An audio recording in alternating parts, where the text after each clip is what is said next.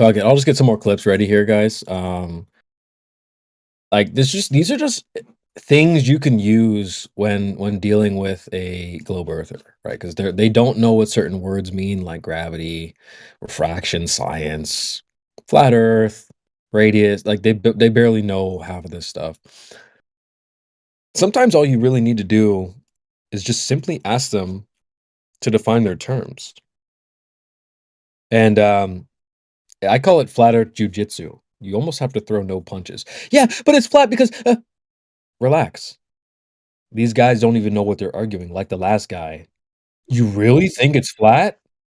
Yeah, well, it's flat because these laser tests. No, no, I don't have to do any of that. He don't even know what flat is. Go ahead, Jay. This guy looks like he just changed his username. Yeah, he keeps leaving and rejoining out of pain. Yeah, Arthur or Funky Monkey. Yeah, it Is that how was you're the Funky Monkey for a second, and then looks like it's back to Arthur now. So, because he keeps doing this thing where he can't decide whether he wants to be in the server or leave. He's in pain, so yeah, he's still here though. He's still in the server at the moment. Anyway, yeah, this is a good example of just asking someone to define their terms and watch what happens. You guys are all just like really misogynistic. How do you define misogyny?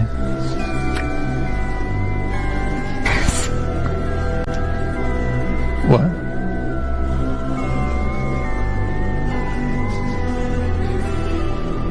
How do you? I'm just asking how you define misogyny.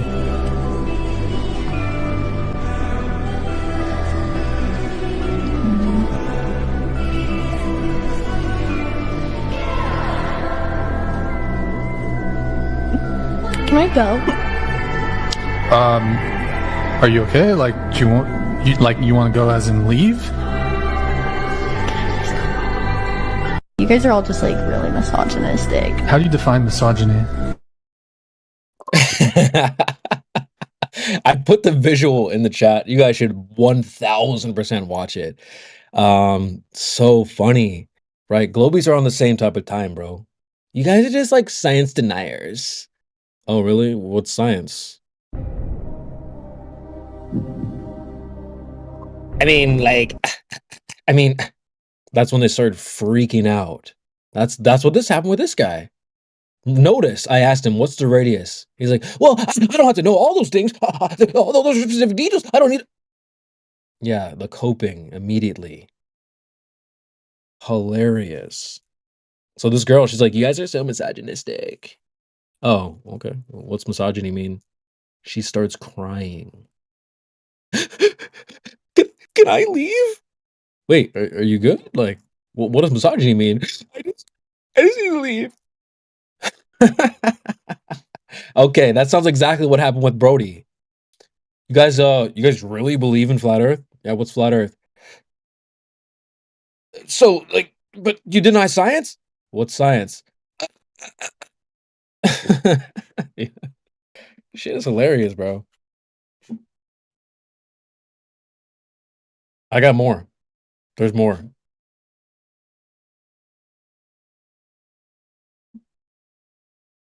You guys have probably heard them before too, but it's just take notes, man.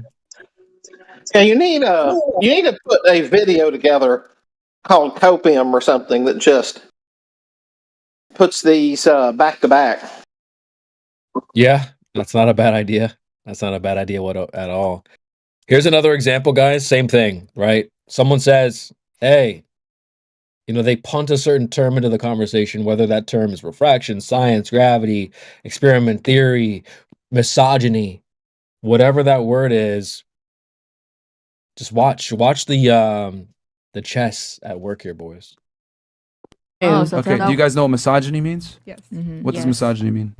I mean, I don't know how to explain it, but I know what it means. What does it mean? I'm not like good at it. Okay. All right. I So, know So, I'm not like good anyway. at explaining. Like, Lauren, you want the Okay. definition? Sure. You know, show for the chat. You know what? Fuck it, Lauren. no, Fuck it. you're right. I Sorry, don't have a sorry, Lauren. thesaurus. I'm doing it for the chat. You guys.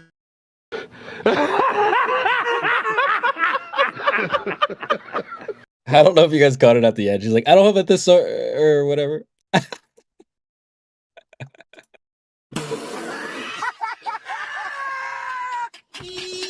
Like, bitch, you need a dictionary. A thesaurus. Where you get the man? It's so bad. It's so bad. But yeah. Here's one more. Hold on. What does misogynist mean? What does a misogynist mean? Huh? What does misogynist mean? Oh, good job. He's asking her what misogynist means. Good job. Because you said misogynist. I know, it's all about What is these. It's all misogyny? about What is these the ideas definition of of what. misogyny? Wait. It's all about these ideas of what men can do and what women can't do. Like, I don't know. But this one definitely. That is not what misogyny means. The ideas of what men can do and what women can do. That's not misogyny, actually. Every time you hear a woman, or especially these type of modern women, talk about, oh, this is misogynistic, or that guy's a misogynist, just ask them what does misogyny mean. I guarantee they don't know what it means, and they're using it in the wrong context. Anyway. Of misogyny. The definition. Yeah, you called us a misogynist, so I want to know what it It's is. just a fucking word that everyone throws around, but what I'm technically saying is. She said it's just a word that everyone's throwing around. She don't know what it means, but she's saying it. How immature of you to be using a word so confidently, calling people misogynists or calling people's programs or platforms misogynistic, and you don't even know what the word means. That's wild.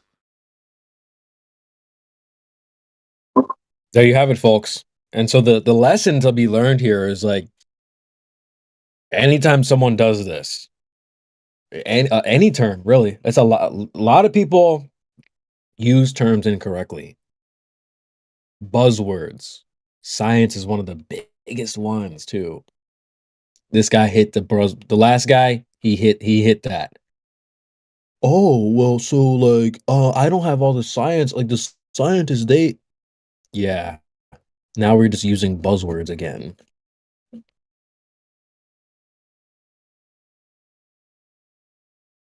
So just simply ask somebody, well, what is science? What is this? What is that? What is gravity? Watch how they will flop and fail. Promise you, bro.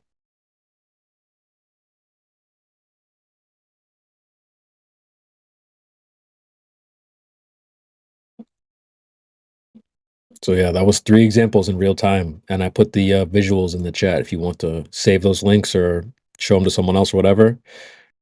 Yeah, exactly, JPR. He goes, "You were right. I don't have a thesaurus." It's not like Which chat are you posting it to? live stream voice text.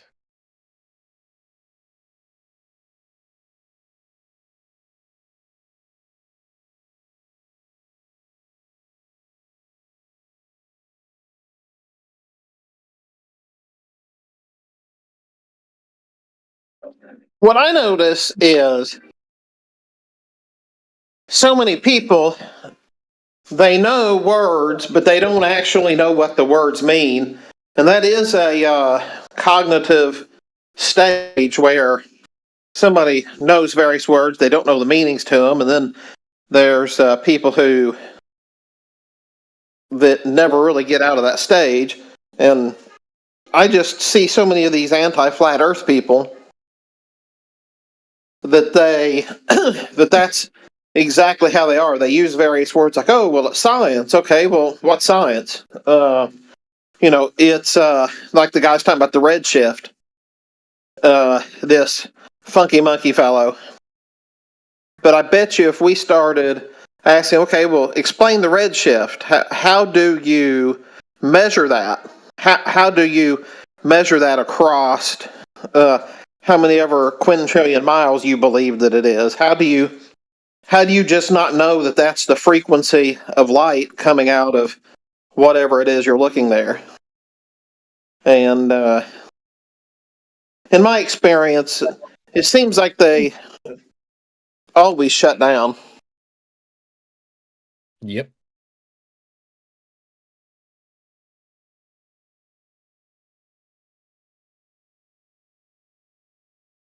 They ain't sending their best, man.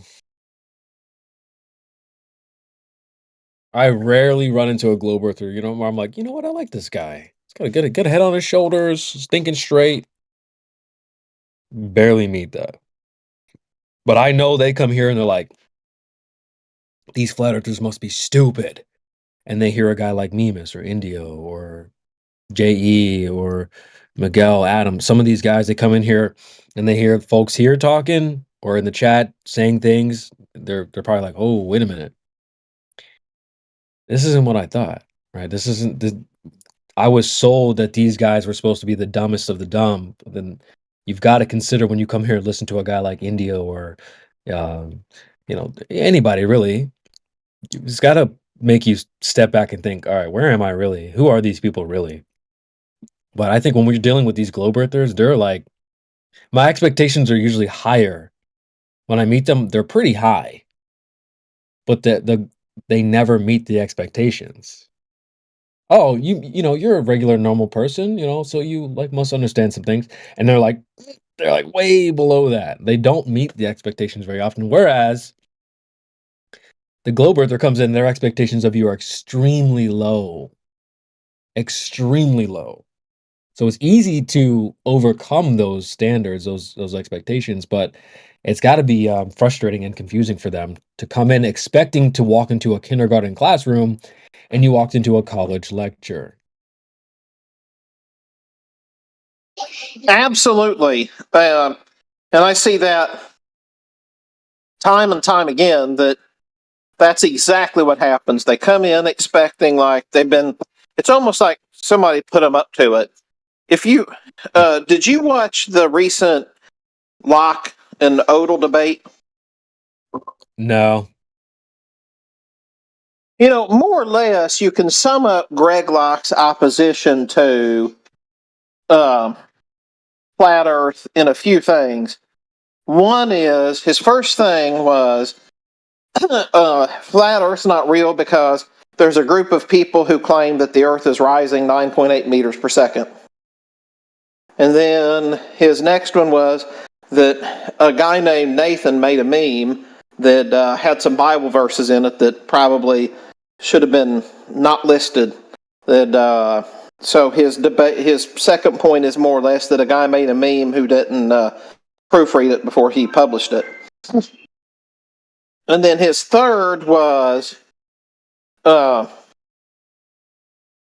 he must have seen this meme talking about the Bible verse about the Earth being like clay under a seal, and claiming that flat Earth people lied about it in Job. And so he said, well, gee, that must be true because somebody in a flat Earth debate told the person who made the meme something wrong. And then here's Odell. I don't think there's some things Odell said that weren't 100% correct, but I'm sure if I were presenting like that, I'd had my errors too. But I think overall he did at least a B plus or an A minus in his presentation, and then it just became painfully clear that everything Locke had prepared for was just like that. There was no substance to it. And then at one point he claimed, well, no, I guess I haven't read Job. Well, you're a pastor. How have you not read Job? Or at least I wouldn't say that. I wouldn't admit that out loud. Right. Now, having said that, just as the brief follow-up, Locke did reach out to Odell and apologize for his behavior when he turned into a petulant child, just like all these globies do. He did reach out and apologize just for some of his behavior, so I'll grant him that. But having said all that, it's just, you're talking a guy who's somewhat biblically trained fell right into the same trap as what we see on this server every day.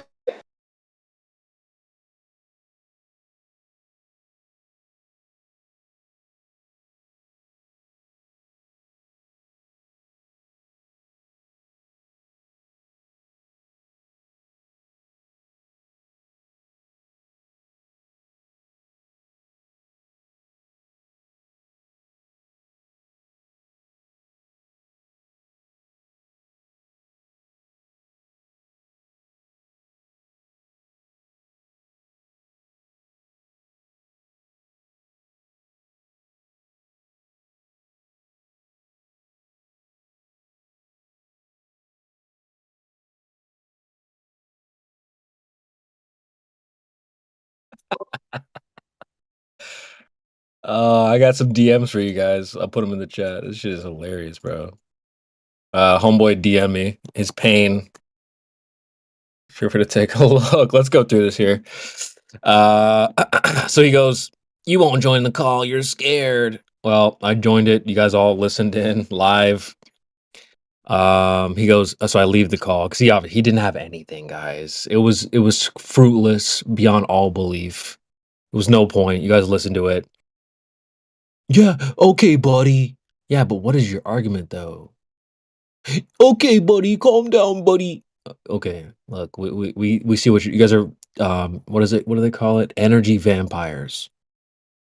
So I leave the call. I just let him have it. I just went off on him. Like, look, dude, you're an idiot. You're a clown. You came here trying to like mock the flat Earth. You don't even know what it is. You know, like, oh, so you don't believe in the globe? And I ask you, what is the globe or what size is it? And you're like, well, I don't know. Like, so who do you think you are to come in here and try to like mock people? Brother, you're confused. You basically have come in here just to wave your confusion around. Okay. So then he starts DMing me like crazy. I'll leave you alone, little buddy. 12 minutes past the hour. 15 minutes later, 1, 2, 3, 4, 5 more messages, right? I'll leave you alone. And then 15 minutes later, he comes back for more. Like, okay, that's just how you know niggas is mad, bro. It's not that big of a deal. I'll leave you alone. I know your daddy beat you. Not gonna lie, my stepdad whooped my ass. But I ain't got shit to do with it. Anyway. You were crying. Yeah, while I was ripping you a new asshole. Yeah, that makes sense. I don't know what the radius is, but someone does. No, you fucking don't. I just like went off on him. You're crying. About what? Being right? I don't feel bad when guys come in here confused. How? Nobody in this panel. Adam, Paraplegic, Blues Movers, J.E. Miguel. Not a single one of us in here are gonna feel bad if a person like that comes in and says, "You believe in flat Earth?" They don't know what flat Earth is anyway. What are you mocking? A ghost? You're mocking an idea that you came up with. I'm not gonna feel bad. You're just waving your confusion around. And we see it. You don't believe in science? Yeah, I'm not gonna feel bad about that either. So you don't know what that is either. Again, guys, we saw those clips, and welcome Facts Over Fiction or Facts Some Fiction. Welcome. You guys saw the clips. These guys don't know what they're talking about anyway. They don't understand these terms that they're using. Just ask them what the term is, and they'll start crying. We saw that in real time with this last bird brain. Hey, what's the radius? But I don't need to know that. Really? I don't have all the statistics on hand. Bro, we just listened to 2 clips of girls who said exactly that. I know things, but I don't have all the statistics. Then what do you know then? Well, I took classes. So what do you know? Well, it's 1 a.m. though. Unreal. What I don't up, want to. CB? What up? What up? Oh, mate, I've just been listening to that fucking Whitsick guy. Fucking, I used to rate him back in the day, but fuck me. He's just fucking everything up for everyone, he is. Oh, shit. Oh, shit. Yeah, I haven't listened to him in a while, but yeah, I mean, there's some beef going on right now between, QE, Whitsick. I'm sure you're familiar. Yeah, I literally just seen it in one of the announcement channels, watched the video on it. What's happening? Tell him Facts. He's just on Twitter at the moment, so he's been in obviously a lot of spaces and shit. But half of the shit he says is so contradicting, and like I say, his word salad is fucking. Well, fucking hell! I can't even put half of the words he puts together. That makes sense in a sentence. Listen, the electrostatic animation, I don't know how to do it either. I don't know how he does it. I was gonna try. That's too hard. I was just gonna say electrostatic delamination too, but like I just don't know how he does it. Shout out to him for that, but not gonna lie, I haven't been too involved in the drama. I rock with QE. I'm not gonna lie. You know, I rock with my boy Uncle QE. So, fuck, I'm taking sides. But like at the same time, I'm trying to get our boy Witsit on Fresh and Fit. So I'm a little torn in that regard. Yeah, it's a shame that they're both at beef with each other because obviously, yeah, both had the same sort of opinion, sort of thing. So whatever. So yeah, it's just a shame, man. He ain't done me no wrong, Witsit, but again, I haven't really like taken the time to go into like some of the episodes where Kiwi's breaking down like some of the things he's got, the bones he's trying to pick with that and whatnot. I've just been I got my popcorn. I'm sitting on the sidelines. I'll just let it happen. Yeah, it's a bit politics. Yeah, I'm gonna let the dust settle with this one. I'm not gonna get it too involved. My goal is to just look. I rock with QE when he's in here. I'm gonna play my role. If Witsit joins in, same thing. I'm gonna play my role. I don't have any stock in the matter, stake, but at the same time, like I'm trying to get on Fresh and Fit. We already did a collaboration with their Discord, and we found out we met a lot. What is Fresh and Fit? I've never heard of it. Oh shit! Fresh and Fit. So well, where do I start, man? Holy. Let me get a clip for you real quick, bro, and then I'll try to give you some context. It's another podcast, Red Pill Dating. You've probably seen some clips before, maybe on YouTube. They usually like it'll be like two guys, Fresh, and then Myron, and they bring on a panel of girls, and they go through like a couple hours of podcast. They ask girls questions, dating, stuff like that. But it's really interesting because this is a Red Pill. They say that's the Red Pill community. But at the same time, you guys already know if you're a flat earther, by now you've taken the red pill to some degree. So I usually say that those red pill avenues intersect somewhere. We're not on the same street, but maybe we're on like a block. They're a block over or whatever. Because we went in there. And there was a bunch of mods, wrenches, YouTube wrenches. Even the producer of the show is already a flat earther. So let me I have a clip I want to play. Someone donated to the pod $100. They said, you guys need to get Dave Weiss on the show. And they said, don't worry, bro. We're gonna have another flat earther on in 2 days. Right. So when I heard this, I was like, oh, hold on, boys. We need to go over there. Like, let's go get involved. If they're going to talk flat earth on Fresh and Fit, let's go over there and let them know. Let's spread the message. So here's the donation. Let's take a listen here. Okay. Where are we at here? We're at Massachusetts 617. He goes, please let Dave Weiss come on the show, the premier flat earth debater, Dirt on YouTube. I'm a huge fan of you guys. Keep up the great work. He has a ton of great scientific Chris would love Don't worry, him. we're going to have John Zerko on Wednesday, so he'll talk about flat earth. So they were like, yeah, don't worry, we're gonna have John Zerka. Chris would love him as well. Fresh says Chris would love him. Chris is the producer. He does the soundboard in the background. He's hilarious. Chris is really funny. But let me drop a link to their Discord and their YouTube. So they got like 1.5 mil on YouTube. They're also on Rumble. They're the reason why we're on Rumble too, man. Listen.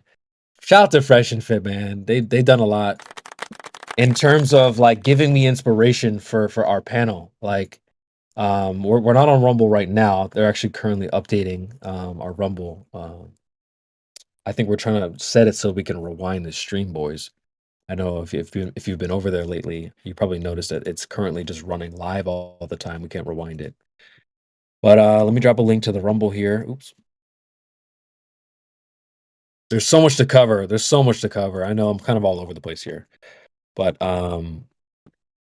so there's a link to our Rumble. And let me get a link to FNF's Rumble. So yeah, I mean, mostly they don't really they go into certain topics. Like they have this show set up in a day show and a night show.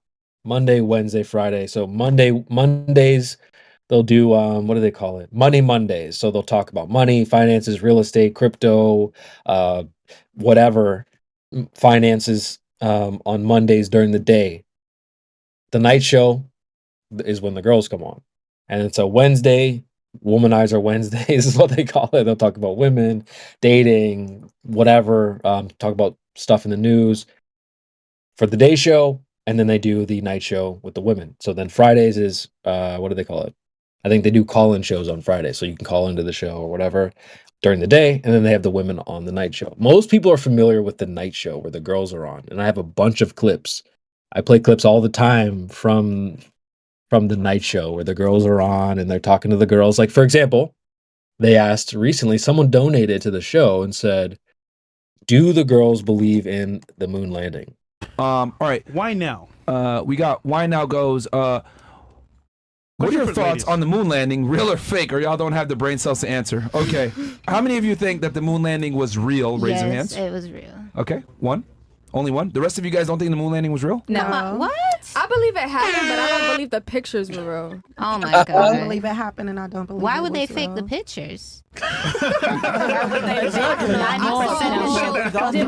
You know, TikTok be explaining shit. They explain the whole of how the shadow is off and da da da da. They're And so then when it's proud of that. Why would they Next, fake next, it? Okay. All right. next. So on. Yeah, next. five. they don't want y'all to know what the real moon Only looks like. only one person think the Why? moon landing was real. Yes. Well, one girl on That's crazy. panel. Just They one trash fucking souls bitch. Because the One white- bitch. Yeah, that's a quick taste, but very interesting though. I love when they bring up flat Earth on the show. So I have a bunch of clips that I have from there. Let me grab their Discord as well. You're partners with them. Yeah, nice one. I'll definitely join it. Yeah, I mean, hey, listen, man, you better have your red lenses on when you join, because we talk about some deep shit here. They talk about some deep shit over there too, man. Like in a different type of way when it comes to like female male dynamics. It's not for everybody. I'll just say it now. It's not for everybody. You better have a thick skin and some red lenses when you go over there. So let me get to the VIP partners link. Because I've had people, you know, I rock with people here in the server. I'm more, y'all are my people, okay? I know I rock with Fresh and Fit and stuff, but flat earthers, y'all are my people. And I've had people here say, look, I don't rock with them. I don't like that, you know, etc. And I understand. It's not like I'm saying, it's just not for everybody. And I'm not trying to push it on everybody like that either. I completely understand that it's some people have more of a religious twist, or maybe they have just more of like a different take. And so I'm open-minded, man. You do not have to rock with Fresh and Fit, you know. So I play clips from Andrew Tate and stuff like that too. Like, I'm not saying this that you need to be a fan or anything like that. You can hate on it too, man. That's fine. I don't expect everyone to like it. Just like Flat Earth, right? Not everyone's going to like it. Some people are going to hate it. So just when you deal with red pill type of stuff, that's what's going to happen. You're going to have some haters. So I expect that for sure. But let's see. What else do I have from them? Oh yeah, I need to get you a link to their server.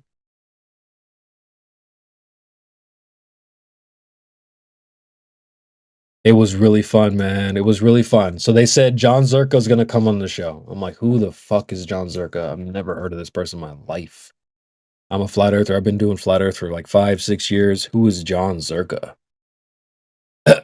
like they said Dave Weiss. They're like, nah, we'll get John Zerka. I'm like, what? So that actually introduced me to who Zerka was. But so I come back to the Discord. I'm like, hey boys, Fresh and Fit, my crew, they're doing Flat Earth in a couple of days. Let's get involved. So they set the YouTube stream up. I'm not sure if you guys are somewhat familiar with the technical stuff of YouTube, but you can start a stream without actually going live yet. So they started a stream. The chat was full, 1,000 people, wrenches, flat earthers. We're talking flat earth, whatnot. It was awesome. Someone ended up dropping a link. A wrench dropped a link to their Discord. So we ended up spilling over into their Discord VC, and all the heavy hitters from our Discord, Indio, Wolfgang, freaking Sunny, like all these guys joined over there and started dropping bombs. And what we did find out is that there's already mods, wrenches, and all types of people already on board with Flat Earth over there. So it ended up being a really good discussion. And then it ended up spilling back into our VC here in this Discord. And we got Dave Weiss. I guess he's not that technical, but we ended up getting him to join the YouTube, and then ultimately joining the Discord call. And we got him to exchange information with their producer. So we were in conversation about getting a flat earther on the show. That's the goal. Is like, can we get a flat earther on Fresh and Fit? That would be so epic. Who would be the right guy? Now we discussed this too. They said that the way the show is set up, it has to be someone with some street cred, if you will, some sort of presence, online media presence. So that would obviously, that limits us to a certain group of people.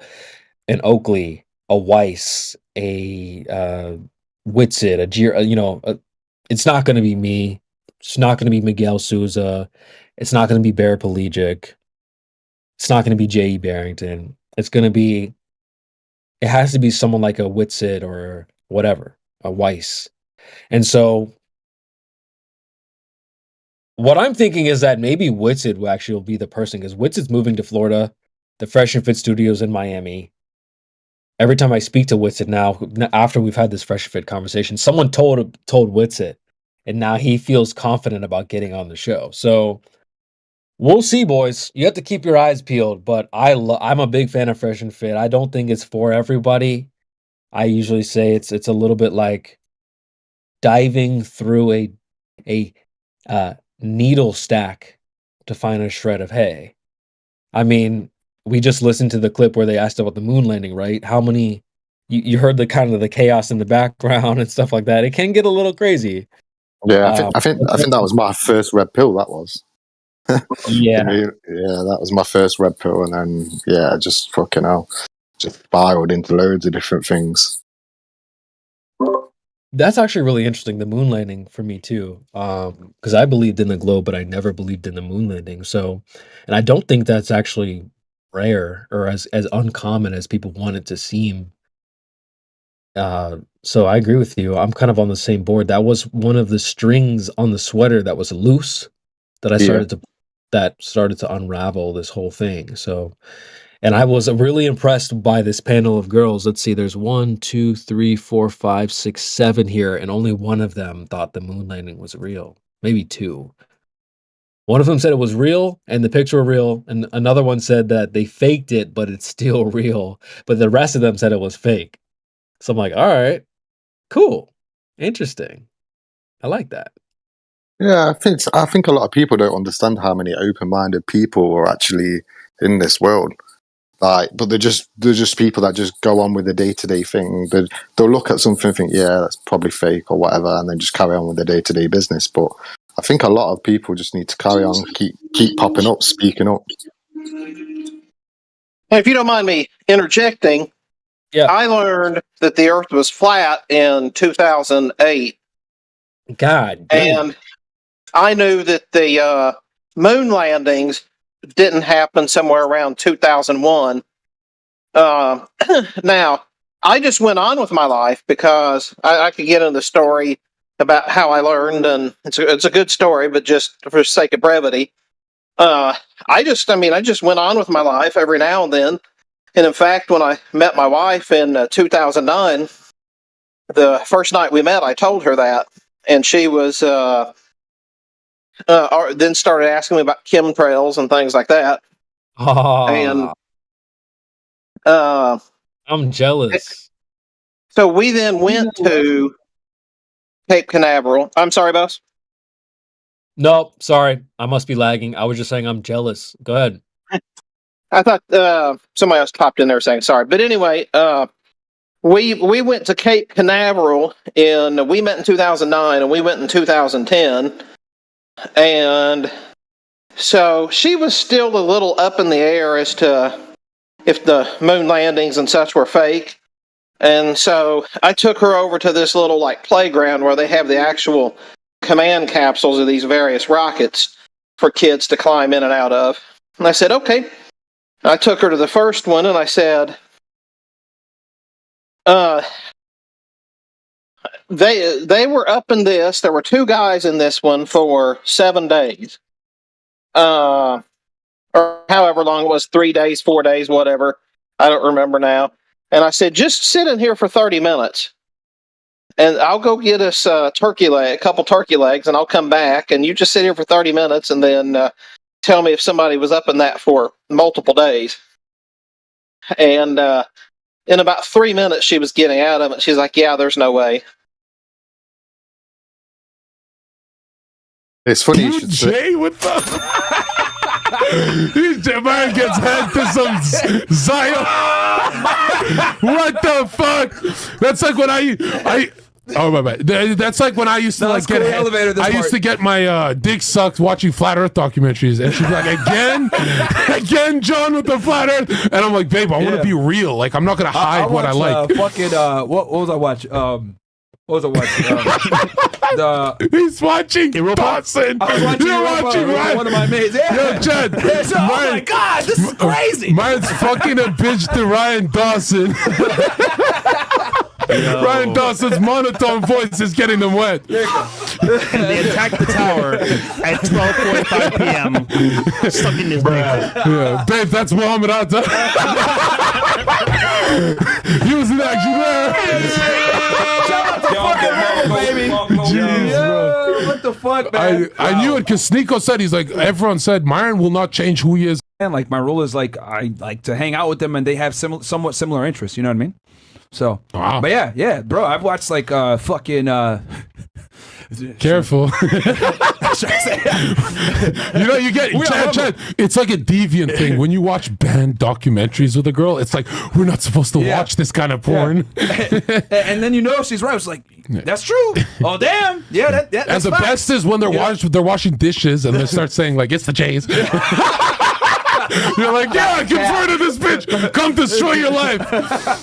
All right, let's no more of that. I thought we got a delay. We don't have a delay? Oh shit! All right, bro. We love the baseball team. Yeah. Obviously, it's not. Yeah, I mean, yeah. No, but Angie's great. Yeah.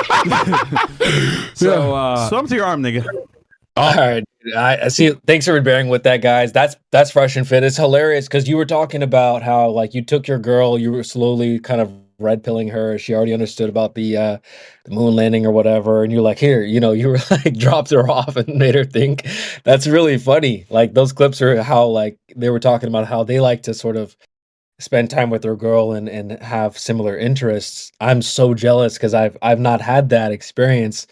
A lot of the girls that I've dated or been with are very normie and like, you know, they believe in the moon landing and like believe in 9/11 and stuff like that. So when I hear you guys give your testimony about spending time with girls and they're like understanding some of these truths and red pill stuff, like I'm like, yo, man, that's a W, man. I'm jealous. Shout out to you guys. Shout out to Fax and JE. Good job, guys. Bro, give me a Well, we're very fortunate. Ash, yeah, I see you popped in, man. What up, bro? What up, Sneeko? My boy's from the Sneeko server. Yeah, sure. Yeah, sure. Anyway, what do you think about the clips, JEF facts? I know those were long and a little crazy, but yeah, that was from FNF. They were just talking about how like they kind of like in the same way that you like, spending time with your girl and waking up to stuff together. That's awesome. I love hearing stuff like that. And we also have some nightmare stories, guys. One of the best stories I've ever heard, the craziest things I've ever heard. From one of my boys here in the server FLW, Flat Lloyd Wright. He was listening to just like some flat Earth podcast or something on his MacBook, brand new MacBook Pro. Girlfriend wakes up, rolls out of the bedroom, pours a little glass of water, and dumps it on the MacBook. She didn't like Flat Earth that much that she literally destroyed my boy's MacBook Pro. Crazy. Unbelievable. So when I hear you guys talk about, well, my girl, she's waking up, I'm like, man, I'm jealous. So, couple things to that. Number one is I would say you learned a very, very inexpensive lesson in the grand scheme of life. Yeah, that's what he would say. Yeah, because he got a good. He said he kicked her out that day. He said it was over right then. She belongs to the streets. She belongs to the streets. He said they were done that day, and he got a new girl now that he's happy. I think he might even be married now. So he's got a new girl now he's happy with. So yeah, but you're right though. Yeah, that's one way to learn the lesson. And I, on the other hand, and I'm not saying that I did this right, but on the other hand, I was very picky. So I was looking for a particular girl. I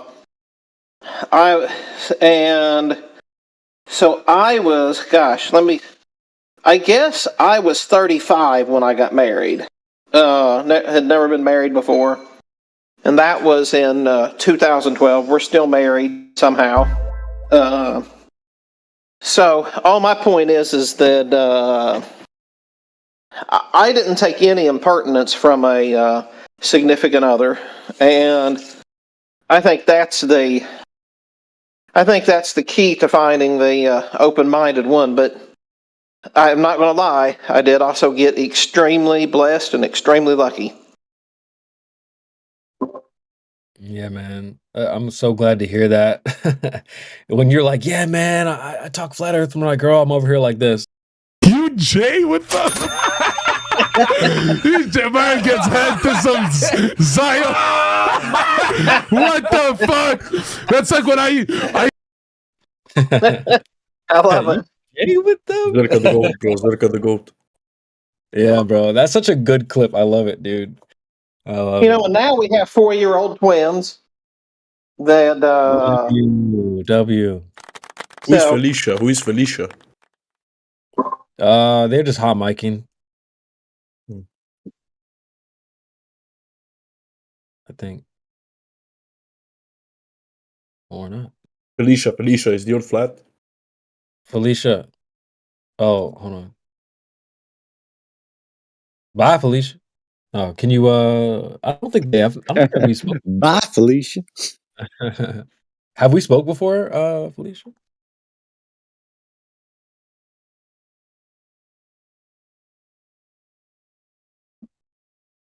She's shy. No, but Loki, I don't think we've actually. Did you just assume its gender? Nah, because they rock with Johannes. We know who this is. Actually, they have another. Johannes is here too. Johannes Midgardner. You just assume that human beings with feelings is gender. We know. We already know. We already know what's up with her. So she been around. She don't speak though. I think it's Johannes and Felicia. They rock together. One of my favorite things to say is the people who tell us that the Earth is a globe also can't tell the difference between a man and a woman. Oh shit! Yeah. Bars. And Facts, Some Fiction, I was aiming to say howdy to you earlier, and I didn't get to because I got jabberjawing here with CV. But Facts, No Fiction, good to see you. Yeah, you too, bro. I'd like to add into the bit where you said about your missus going into that, obviously into the sitting down and obviously being in there for like no longer than 3 minutes.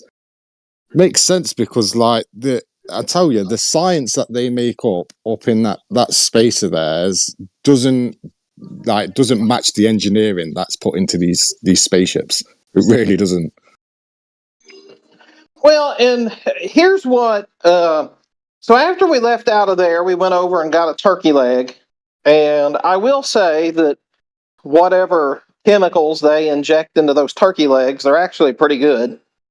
And then there's the IMAX theater there that has the sainted, venerable Tom Cruise going through and narrating about space. And they were showing these big footages of the inside the space shuttle, and the one guy's talking about going EVA and how like he's got to unscrew one bolt and rescrew it, and it takes 45 minutes, and he's got like 12 of them, and he's like, oh, it's a very important lesson of life that you've got to just worry about the one, you don't worry about 12, you just and I'm never going to get an opportunity to go EVA again in my life. So I just wanted it to last as long as possible, blah, blah, blah. And I pointed out one of the cables. And then the next thing was we walked over to one of the space shuttle. I don't remember if it's the Columbia or which one it is that's outside of the space shuttle ride that's right next to the IMAX theater there. And I pointed up, okay, I said, so here is the cockpit. This is where it starts in the back, and it goes up to, and here's where the instrument control panel likely must be. How do you fit 7 people in there? And she looked over and was like, you don't? I'm like, now, we just watched that big IMAX where it makes it look like this space shuttle is this big cavernous thing. Where do they store all that gear? Where do they store... Like, how are they sleeping? How are they, like, how do you do all this stuff that you have to do for that 5 or 6 days in that small space with 7 people? And, and that's the moment she was like, yeah, no, this space stuff's not real. That was the very moment after.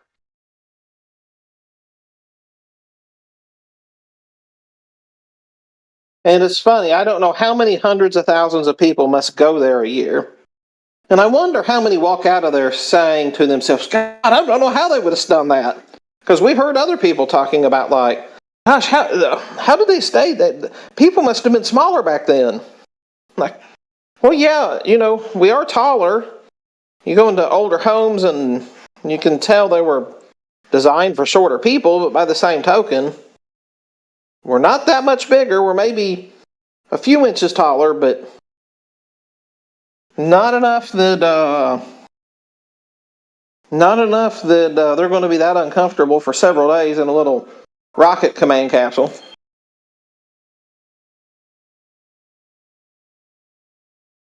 Yeah, exactly. And another thing is, like, if we went to the moon once, we're not the type of humans, not people that just stop going to somewhere. We constantly, we constantly go for it and we do better and better and better. We don't just stop and say, oh, we can't afford it anymore. We don't do this. We lost technology, blah, blah, blah. It's not like that.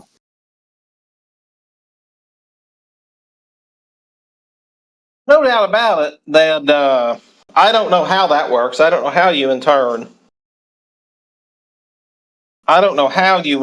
go and say, oh, gee, gosh, we lost the technology, but we're going to get us to Mars.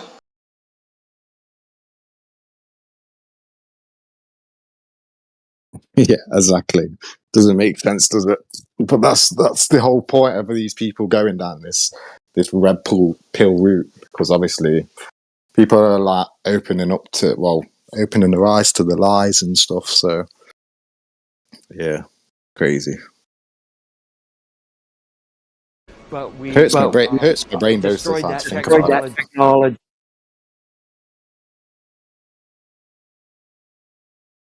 Go on, Felicia. What was that? The problem is we don't have the technology to do that anymore. We used to, but we destroyed that technology.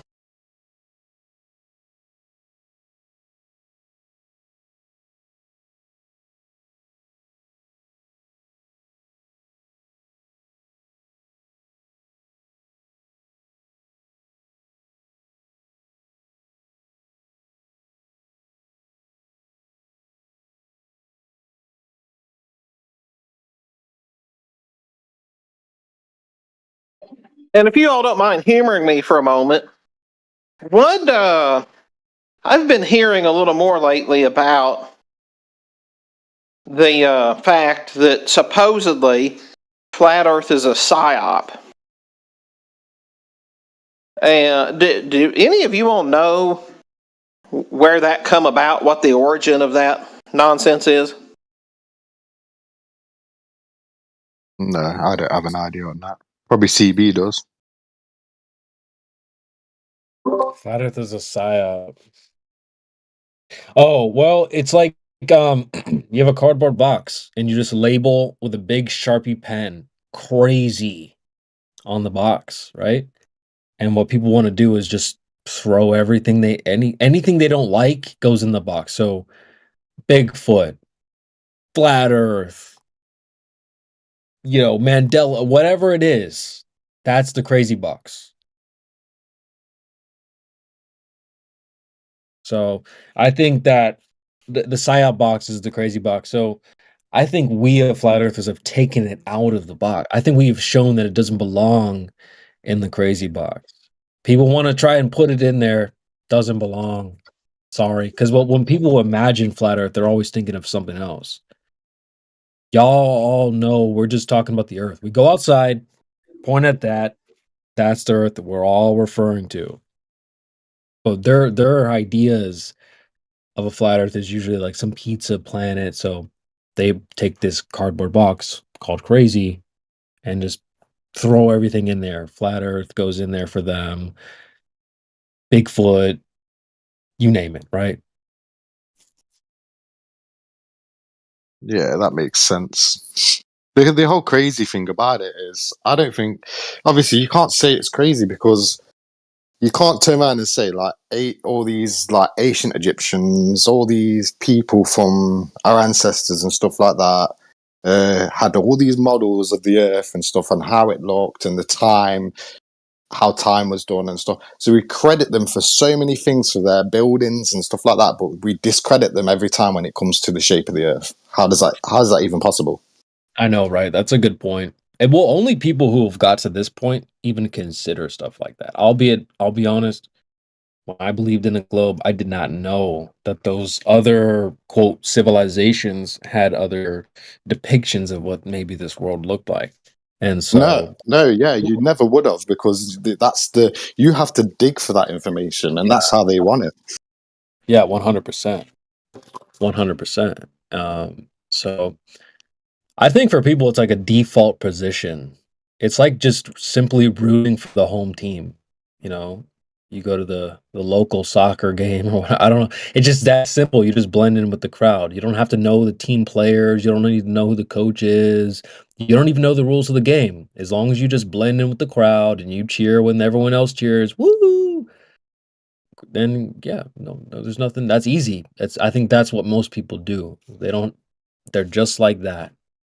And I think a lot of us we've been studying the sport as opposed to just rooting for a team.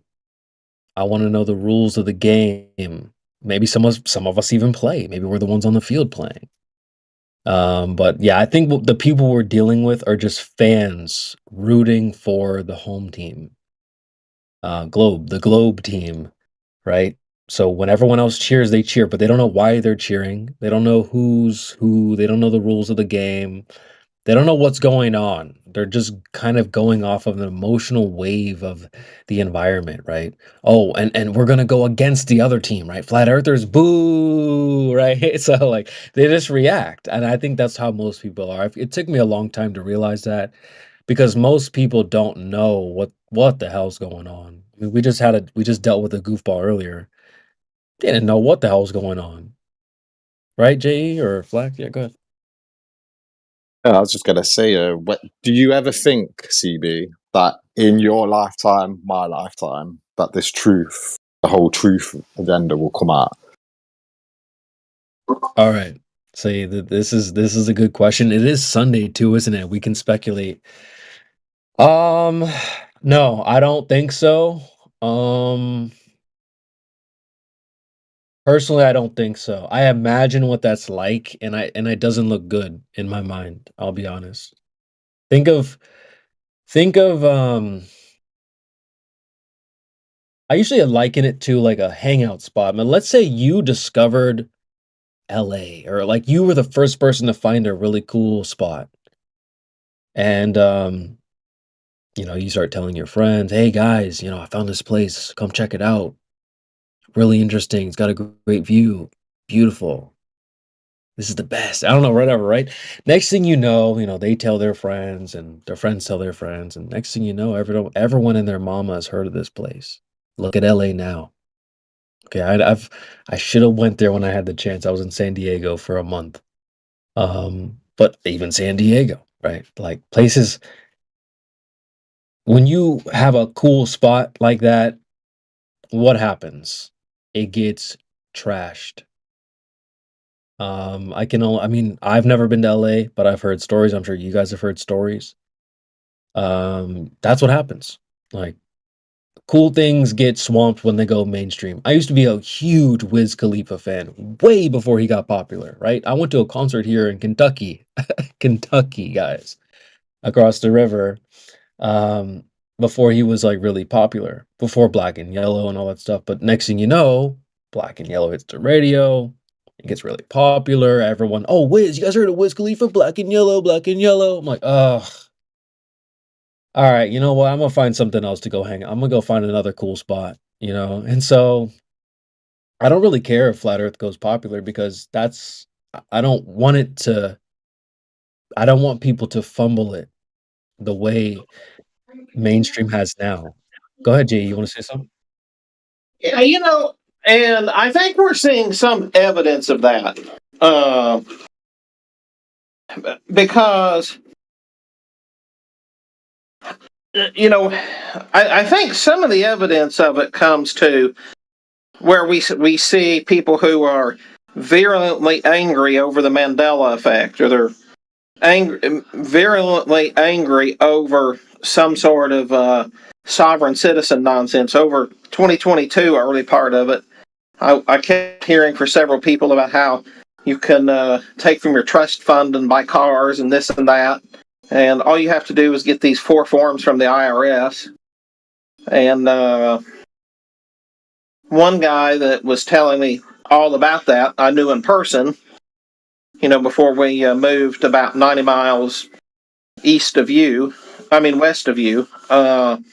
But then he was like, yes, I'm getting this car. I've got the dealership picked out. I'm just waiting for the forms from the IRS, blah, blah, blah, blah, blah.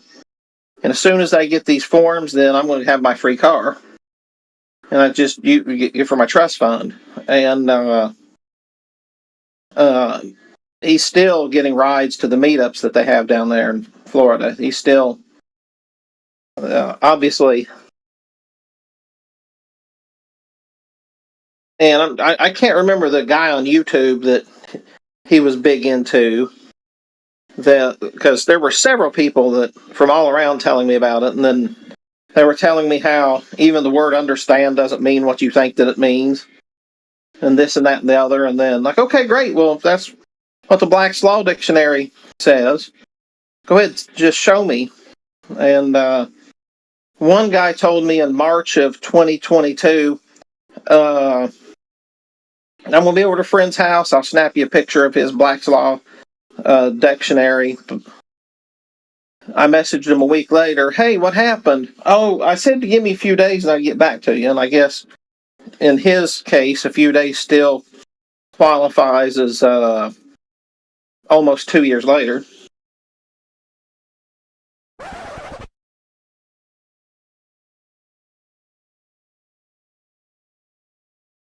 Now, of course, all these people are ardent Flat Earth supporters, but yet somewhere they went off the rails of like, okay, well, we accept or reject things because of proof. We don't just willy-nilly, but yet there they are. So now I think that is a small minority, but I think it's a bellwether that we are succeeding. Yeah, it's a small minority, but it's a large possibility. And that actually leads to my point too, is like, imagine your second grade teacher trying to teach you the flat earth. How do you think that would look? All right, class. Does everyone have their paper? Okay, get your scissors. We're going to cut it into a circle now. Okay, great, class. We've got our disc now. Like, right? Like, I just cringe over thinking about trying to like let people, especially these like the people we're dealing with, these people would call them zombies, right? My boy Ethergris, he would say, watch out for the zombies. Letting the zombies try to teach the flat earth. Look at how they already fumbled the globe. None of them, they all believe globe, zombies, right? But they don't even know. Ask them, what's the radius? I don't know. What's gravity? I don't know. Well, why do you believe it? I don't know. So you want to put the flat earth in their hands? Well, what's the flat earth? Pizza? A disc. No, dude, I don't want it to go mainstream. I'll be honest with you. I'm more happy with putting it in your hands, Fax, or JE, or Miguel, or Adam, or Bear Pelagic, or Blues Movers, or whoever else is coming hanging out here who actually wants to try to figure out what's really going on. These zombies, it's not for them. So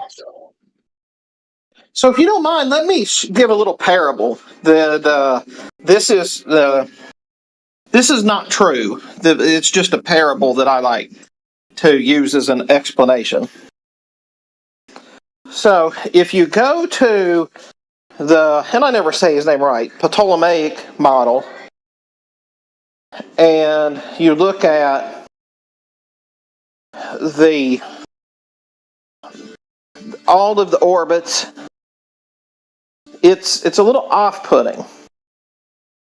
But if I'm an educator of some sort, it's really easy for me to put a little ball in the center of the room and put whatever the number now is, 9, 8, I don't know, they keep changing it. Pluto is or Pluto's not. And they can take these styrofoam balls and they can paint them and they can say, oh, you see, this is here and that's there. And this one's on over here now. And this one goes really, really slow, but yet it's over here. And it makes it easy to teach. So I could see why educators would say, look, we're supposed to be teaching reading, writing, and arithmetic. And we use these other subjects to help give some expository to other topics, but yet we're really supposed to be doing reading, writing, and arithmetic. But so I can't talk about all these things they want me to talk about unless I take some shortcuts. So I want to take a few shortcuts here because this is easier to explain. The kids will understand it. They'll never understand that. How am I going to get them to pass a test with some questions like that on it? I'll lose my teaching license. So they take the easy way out, and then it's forgotten that, oh, wait a minute here. This was a representation. It wasn't the actual. It was just a shortcut representation. this doesn't. This pretty little circle model doesn't explain for the things that the actual model that we've studied in science does. And who knows if it's even, who knows how close it is. But ultimately, I just take that parable to say, I just wonder if this is a subject that most teachers are really not comfortable with. So they take every shortcut they can, and then everybody else says, oh, but my second grade teacher had us do a little cutout of, and we painted on a styrofoam ball. And so mine was Saturn, and I took some toothpicks and put this paper around it, and it looked like a second grader done it. But my mom was so proud when I brought it home. Yeah, could you imagine kids asking teachers if it was to scale?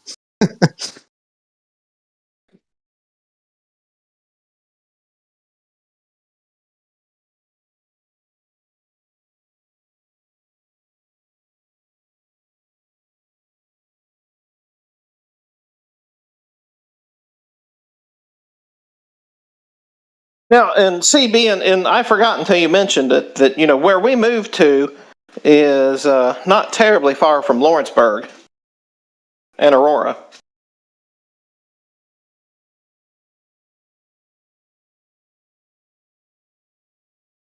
So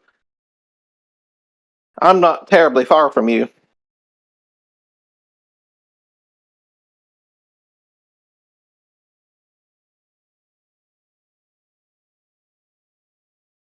Sorry, I'm just in the lobby dealing with some simp in the lobby, but that's just me. No worries, brother.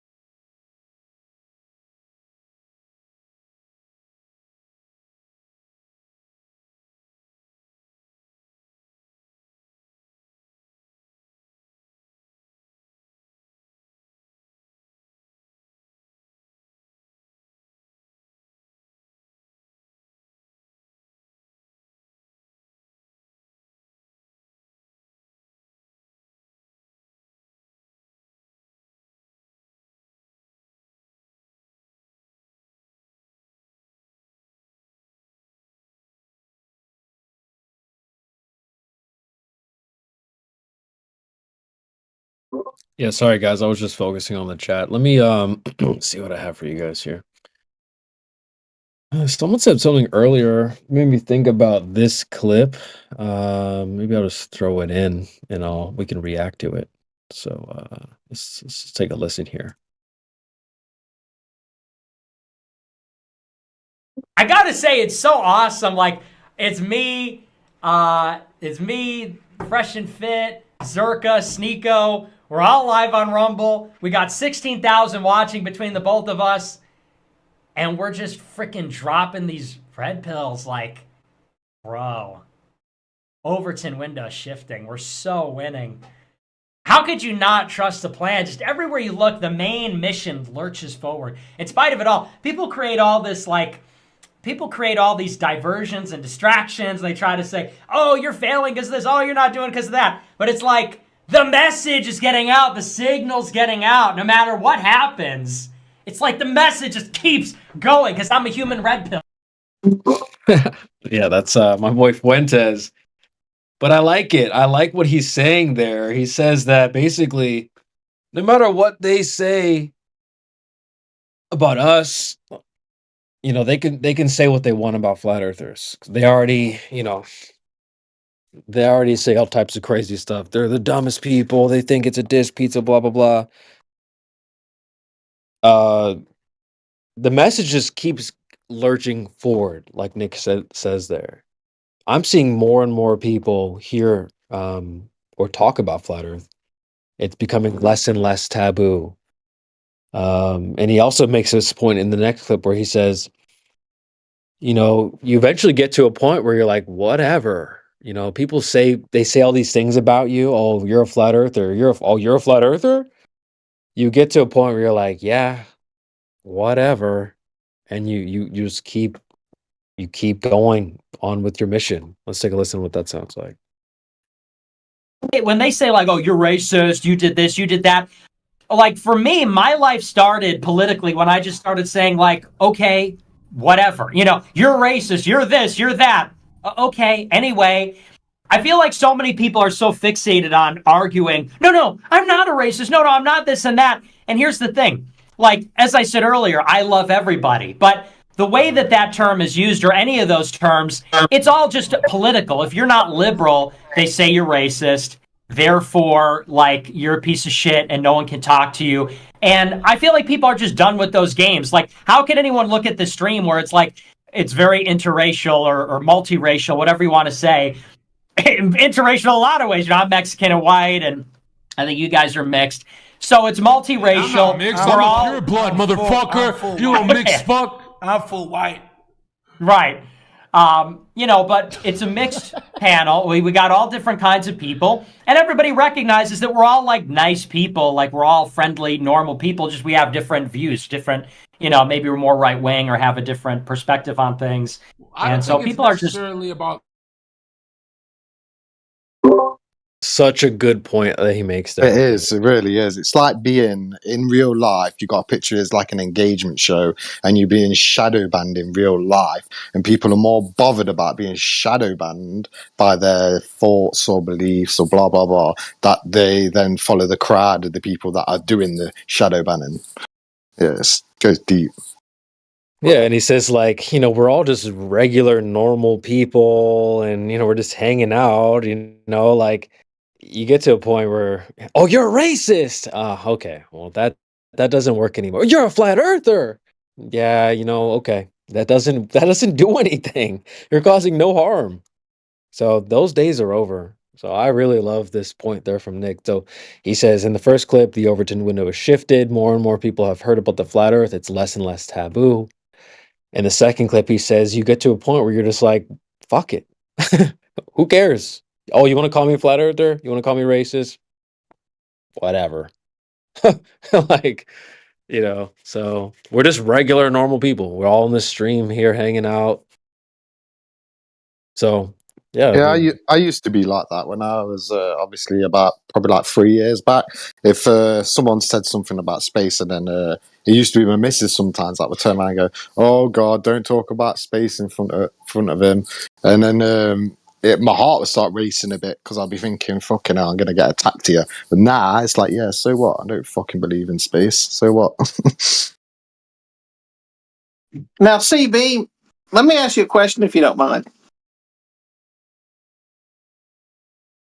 Would you? I held a when we got up here. I had arranged a meetup, and I was surprised 10 people showed up. Nobody locally showed up, but 10 people came around, and some drove a good distance. But would you potentially come to a meetup somewhere around, like somewhere in the triangle of Indianapolis, Louisville, and Cincinnati?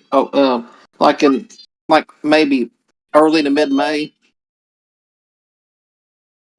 Perhaps. I mean, I think I did see you say a message about this in the past. I'd be perhaps open to that. We'll see. That's a good time for me, likely. So, just we'll see. Yeah, we. I kept trying to arrange something for 2023, but moving into this house and everything else just decimated my calendar for the year. And but anyway, I'm surprised there's a number of people in the region who will travel, so it could be a fun event. I don't know where exactly. I've talked to a few people in all three cities, but 2023, I just didn't get to nail anything down. I hope to God to do it for 2024. Okay, I see what you're saying because you did reach out to me, and I wasn't. This wasn't a good year for me personally, but maybe this year could be better, and maybe we could think of a venue or an event to center it around. That could be really fun. Something we could go and hang out, and that could be fun for a lot of us. So we'll see. I'll be put some more brain power into it because there are some folks in this area. I mean, there's Kentucky. I know like one in Kentucky. I know there's a couple people here in Ohio. You're in Indiana, right? Yeah, I'm not terribly far from Lawrenceburg and Aurora. But there's also Peter in Lexington who goes around to various colleges doing flat smacking, and he's been desperately trying to get me to get something put together. Okay.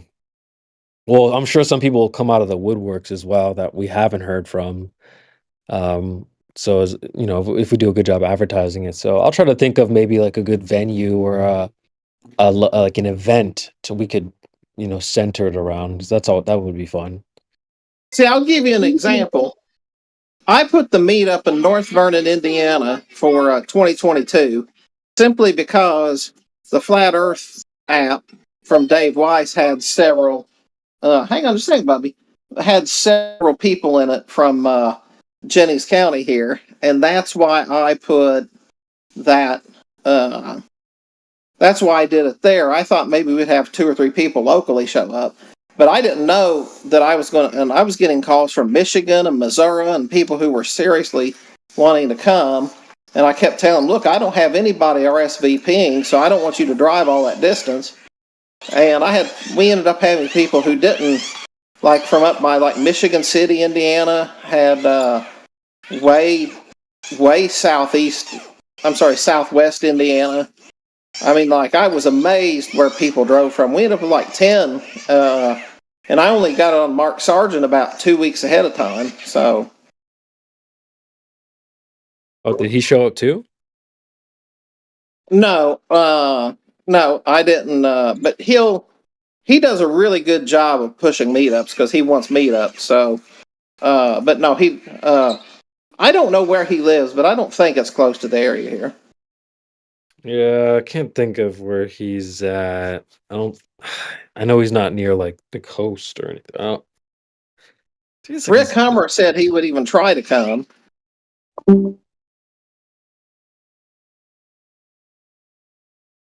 Yeah, I've never been to one, but they're always usually on like in Vegas or Cali or something. I'm never in the area at the time. So.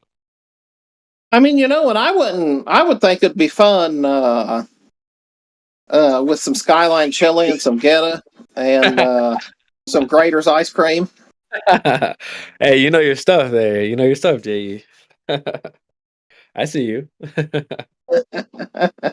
Yeah, but that's what I'm all about, is meetups and getting in person and even if it's 2 or 3 people in a small town somewhere, I'm huge about, because when they control the internet one day, they can't stop face to face. Yeah, that's You true. can't control that. Yeah, so it would be good to establish those connections now. Yeah, that's probably a good idea.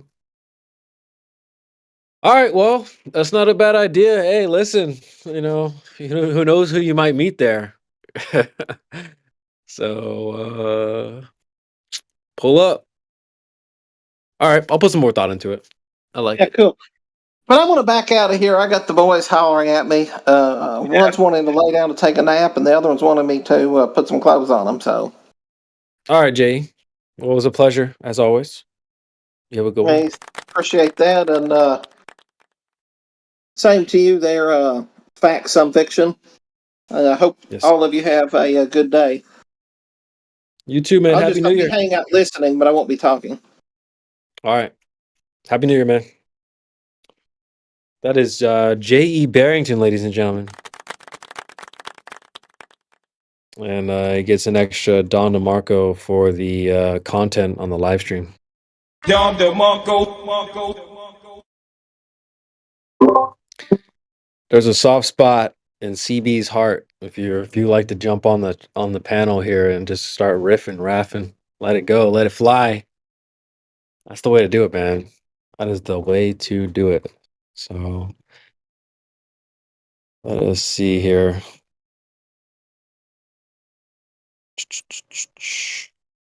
Oddly specific, also silly. Just the bunks bros claim.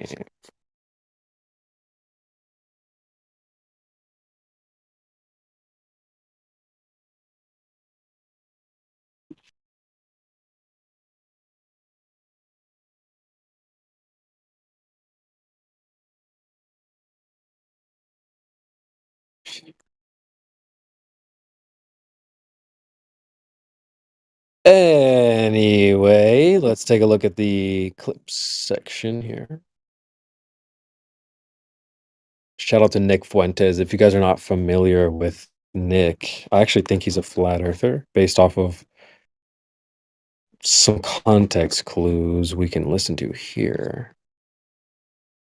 And we got people leaving the panel. Ouch. I hate when that happens. All right, well, let's take a listen to this clip here. This is Nick Fuentes talking about flat earth. Just call me. Okay. W fucking stream. We can't have this goated panel and not tackle the flat earth debate. Zerka and Sneeko versus Nick and Destiny. No, later, bro. Zerka Unleashed. Let's fucking go. I'm Jesus, on Team King of all Zerka. kings. Let's go. We should ask the girls what they think too as well. And wait, Martin. Marley thinks she goes. This stream will go down in YouTube history, Rumble history. Okay. Fresh and fit. Somebody donates. What do y'all think of what do y'all think about having a debate between I think he said the panel was Destiny, Fuentes, Zerka, and Sneeko. And the donator said, why don't we have a flat earth debate between Destiny and Fuentes being globe side and Sneeko and Zerka on the flat earth side. And Fuentes felt the need to chime in after the donation saying, yo, wrong team, bro. I'm on Team Zerka. He says it. Let's listen one more time. Listen closely to Fuentes in the background. He's essentially saying, I don't rep the globe. I'm not about to argue for the globe. One more time. Let's take a listen. Just call me. Okay. W fucking stream. We can't have this goated panel and not tackle the flat earth debate. Zerka and Sneeko versus Nick and Destiny. No, later, bro. Zerka Unleashed. Let's fucking go. I'm on Jesus, Team King of all Zerka. kings. Let's go. We should ask the girls what they think too as well. And wait, Martin. Marley thinks she goes. This stream will go down in YouTube history, Rumble history. So,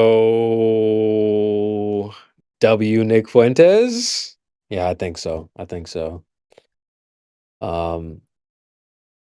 I gotta give Fresh a shout out as well, because there's another clip of when they're on Tim Pool and they're talking flat earth with Tim Pool. I think Tim Pool brings it up first, makes a mockery of it. Myron asks, are you really a flat earther? And Fresh is kind of like, no, not you, bro, no way. But also, Fresh is always like doing this marketing. He's always networking and stuff like that. So I'm not sure if that's what it is, but I don't want to simp for Fresh. So he could be just be like, oh, his reaction on Tim Pool was negative. But I will say, every other time they bring up Flat Earth on Fresh and Fit, Fresh is always like, we should. You heard in the clip there, he's like, we should ask the girls what they think of Flat Earth. He's always like, yeah, Flat Earth, Flat Earth, Flat Earth. He is not afraid to say the words. So I have respect for that. So yeah. What up, Amish?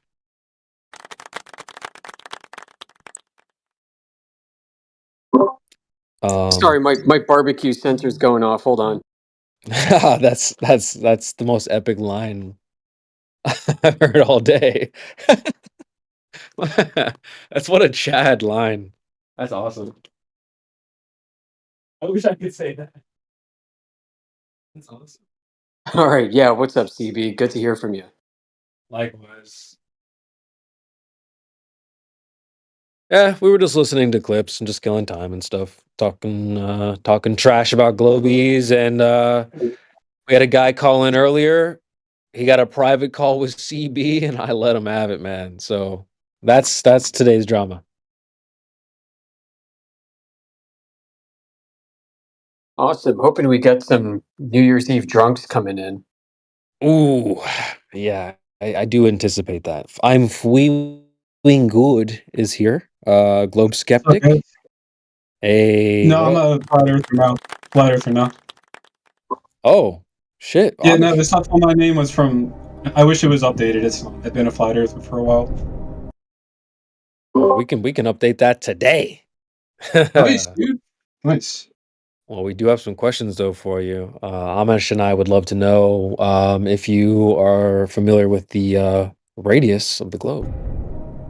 The radius of the globe. I'm not, because we never measured it. Ooh, okay. Yeah, I got the question. Eratosthenes assumed the radius of the globe, right? He didn't measure shit.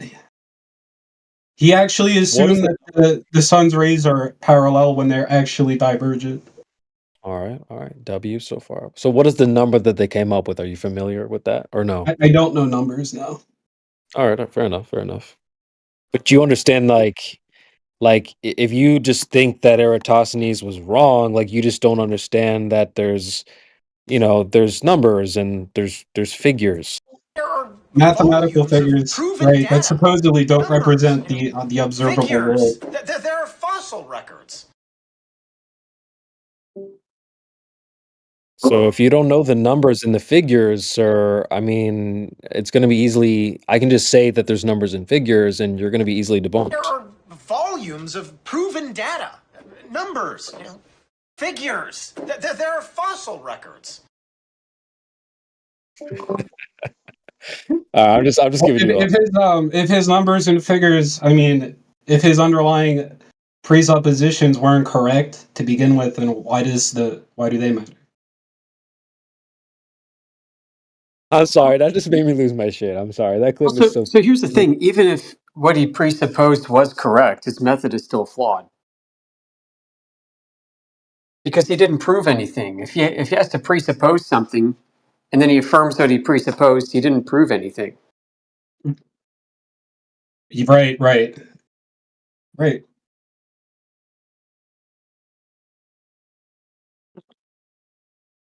I mean, at the end of the day, he was just making measurements of shadow lengths, right? Whether it's of sticks in the ground or shadow lengths in the wells.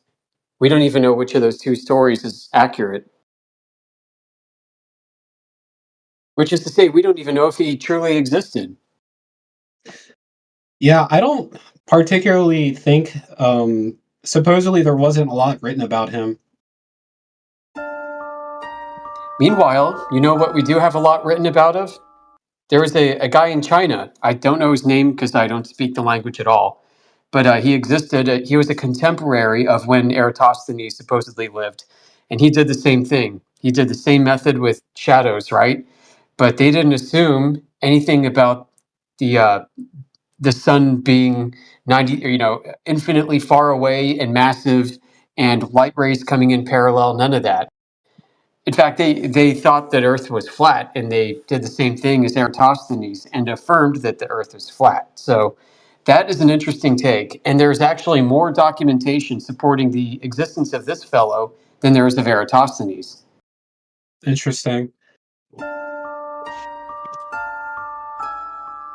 Seems like a lot of that stuff is backed up by like the Freemasonic ideas. Like, I think that maybe even the globe was sort of like a Jesuit and like Freemasonic idea. Like, it started with the scientific revolution. They say that the first stage of the scientific revolution was this like hermetic occult stage. So even before they had the science, they were basing it off of this whole occult idea. And then the science came afterwards. There was two people who actually like interpreted, two philosophers who interpreted the scientific revolution. One was a woman, one was a man, and they had two completely different ideas of how it started. And we don't learn about that one. That's from the woman. I forget what her name is, but I did read that. I just thought it was interesting because if you think about the globe, it's like a spiritual alchemy. You know, it's like not real, but they're making you believe in this false satanic idea. I think it's like a you could say like it originated maybe from the Hermeticists and the occultists. But yeah, all the famous astronomers and so-called scientists of the day were occultists, right? That's what you're alluding to. They were alchemists. Yeah. Many of them were Rosicrucian affiliate. Yeah, right. Many of them were Masons. Yeah, it's it just seems like the globe seems more like a spiritual thing than anything, because like sun worship was the most important thing, most worshipped god, I guess, in ancient history. And that's kind of just what the globe is to me. It's like the sun center, so the sun is the important figure. Everything else is central around. So I think it's sun worship. It's just repackaged in a something that isn't obviously religious, but it is.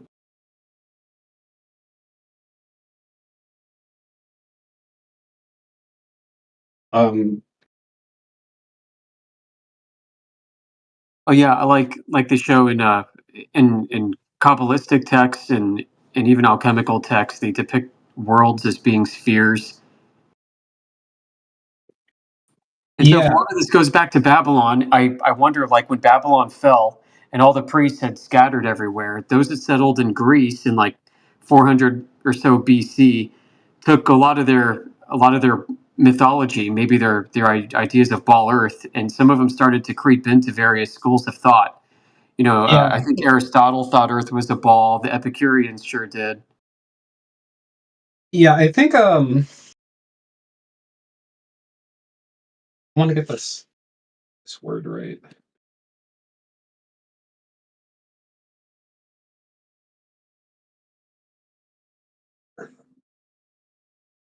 So all this stuff came up through the mystery schools, Pythagoreanism, and so on, and then eventually landed into Kabbalah and occult orders and in Masonry and even in the Jesuit. Oh yeah, yep. That's how I think that the connection is. It perpetuated itself in different areas, in different mystery schools, and then in different secret societies. That's why I think it's not just like one. It's not just like the Jesuits. It's like a whole system that they seem connected. Some are less connected than others, I guess, in like what their goals are. But it seems like they're all like fundamentally this hermetic kind of occult system, or people have beliefs, some loose, some not, of that system, even if they masquerade as being Catholic or whatever. Because I think the Freemasons, when they get to the third degree, that's when they're shown like the third pillar, and it's like the Kabbalah. Supposedly, I'm not a Mason, but the third degree is a resurrection ritual. And supposedly the big reveal is that you don't really die, but you recycle. Please, no. I mean, do you think that that's partially true, even if you're a Christian, or no? I don't buy reincarnation myself, but it's, maybe there's something to it that we don't understand. But I don't buy it. I'm a Christian, but I don't think the Bible doesn't say anything about that. But also, I talked to an Eastern Orthodox priest who told me like, yeah, hell isn't like a real physical place you go to or an afterlife. It's like a state of being. So I see like maybe we're there's so many different ways to interpret the Bible that like maybe they're talking about something that the Bible just specifically omits for whatever reason. But that's not to say that I believe it. But it's weird because I think of those things that as being like a inversion of the truth. So if they believe in reincarnation, obviously it's either true or it's an inversion of the truth, because I think that's what their goal is.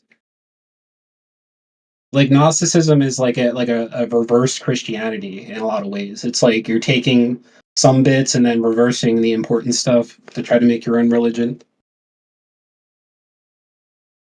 well, yeah, like in Sethian Gnosticism, I think that's the one where they say the snake that deceived Adam and Eve in the garden was actually Jesus putting on a mask and trying to deliver them from the paradise of hell that they were contained in from Yaldabaoth or whatever. Yeah, exactly. I mean, you said it more. You know more about the actual text than I do. I just kind of have a general understanding of like what Gnosticism is as opposed to Christianity. It seems like it's similar in the ways that attract people to it, almost trying to create their own Christ-like figure without it being Christ and being this demiurge. And the demiurge is essentially like a malevolent. In a lot of ways, it's interpreted as being malevolent, and God turns from being all good into being not good, and maybe an amalgamation of like good and evil in a way. So that's not like what Christians think. That's not, and that's like why you're. It's a very Eastern idea too, where it's like the dualism, the yin and yang, good and evil are the same. If you're, I know this is flat earth chat, but if you're a Christian, God is all good and evil is weaker. Good is always greater than evil, and they're separate. They're not the same thing. They're not a part of the same coin. But that's like a Eastern philosophy creeping into Gnosticism, trying to invert it, and changing God from being all good to being good and evil.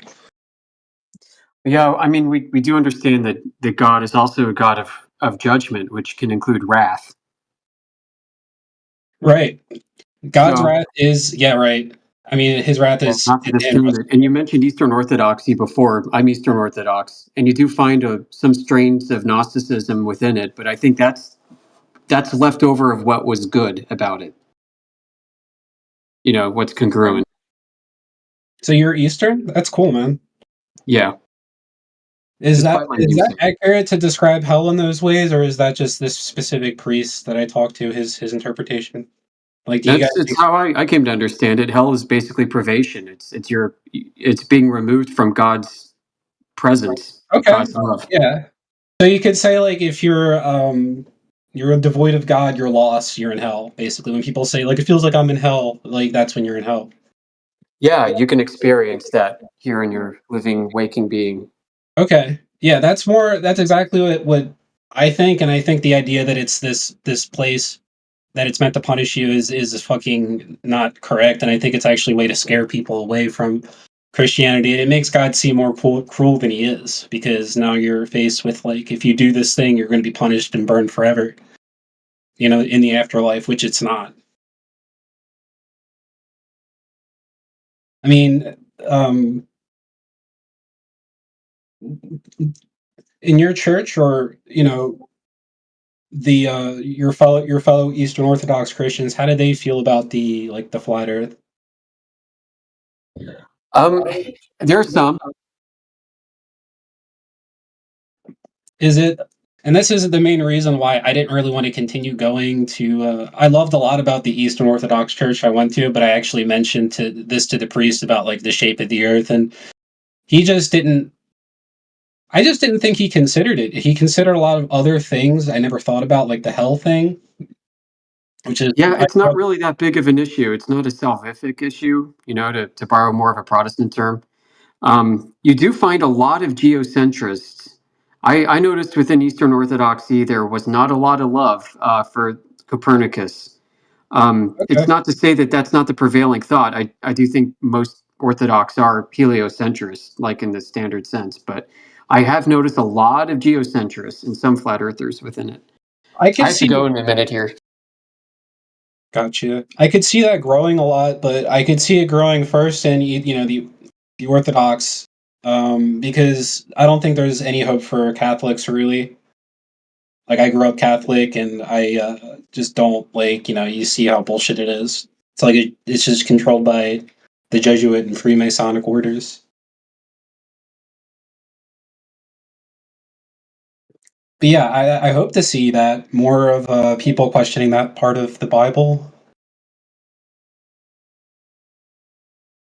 Because I remember there's some verse where they literally changed like something to like a sphere. Like I don't know. It seems very intentional that they tried to change that. I would have thought all of the graven images and the false idols would have been a bit more of a problem on who's pulling the strings, but that's just me. Oh yeah.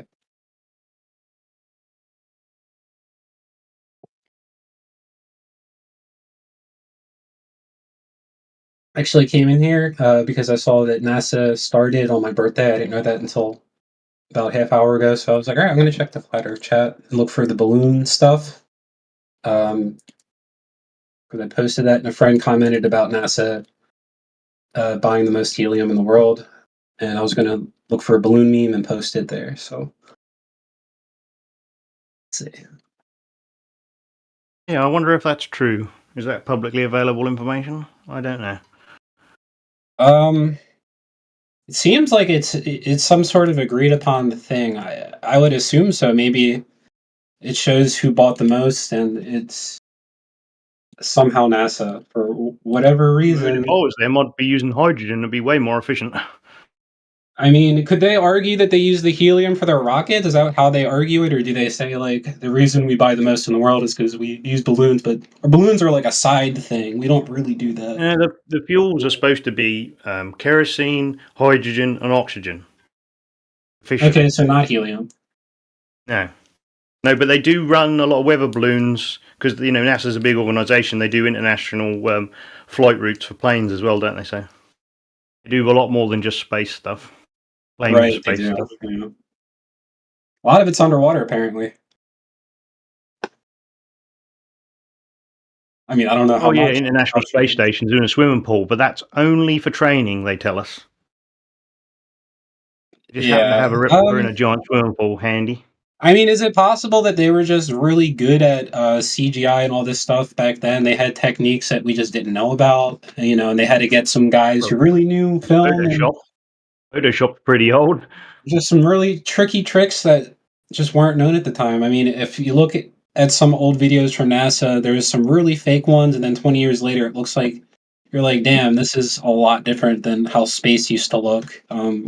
They are using the same techniques they use on films, So even stop on motion, there's something. You will use always the same techniques, even chroma key, blue screen, green screen, you name it. Yeah. So it has the film industry is evolving, improving. NASA is using all that. They even use they manipulate 3D objects with a contact lens. Oh, is that the hollow thing? Whatever it's called? I forgot what it's called.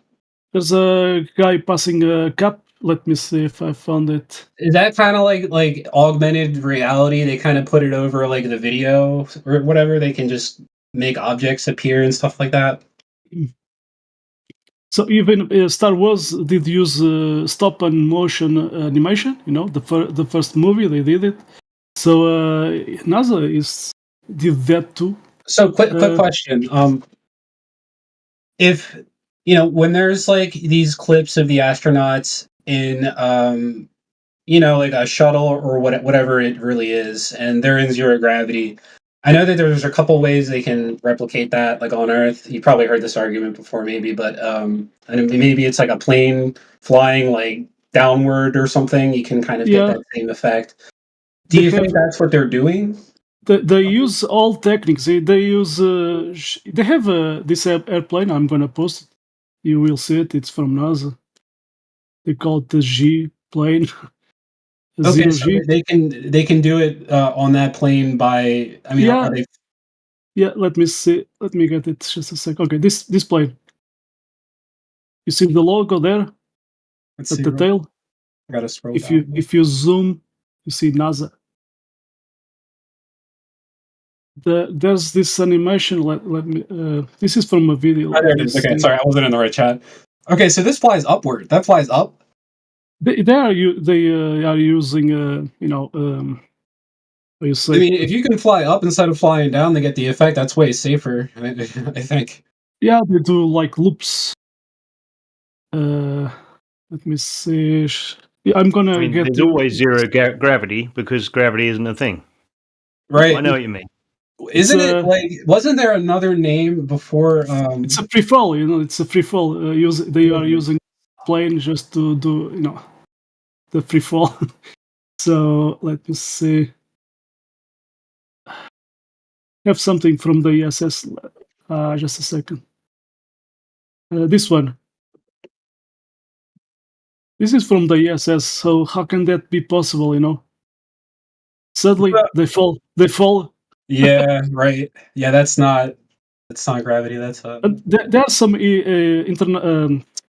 ESS old live streams or videos. You can even listen the jet engines.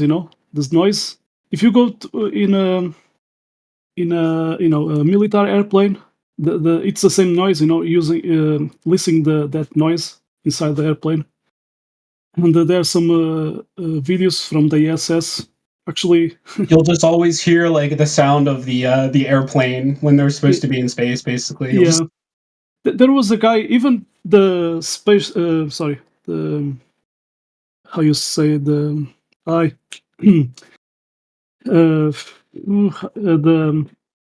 the Challenger. How you say the I forget it. But after the rockets, they did use the Space Challenger.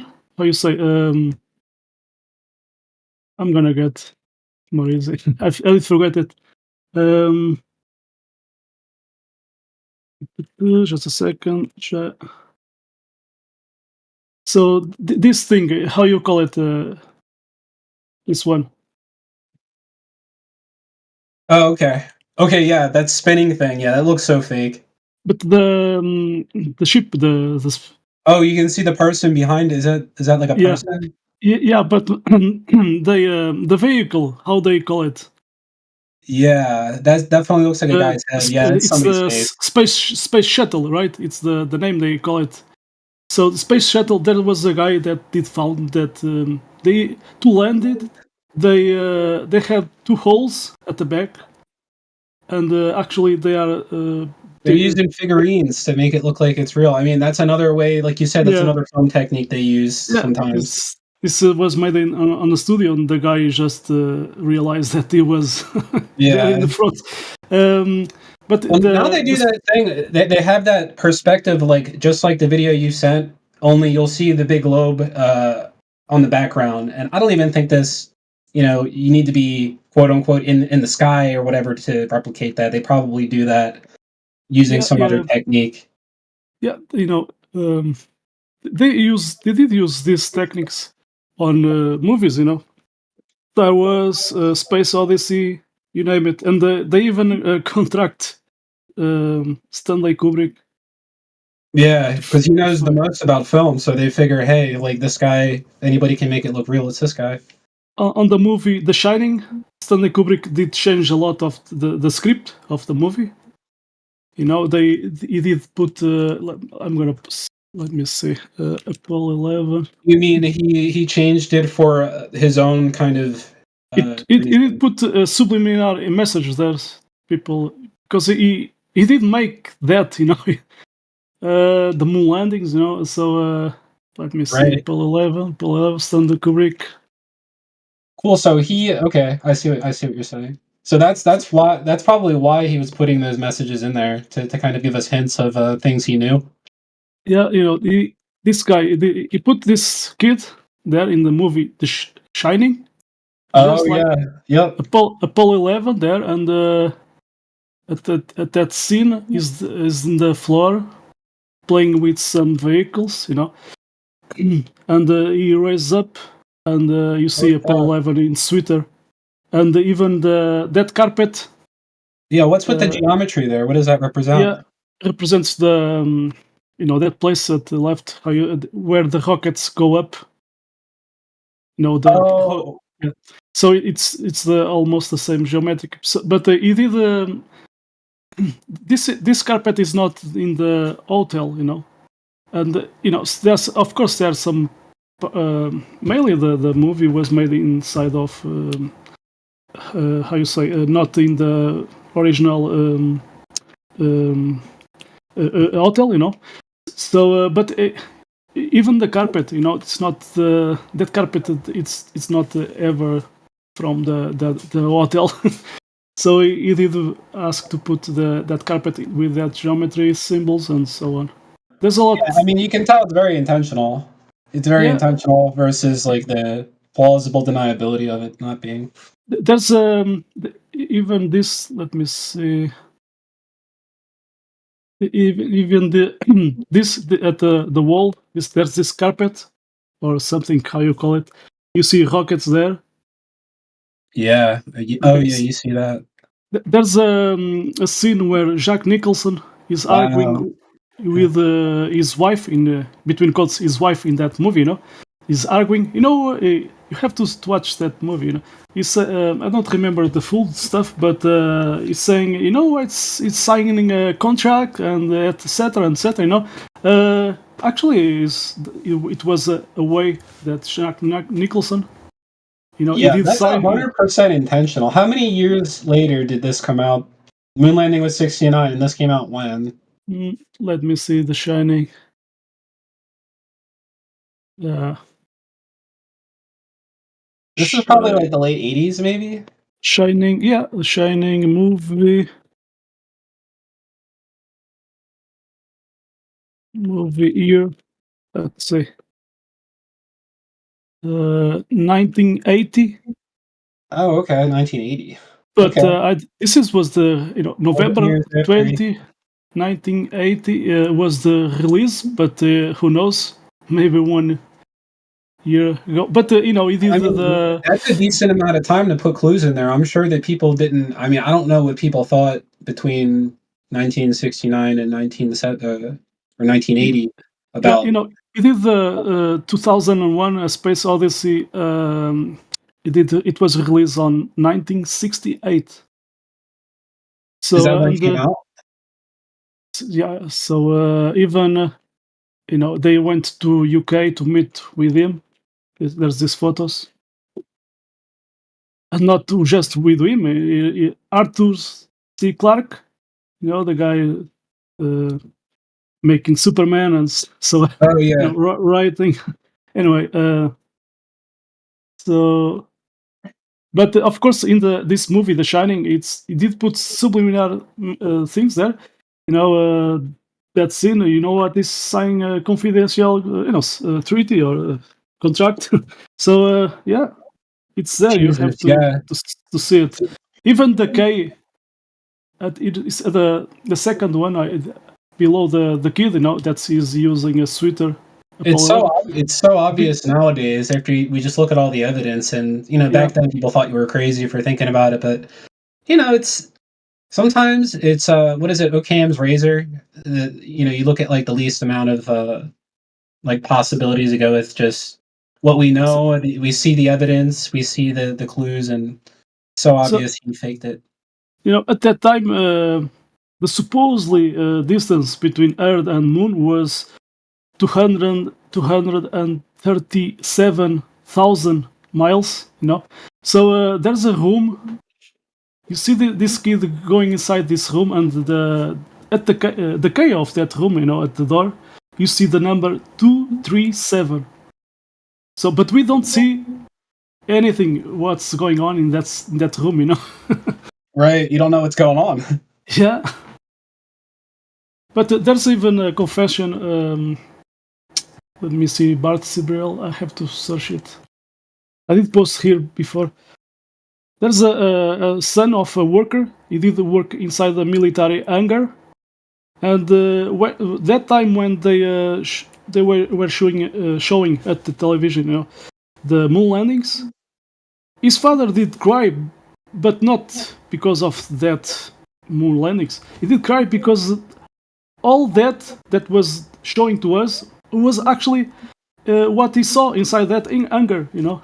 He did talk about many details. The trucks with rocks and cement. Cement pounder to fake it the moon. Right. Floor. Yep. And there were still a lot of inconsistencies with like why isn't there any like footprints or a lot of stuff that should have been by the craft that landed on the moon. It just seemed like it was extremely set up to and faked. It just was missing a lot of details that should have been there. I did post that testimony, the confession from his son. No, I never saw that. So I did post it.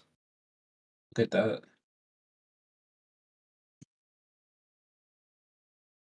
Yeah, I would think it's probably a really hard thing to live with, and maybe that's why some astronauts like Buzz Aldrin, in their later years seem to be like just saying, yeah, it's fake.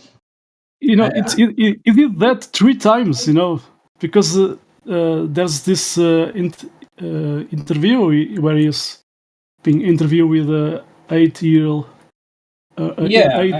old child, and but the people, like Globers, they like to distort what he's saying, but he didn't not just one time, he did 3 times. Like, I have the links and videos. I mean, even he did that on Conan O'Brien. Yeah, right. They let it slip out, but they still try to play the act a little bit, it seems like. But the cognitive dissonance from these Globers, when they see that, they will deny it because it's a mechanism, defense mechanism. Yeah, right. I mean, they swear an oath to their secret societies to, not like. I guess whatever he's not supposed to reveal the truth, and. I mean, they ask this question. They are all do the same exactly questions. Why they lie? Why would they lie? Why it matters? They always do this circular cognitive dissonance in their mind. So why they lie? I mean, do you think governments don't lie? I mean, it's a full question. It's.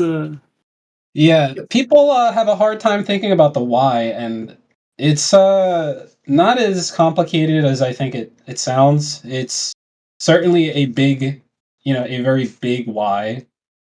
Like, why would they lie about the fundamental place we live on? It's like, why not? I mean, that's probably the biggest biggest way you could control somebody's control their society just based off of what they think they live on. If you feel like you can trap people, make them feel trapped on a ball, then they're gonna behave in a certain way. Maybe they're going to be more likely to fit into this political, this high consumer society that we have, because they're more focused on material things. Maybe that's a possibility. Yeah, now we have a Glober at the live stream voice text. He's not here even at the live stream. You see this behavior. They will deny it, but we have workers that did the work at NASA, and they are talking about flat Earths. I can post even a video. Let me see. What do you think that? What do you think they're really looking at through these like super powerful telescopes? You know, these just these crazy ones that we don't have like access to, like the Lucifer one or whatever. Like, I don't think we see images through them. And stars, obviously, stars are close and they're not what they say they are, etc. But like, what are they really using them for? I don't really. Well, they actually are getting infrared data, and they contract artists, to color it. So let me see. Let me see if I found the link, because it's not from me; it's from them. They are actually posting even the Blue Marble. They are even putting available the Photoshop data. Yeah, the Blue Marble. I think that's one of the most interesting things to show people, just because of the continent sizes being different and all that stuff, and different years. Because anybody can look at that and just think like, yeah, that doesn't look right. Like that's a different size. Why? I didn't write this. I'm gonna post it. This is from NASA. It's from their website, and they say it's Photoshop, and they even have so they put layers. They even have a zip file with the Photoshop. I mean, and these Globers are still buying it. They can fake it. They can fake it. They are showing that it is faked. Yeah, right. And these Globers are still believing. I mean. I can't believe it. I mean, even NASA says to have gas pressure, you have to have a container. It's not from me. I'm gonna post it. But these Globers, let me see, just a second. It's not gonna lie. It's one of the funniest lies there is. I think. Look, this is from NASA. They even put there, the link is from NASA.gov, and they say to have gas pressure you have to have a container, but these Globers are still denying it. They will grab gravity or something else, a magic force, whatever. Yeah, I never bought the argument that the reason. What is it? The pressure gradient in the atmosphere and gravity or something that is the reason why you don't need a physical container. How they measure that gradient, because they have to have a container. They use barometers.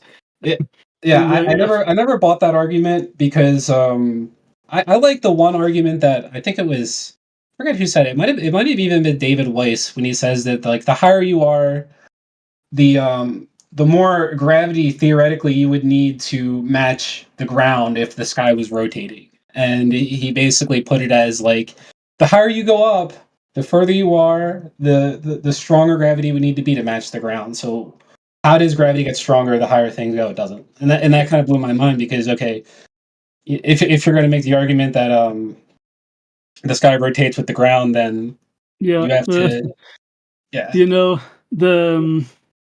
these days they are doing drone shows, and they never account in the programming, never account for Earth moving. Let me see, drone show. There's one from 2021. You see you see. Let me see. I'm gonna post it. So this is that one was made with drones. You see that 2021. Yes. So those are drones. Okay, so now Globers have to prove, even the fireworks is going vertically, and so where is that Coriolis or whatever these Globers want to try to prove? Because, but anyway, even the Coriolis effect. Let's go high the more. Coriolis effect, an apparent effect. It tells you it is apparent in the first sentence in the definition, and the only evidence of the Coriolis effect is literally a dreidel.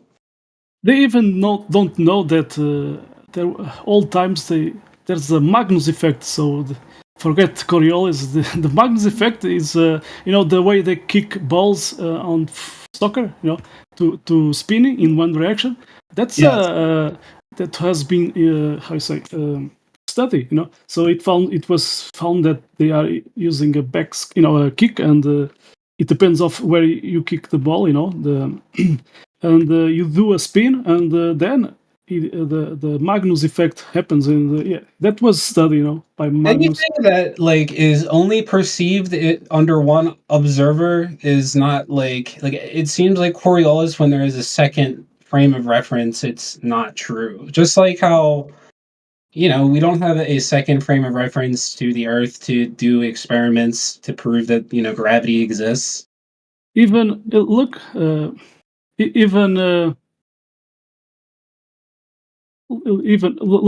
even this jump from Felix Pangarden. You see Earth moving down. I don't see it. What happened to that Coriolis? Oh yeah, right.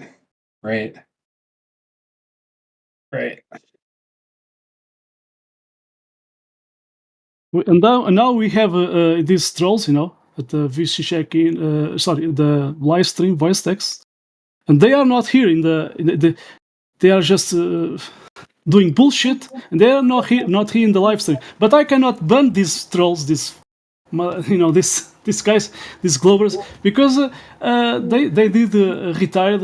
I cannot ban him anymore. So and they start. I'm talking. These guys are not in the live stream. Look at the arguments. I'm not like a debater. I don't think I'm that good to debunk people or anything, but they're talking about pressure and PSI. I don't really know what they're talking about specifically, but I cannot ban these guys. I'm talking, but these guys are not in the live stream, but for some reason people decide that let's let these guys trolling, doing bullshit in the live stream while we are talking. Yeah, well, it's fun, and you don't know if half the time. I mean, these are real people, but there's also a lot of bots online. They are just doing obfuscation and nonsense. You never know if these are just AI bots just going in here, and somebody's paying these anti-flat Earth shield bots to spam, in Discord and other places. But they're definitely trying to stop people from thinking this. I actually noticed. Specifically in the MMA, I don't really watch MMA. I appreciate it. I mean, I do watch it, but I don't I don't like to watch it because I just don't like MMA. I like boxing, but they're allowing their athletes to talk about the flat Earth, and there's a couple that are being pretty vocal about it. So most sports they don't want you to talk about it, but MMA they do. So that's a good thing. We have this guy. He was trying to debunk the Black Swan, but he doesn't even has a clue. He doesn't see it. He don't want to see the horizon behind the oil rigs, and he was using this program Blender. I mean, to prove that you can see a Blender. Yeah, Blender is not really a way to represent reality. Yeah, exactly. But he loves to zoom in and to see flat on this circle. I mean, he doesn't know that program. It's the way that your eyes work isn't how a program perspective works. It's two completely different things. I mean, if anything, the people who might have you could say the people who invented the globe model or whatever, maybe they understood the eye before a lot of people did, so they could be better at faking the model or making it more. People just wouldn't think that it has to do with the limitations of your eyes, and they knew that. It's always possible.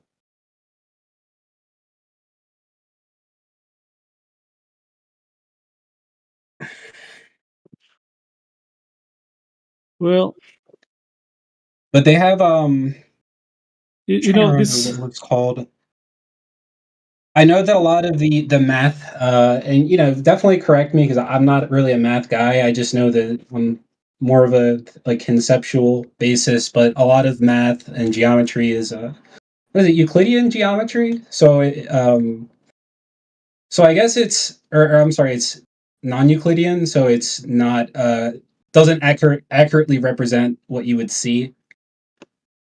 Exactly. The sum of the angles on a triangle, it's 180 degrees. But these days, these guys love to, we are talking about the sextant. You have to get an angle, you have two straight lines, but these guys they like to curve it, you know, and Yeah, I never understood the argument of how can you say that the mathematical model represents reality when non-Euclidean geometry doesn't represent you know, the even observable world? even the you know, you can put an equation to find out to calculate you know, how much time you drop. You took an object and you drop it. You know, you can do a calculation, a formula. You know, to calculate how much it takes to that object goes to the floor. You know, but when they talk about gravity, now they have to prove it because you know, they are talking about gravity and water curving. You know. So what they have to present is show me a curved frozen lake, because on a frozen lake you see that water and it's flat, it's not curving, so bye gravity. You know. Yeah, So, right. So you know, you can have a formula, and etc. Do a mathematician formulas, equations, but when you talk about, you know, Earth and trying to prove if there's a curvature, yeah, show me reality, because I don't care about formulas, diagrams. There was a guy, he did bring a diagram, you know, trying to debunk, trying to prove that you can have a gas pressure without a container. I did ask, he was doing a diagram, and even that diagram was debunking himself, you know. I don't have it, I don't remember his name, but so It basically tries to defy the laws, or the second law of thermodynamics. I did ask him, do you have a sample of that, you know, that measure of zero? Because he doesn't have, you know, so he has only a diagram, but that's not reality, because on the reality you don't measure zero pressure. Well, So isn't that the problem, that we live in a this paradigm where they do a mathematical proof, and then that changes what people think? I mean, why is that a thing? It doesn't make any sense to me. Like how does math prove something that changes the fundamental way people think about things? Like why? It makes no sense. yeah, you know, even there's a quote from Tesla. I'm gonna get it. Nikola Tesla. You know, at that time when Einstein, you know, the same time of Einstein. Just a second. Yeah, I did find it. This one. This is from his quote. So at that time when Einstein was doing space and time, you know, formula. E equals mc square. So and I mean, how much math is math that is really useful, and math that has just been created to reinforce maybe the the fake globe model? Because I know that was it Newton invented what, trig or something? He invented something. Newton he did inspire his mathematician things on John Dee. John Dee was an occultist, you know. So those are the supposedly scientists of that time, you know. So it's I mean, is all math useful? Like, do you think that there's some? Yeah, it's useful because, you know, you can calculate it, you know, more fast to get some result. But you know, for example, this simple, you know, you can calculate the sum of a number of objects, you know, like oranges, without really doing summing in the joining in the reality. You know, if you join two oranges, you get juice.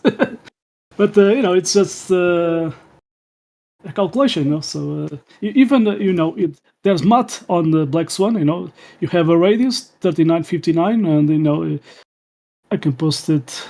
So you use math with that radius to find what distance you should see at 1 foot. You know, where you should see the geometric horizon from their ball, you know.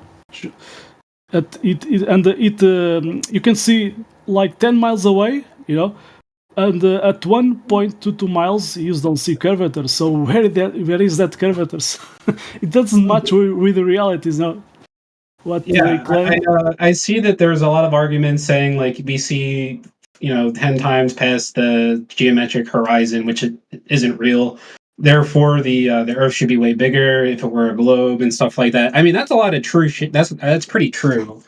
I don't know why people, who believe in the globe, who know that the horizon, you can see way further, and it's not refraction or whatever. On a clear day where there's no refraction, you can see further. You can't deny that. So why don't you question how big the globe is? What they claim is not it does much with the reality that we are presenting, because we are presenting a perfect horizontal line at the horizon, and they claim that when you look forward, that place, that magic place, it starts curves. But they forget at the left and right you can see more widened, and it's not curved there. So why what about the infrared? You go really high up in a plane, you put out infrared, and what happens? You see, you get to see farther, right? Yeah. So with infrared you can see less distortion, and you can see more further away. Okay, so you can see farther away. So it doesn't like raise the horizon necessarily, right? Or does it? No. Okay, it doesn't change the horizon, but it just lets you see farther. Yeah. So some haze in the air, some distortion. In the infrared, you can see more farther. Let me see one. Yeah, I mean that's one of the first things that should make you think like you're getting rid of the factors that distort how far you can see, and now you get to see like as if these are the conditions in which you can really see. That's the best way to put it. And see the difference between this, the same photo in infrared. You can see more detail in infrared and more far away. So that's it, because that's actually a really good image, because the first one lets you see how much was distorting the view. I mean, it looks completely different. Yeah, you see, at the horizon, even, I did so many observations, but these globers don't like to make observations. They like to sit in the chair all day at front of the computer trying to prove curvature. At night when you see the moon, coming by, at the horizon, there are days I saw in a clear sky, at night, I saw the moon yellow, but when the moon appears to be like 45 degrees or 35, but that's perspective, it appears. Can I ask you a question? Just to finish, the moon is not more yellow, so it was white, with white light. So what happened to that yellow? So when you are watching to the horizon, there's always things between you and what you are watching. So the moon was not yellow, So actually, there's pollution and particles in the air that it influences the way you see the visibility. Even I did work as a watcher in the tower, to detect wild forest fires. There were, in the hot day, in the summer, the most hot days. There was a week I couldn't see. The sky was blue, perfectly clean, so I couldn't see some mountains that belong to Spain, but there are some days I could see it perfectly. So because the hot in the air, it hits the ground, and even they don't account that you have vegetation, and the vegetation releases organic compounds into the air. Oh yeah, that's true. Yeah, you're right. So sometimes at long distance you start seeing these mountains blue, and then you see a white haze.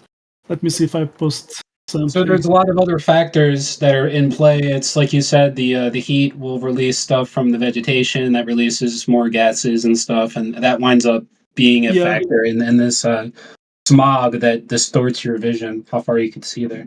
Yeah.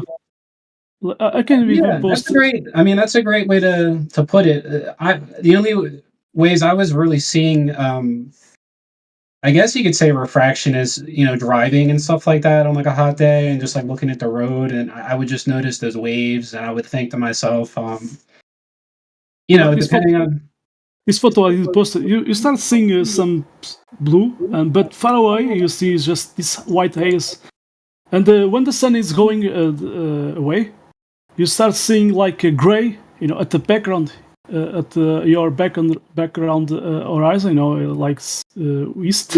Yeah, it's more like gray. You start seeing, as the sun is going away, even the light is going with it. So you start seeing like a gray haze in that horizon, and the colors getting more dark. So they don't account this, the reality that there are factors in the reality that you cannot see farther away. So I'm gonna post this. It talks about the blue mountains. You see, you start seeing blue, and then it gets to a white haze far away. Yeah. So because of this white haze, does that have anything to do? Just a quick question with the color changes. Does that have anything to do with ionized gases, or no? Or is that different? No. In that, I'm gonna see that link. It talks about the VOC, volatile organic compounds, that are releasing into the air, and the light just spreads. So let me see. It talks about the Rayleigh scattering. So yeah, but yeah. Trees produce fineness of volatile organic compound which scatter blue light waves. Wait, that's interesting. How do they scatter the blue light wave? Yeah, it's because these compounds are released into the air, and light just let's say refracts, or it's the Rayleigh criteria. I'm just coming from this perspective. Like, I don't know why stuff changes colors, but coming from like a this happens when you are looking at the horizon, looking not at the top. So your visibility it's different when you are looking forward than looking up. So yeah. Oh yeah, my other related question was, is there is a belief in like the sun changes depending on your where you are, right, or something like that? The sun. I have some photos. I know. There's an argument. I don't understand it, and I want one of the questions I wanted to. You have to count perspective, because if even these globals, they have to study perspective and to watch that on reality, because if they don't see that, then they don't know it. Say that perspective or the laws of perspective aren't like, oh, they're not a science. I mean, yes, they are. You're just not taught it. It's literally like people used to learn it. You see it on reality. It's happened there every day. But you say it doesn't exist. Obviously, these are laws of perspective, because this is how we see the world. I mean, you can't deny that everything. You see, these trees are just converging to a vanish point at the horizon there. And everything converges to the vanishing point, and that vanishing point is just like the horizon, I guess, right? Yeah. So this world is not a triangle, but appears to be like that. So it's an optical phenomenon. So even when you are, imagine this photo: airplane passing by at the horizon. If you watch that on a normal day, you will see that airplane is doing a straight line, even if they are noising up like until 3 degrees, but they are doing a straight line. Sometimes you see the trail, they leave, and I have some photos, but I have in my cell phone. I had to send to my email and then to post here. But I have seen this, so people can observe. They will see you if there was a plane passing from left to right or right to left. You see, the trail they leave. It's I see trails all the time. I see that. Yes, but when you see when you see a plane, instead of looking at the horizon, but you see, imagine you are in this place and you look at your left or right, you see a plane coming to you. Let's say from the horizon to you. Let me suggest this. Okay, so it's much simple. So from west to east or east to west, if you see an airplane coming by, you will see like it's doing like 45 degrees, almost like a curve, or no? Yeah. Let me see if I have it myself. I have done that. I have took pictures and some videos, but so the plane appears to going when you are in the same spot, in the same place, but that airplane passing above you. So when it's coming, you will see it like going up like 45 degrees, but it's actually not doing that. So it's optical, and when it passes over you, and goes to east, let's say that, or maybe let's say. Yeah, because if you were standing somewhere else and you could look at the plane, you would be able to tell that it wasn't doing that. Yeah, I have seen like from north to south or south to north, watching that. So the airplane appears to going 45 degrees angle, but it's not really doing that. So it's perspective, how it works. And when it's passing over you and going away, it appears that it's going down. So what happened? That's the way perspective works. You see something that it appears that is going in that angle 45 degrees up, but it's not really. It's optical. So the sun going away, the sun settings and risings, is just the sun going away. And according to perspective, it's certainly all knowledge that if you were. I would say it's possible that they could have known all this stuff back then, and they just knew how the eyes worked, and it all came in that they could fool people on the fundamentals and make them question what they see because they understand how to fool people. They drawing, painting, doing paintings, they account for perspective. So they used to do. I mean, they consider that a lot more. I feel like in the art back then than they do now with how art has progressed. I have this link I'm gonna post, so I'm not making up. So let me see. I mean, I think even in like so my great grandfather was a Freemason and a Jesuit. I never met, or not a Jesuit. I'm sorry, what is it? Freemason and a Shriner. Shriner. That's like you have to. I guess you have to be like a higher ranking Freemason to become a Shriner. Never met him, but he came here from Italy. He wound up painting for doing paintings for the federal judges. So he got this job doing portraits of these guys. But I have a couple of his paintings, but I feel like these guys put symbolism and a lot of almost like secret stuff in their art. And, yeah, they considered it all. Even movie posters. They do that. So let me grab one. They do, yeah. They do the symbol, the Masonic symbol. They do the way they put the actors.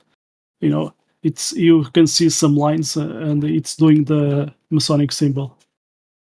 Yeah, and it's just interesting that people don't think that, you know, they'll say, oh, these guys just, you know, congregate at their local lodges and nothing happens. You know, they know people who are Freemasons and everything. I mean, yeah, I know people who are Freemasons, or I've met them, and then I've met people who are Freemasons who are actually like involved in, you know, like the upper, you know, important. Some have, you know, important roles. I just know that they're Freemasons, and I think to myself, well, they take it seriously, and there's certainly a reason why. And I just think that that's, you know, it should be obvious to anybody that what happens at a local lodge isn't the whole story, and that there's, you know, more to it than just that. It's certainly a place you might be able to go and network and get opportunities, but it's not really a place where you're going to see some of the things that, you know, might affect the outcome of things that happen in the world. I think those things happen, but they're just in other places. They're not happening like at your local lodge. Those guys certainly are Freemasons, though. You know, of course, you are right. They love symbology. They study it. They are spending money to study symbols, all symbology, and they put that on music and movie industry. Yeah, they do. It's odd. It's very odd because, you know, they think it gives them power, and hey, it very well could. I think that's what's kind of scary about it, because you see how much it's really out there. If it really is giving them power, then wow. Yeah. Even in the Masonic, you know, the just the top, you know, even those with 32, 33 degrees, you know, they pass some knowledge to those guys. 33rd degree, they gotta get sodomized. That's some of the weirdest. I mean, if I like now that I know that, I'm just like, oh man, just gotta laugh at everybody who's a 33rd degree now.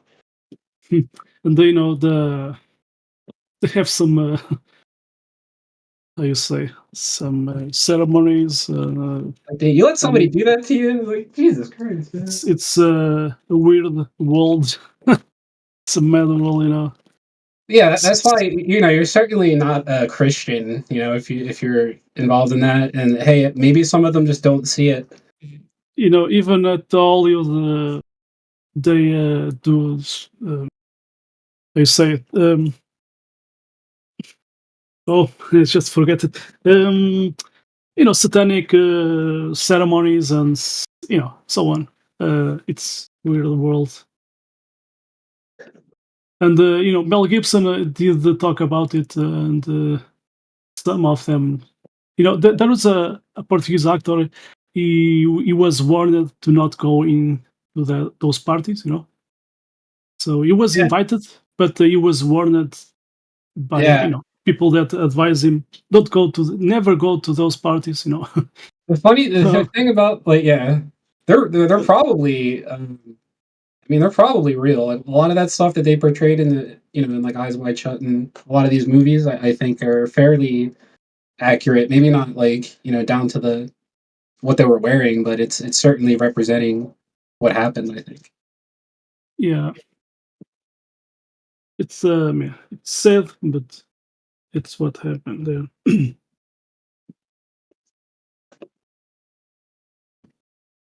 You know, if you search some news from you know, some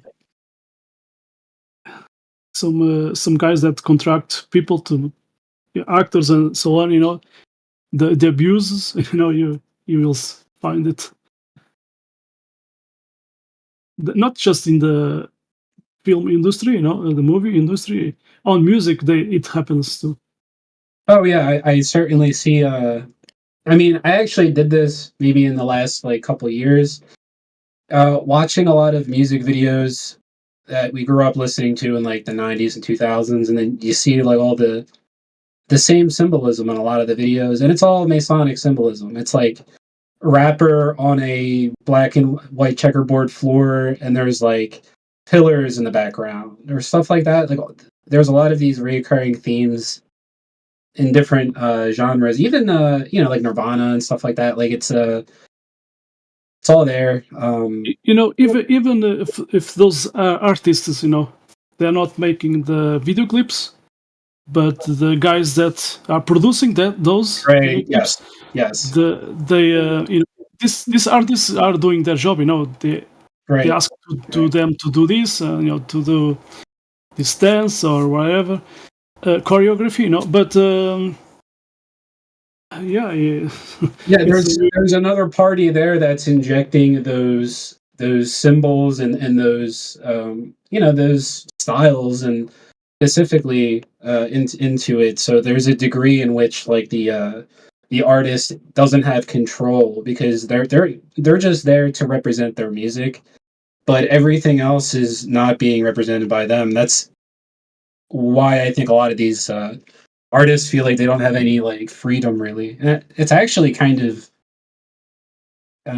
sad thinking that I was growing up and a lot of the music videos was like a lot of it wasn't really coming from them. You think about it, like to some degree at least. So it's their agenda, the people who is behind it. But even astronauts, Buzz Aldrin, there's photos he's using a Masonic ring. Yeah, and it's sad, people, kids dream to be an astronaut, and guess what? If you are not in the club, you are outside. So yeah, I kind of believe that a lot of the secrets and all that stuff you can like find online, and anybody could like LARP as a Freemason. I feel like like they could say like who will help the widow's son? They could say something like that. That's like another one of those terms that's like, oh yeah, if you're a brother, that's you have to help them out, kind of a thing. That's like online. That's like in video games, like Deus Ex. There was like a NPC that randomly says that to you in the game. So they're putting a lot of this stuff, out there. So people, it's not like a secret. And I kind of think that's what's happening. There's just like all the secrets are coming out, the symbols, everybody sees the symbols and everything. And now everything's being identified. And whatever happens after that. It doesn't really mean. At Washington, you see all the, all the, that, see this George Washington, you see the symbol there, Freemason. I mean, oh yeah. They show it to everybody. There's so many symbols at the Washington DC. There's so many Masonic symbols everywhere. Yeah, it's what country do you live in? Portugal. You live in Portugal. Okay.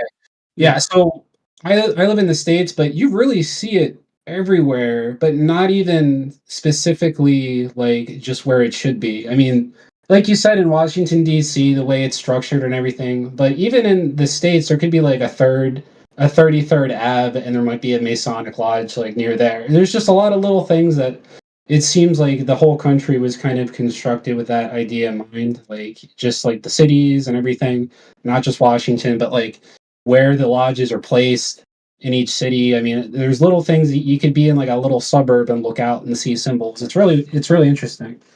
They handshake. They do different handshake and so on. Yeah, there's a Portuguese guy. He's a flat-earth guy. Now he did join here. We did talk privately, but he did talk about that.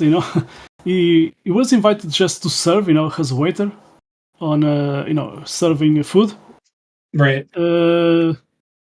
And actually, it was a Masonic, Masonic. It was the Masonic compass. It was a place far away, and so actually, and then he did scared and just run away. He was scared because it was just to some people it really does symbolize like evil, and then there's some people who don't understand why people are afraid of it. They think it's not a bad thing. I mean, it really comes down to where you are spiritually. Like if you're at a certain place, you can see, hey, this is like really against what I think, and there's some who really don't see it at all, and that's the thing. Maybe that's how they catch people.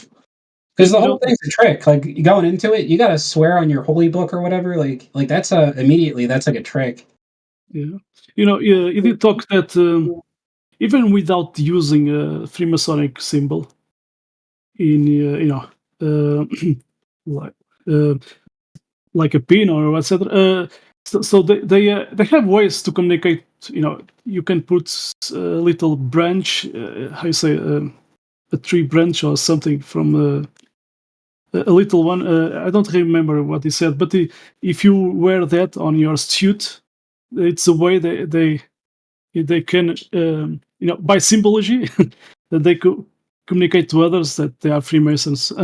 There's a lot. Okay. There's a lot going on. So you can use something, and the guys that are the Freemasons, they get it. But yeah, there's ways. One thing that you can do is simply the way you stand. It's just where your feet are pointed, like your feet are together, but the degrees in which your feet are separate from each other. If you have almost it is said, when they ask you how old are you, your age, actually they are asking to you what degree you are. You see that? Yeah, you see? Yeah, totally. So yeah, very interesting. Anyway, but there's good people in the bad system. Yeah, absolutely. Trapped in the bad system, even inside NASA and so on. Just like what you said, I mean, these are all systems that we're seeing, and we're just saying that the systems themselves are bad. Like the globe is a bad system. I mean, I think that even though that there's good people under the globe, it doesn't necessarily make the outcome good if even the people operating in the system are good if it's a bad system. So I mean, if you can, the globe is a way. It's a prison to your mind. It's a way that tell people there's nothing more to discover, and that's it. It's a prison, and totally. you can. So they decided that the North Pole is not there where the compass is pointing, to that magnetic point location. So they said, "Oh, it's to this 23." I mean, it's definitely unfair to not give people living in this, we're in like the prison area where we think we can't get out of, Antarctica, basically. It's unfair to not give them an out because where the world's going, if it's going under a one world like government and you're going to everybody's going to be under this whole one world dictatorship or whatever it's going to be. I mean, and you can't have the choice to leave if there is a way out. I mean, if you can just leave and live your own life, why the fuck would they not let you do that? Makes no sense. I actually think it's really bullshit that you don't have that option. You don't want to be in the one world system? At least let us just fucking leave. Sorry for using my language, but this makes me upset that we can't. Who's the system controlled by? Who manages it? It's a good question. Men and women. All people have to do is stop working for governments. You don't have to go anywhere. Yeah. I mean, how many people powers, would leave if they could leave? I mean, if people had the choice to leave the ice walls and quote unquote be free, they don't think they're free here. I mean, I don't think a lot of people think they're free. I don't think I've ever seen an ice wall, but there might be one, I suppose. They say no matter where you are, if you go south, then you'll get there. I don't know how true that is. There's a treaty, but they are spending so much money there, and what they show to us is just white ice samples, just to National Geographic to shooting. But the real stuff, they are doing that. They don't show to us. So, and there were people that did work there, and they couldn't even took anything. If you use a cell phone there, it will be there. You cannot bring anything. They give you new clothes. So yeah, you cannot bring evidence. But that's it. But I'm not interested in to go to that place. I don't like frozen places. No, not at all. Not at all. It's interesting, like what was, like what was under the ice, or what made it freeze, or whatever the history might be. But I hate the cold personally. Yeah. The place I would love to go more, it's the North Pole, the North Magnetic Pole. The North. Just let's say North. What is the North Pole for one? It's not snowy. Is it snowy? I mean, what is the truth? No, that's the way. That's what they love to sell to us. That idea of ice. They even said. I mean, how close to the North Pole have we been? Do you know? I don't. Yeah. So even Mercator was drawing different North Pole, but these days you just see. I don't think anyone's ice. recorded 90 degrees under Polaris, for example. So I don't think anyone's ever been to magnetic north as it stands. There was a guy. While you were saying that, there was a guy. He was saying, talking. I think it was on politics. He was talking about an experiment of a focal pendulum at the North Pole, and then I asked him, "Show me that experiment. Show me, where is it?" And he never presented. So it's just show me 2 videos, and in that videos it's just assumption. Actually, it talks about an assumption. So there is no ever a focal pendulum experiment at the North Pole. So he was. What's the experiment at the North Pole? Hey, like we're gonna have the North Pole magnet pull the pendulum instead of the magnet that we actually put in the pendulum to make it do what it's doing. So he did bullshit. But then I insist, give me that, show me that experiment. Where is it? Citation. Where is that experiment of that focal pendulum at North Pole? And he give him nothing. He just give me 2 videos talking about the focal pendulum, and I saw it, and it talks about the assumption. So there is no focal pendulum experiment at the North Pole. It's not an experiment, and more than that, there's only one reference frame, so that's a bit of a problem for them. Yeah, sitting on the ground.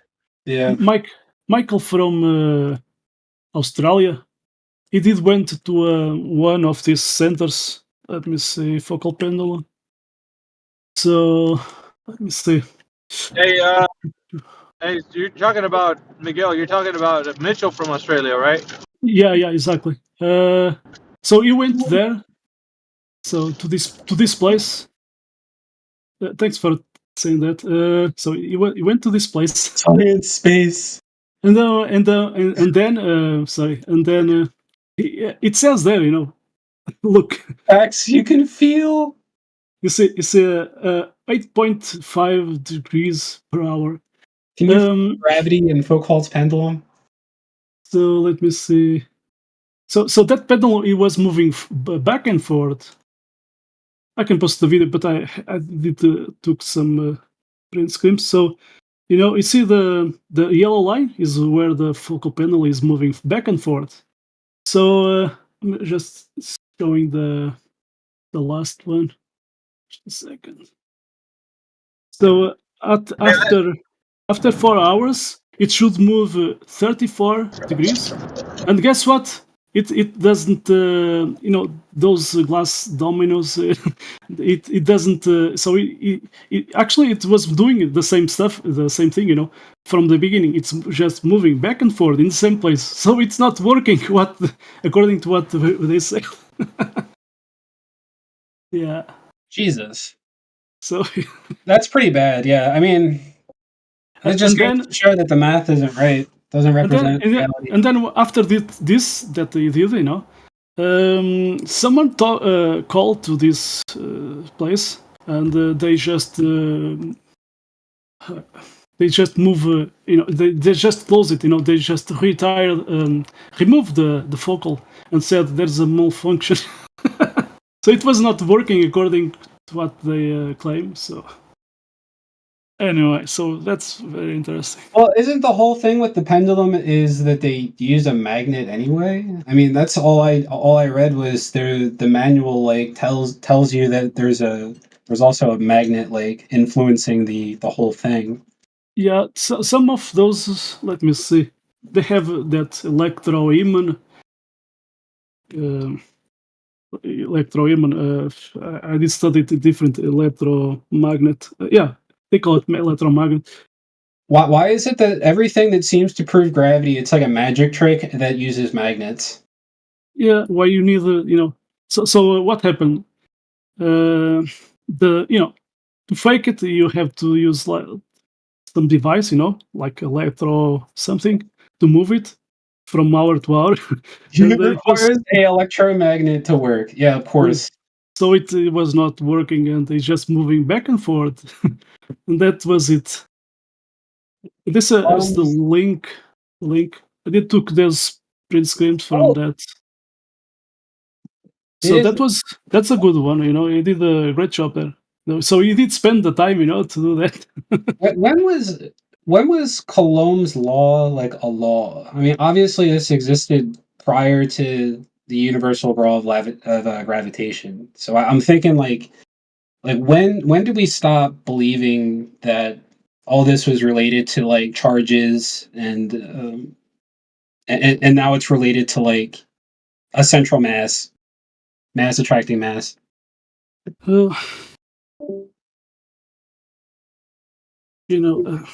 These guys, those Isaac Newton and so on, they belong to the Royal Society, and if you search about it, the Royal Society, you will see, there's a Royal Society from Canada, and they even did a Flat Earth Society, to mocking us.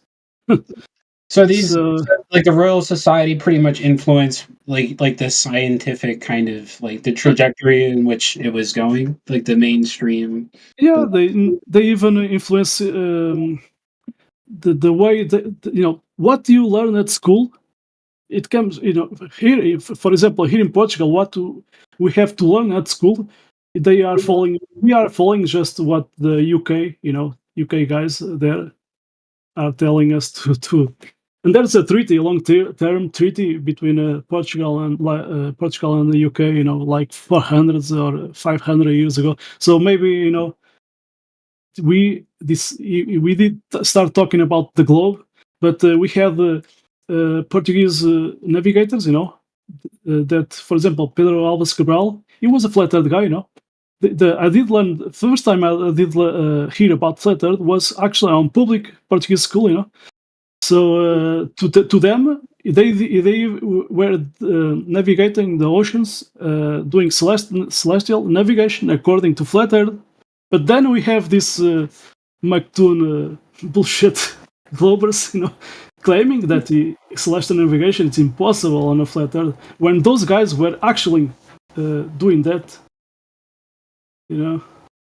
Well, they say, I mean, I know that they say that they used to use like the sextant, right? And that trigonometry, is always on a flat plane whenever you're plotting these points. Is it always, if you're doing trig, does it always imply you have to be flat? Yeah, you have a horizontal line, when you're using a sextant, and I mean, does that imply that they thought that the Earth was flat if they're using trig as the flat plane? They're using like the Earth as like the central point. Yeah, maybe Alpha Veritas, can you interject, because maybe Yeah, you're talking about celestial navigation. He's talking about the sextant. Yeah, I was just asking, like, did they? I mean, if they're doing trig, I'm not a math guy. I just know that you're using like a flat line. Yeah, you need a flat baseline. Yeah. You need a flat baseline. So, have you ever seen a protractor? Yes. You know what it is, right? It's got degrees of angles on it. Yeah, like you can just like measure an angle with like using the protractor. Yeah. Right, it's basically a sextant is a glorified protractor. You get it? Yeah, absolutely. So what you do with the sextant though is you have to, before the ship leaves harbor, you have to get the baseline for it, which is at sea level, right? Right. So that's what you're working off of. No, well, the sextant. So the sextant is using the flat baseline of the ocean's sea level before the before you take off from the harbor. Okay, so you're looking at the horizon.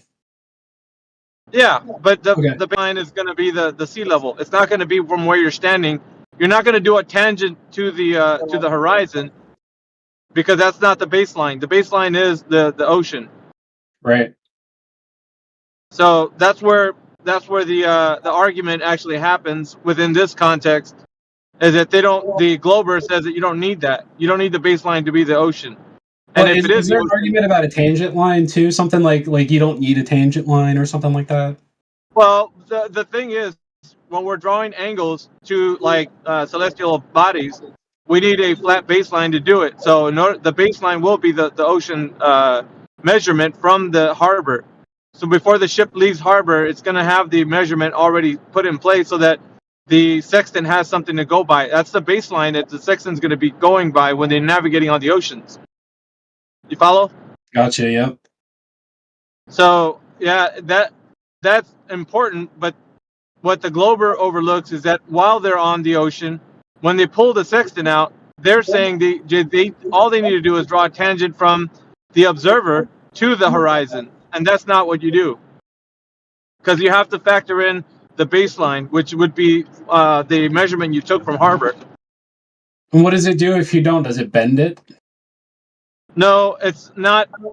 Nobody does it that way. Okay, so the mathematics, if they're doing something called spherical trigonometry, that's already working off of the idea that you have to have the measurement taken from harbor and then apply spherical trigonometry overlaid over the already existing flat plane.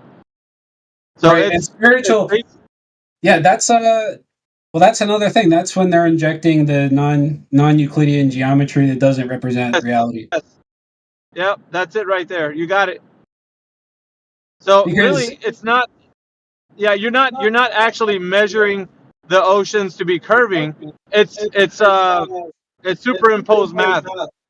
Yeah, I see that. You're bringing in like another model that presupposes that this is like what you see is what you get, and it's not. Yeah, and it works. Okay, so for the fact that they're going to use it for the model, that they're using the spherical model, it'll work that way. So you can use it for the application that you wanted to, but it's still not the representation of nature. Nature itself is a flat baseline. Yeah, that's a great way to put it. Would you say that trig? Does trig pretty much represent the observable world if you operate within trig and you don't superimpose anything over it, any other math? Yes. Okay, that's a good way to look at it. Then I didn't know how to weigh these. Yeah, the debate or the debate ensues when they're saying that it does work, which we would argue also it does work within the framework, the parameters that you're setting for it, right? But you already have to work off of something built. You have to build on top of something. So what they build on is trigonometry, right? So in order for trig to work, you're going to have a flat baseline. Right. The only way to have that work is just through trig, but like you said, if they're going with trying to make it into a globe, they have to they have to put something else over it that doesn't. Yeah. It's not reality. It's what they're superimposing. So you could do that with any model that you want, so long as mathematically it follows, right? So think of any other type of geometric shape. So in that geometric shape, you'd have to work it on top of the flat plate baseline that you were working off of previously.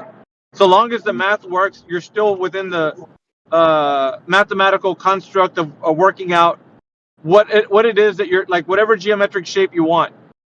It's fine, right? It could be spherical, it could be a dodecahedron, whatever it is that you're thinking of geometrically, it'll work out so long as the math follows. If the math doesn't follow, it won't work. So you have to make sure that you're superimposing math over, the flat baseline and all that. So, because that's what spherical trigonometry is. All it's doing is working off of what we see, and then they make the math to work for the globe. Yeah, that's what it really comes down to. That's kind of why I was asking earlier too. Is all math useful? Obviously, spiritual trigonometry, theoretically it is, but what do we? I mean, what is it really used for other than to fake the globe? I mean, what other use case like does this spiritual trig have? If we're if we're I mean, if you're building if you're building models and stuff, you know, of things, but Well, think about this. Our perspective now is this is a part that's going to get a little tricky for you. Our perspective is viewing the sky as if it were a celestial sphere, right? And for all intents and purposes, our perspective works that way because of the fact that our eyes see the like if you look at the horizon, everything's converging to your eye line. It's not really converging. Your eyes see it that way optically, right? yeah. So when you see off into the distance, you're actually seeing your eyesight's converging everything to a point. Do you follow? Yeah. Right. So the sky looks like it's coming to the ground, and the ground looks like it's coming to the sky, and the sides of your vision looks like it's inputting everything to a point. So often, like when you stare at the horizon, everything like you could imagine like these grid lines, like converging like a long hallway. Like when you see down a long hallway, everything's converging to a point. So when you look out in nature, your eyes see the same thing when you look at a horizon. Therefore, when you look at the sky, everything in the sky looks like it's coming down in every direction that you turn. Therefore, it looks like a dome. It's called a dome of perspective. Oh, I'm sorry, guys. Do you hear me? Well, did I come through? My bad. I'm giving back a lot of feedback, so I'm gonna mute myself for now. All right, but yeah, can you hear me? What I just said? Oh, I'm listening. Yeah. Yep. Yeah. So it's a dome of perspective when you look out into the horizon. Now, we know this because that's how our vision works.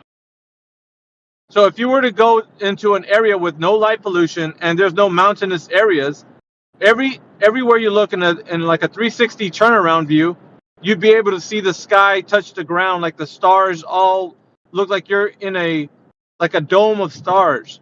It would be like a dome of stars. Like if you were out in the water, like on the ocean somewhere, and you had no light pollution, it looked like there would be a dome of stars that covers around you everywhere, in all directions. So that's how your vision works. It brings all the stars down to the horizon, to the horizon point of your vision. And so, being that as it is, when you go off into the distance, farther away to any direction, the dome of perspective works that you see more stars as they rise up from the horizon because, like I said before, the dome of perspective that you see will start making things look like you're seeing things go up on the horizon or go down, you know, depending on what direction. Is that why people bring up the Southern Cross argument? Because they say, "Oh, why can't you see the Southern Cross from the north?" And yeah, probably because it's below. It's below just below the horizon. I'm assuming. No, I mean it just depends where you live. To be honest, like there's some people that could. All right, so there's the star trails are an argument that we defeated back in 2016, 2017. They're saying that you got to go to like Australia or southern Chile or something to see the Southern Cross. Now that's not necessarily true, because you can see the stars going clockwise and anti-clockwise in the sky in, let's say, North America. I don't know if you knew this or not, but like as far as like seeing where the Southern Cross is, you could probably go a little south, but you wouldn't have to necessarily go, you know, extremely south to go see the Southern Cross. And you can witness as you go towards, there's a few things I have to say. When we talk about the celestial sphere, northern hemisphere and southern hemisphere come from the celestial sphere. They do not come from terrestrial sphere. The globe as it is terrestrial, right? Like when they tell you about the globe, it's a ball. And so on the ball, they'll tell you that southern hemisphere and northern hemisphere happen to be places on the ball. And it's not. It's celestial. So that means that in the sky, the portion of the stars when it looks like they're going straight east to west, that would be considered the equator in the sky. Now, the portion That's a big insight. Yeah. Do you understand what I'm saying? Like, Yeah, that's a huge insight to understand why the Southern Cross might cut off, because the way that we're thinking about the sky, I didn't think about it as like an equator. Correct. Yeah, just keep going. Yeah, that's cool. I mean, keep going. There's quite a bit. The argument it envelops when people start really like trying to articulate themselves within like what they're talking about with the sky. And the problem that a lot of the flat earth community, well, the people that join flat earth, like they have the issue with articulating themselves about these points, right? So when we talk about the celestial sphere, we have to keep in mind that like the northernmost point where we see in the sky, like the North Star or the Southern Cross, like anything like that, those south points in the sky, like when you're in the equator, those both points you could probably see a little bit, but you would see them more defined as you go north or as you go south. So think about, how can I put it? Okay, so you have a flat baseline, right?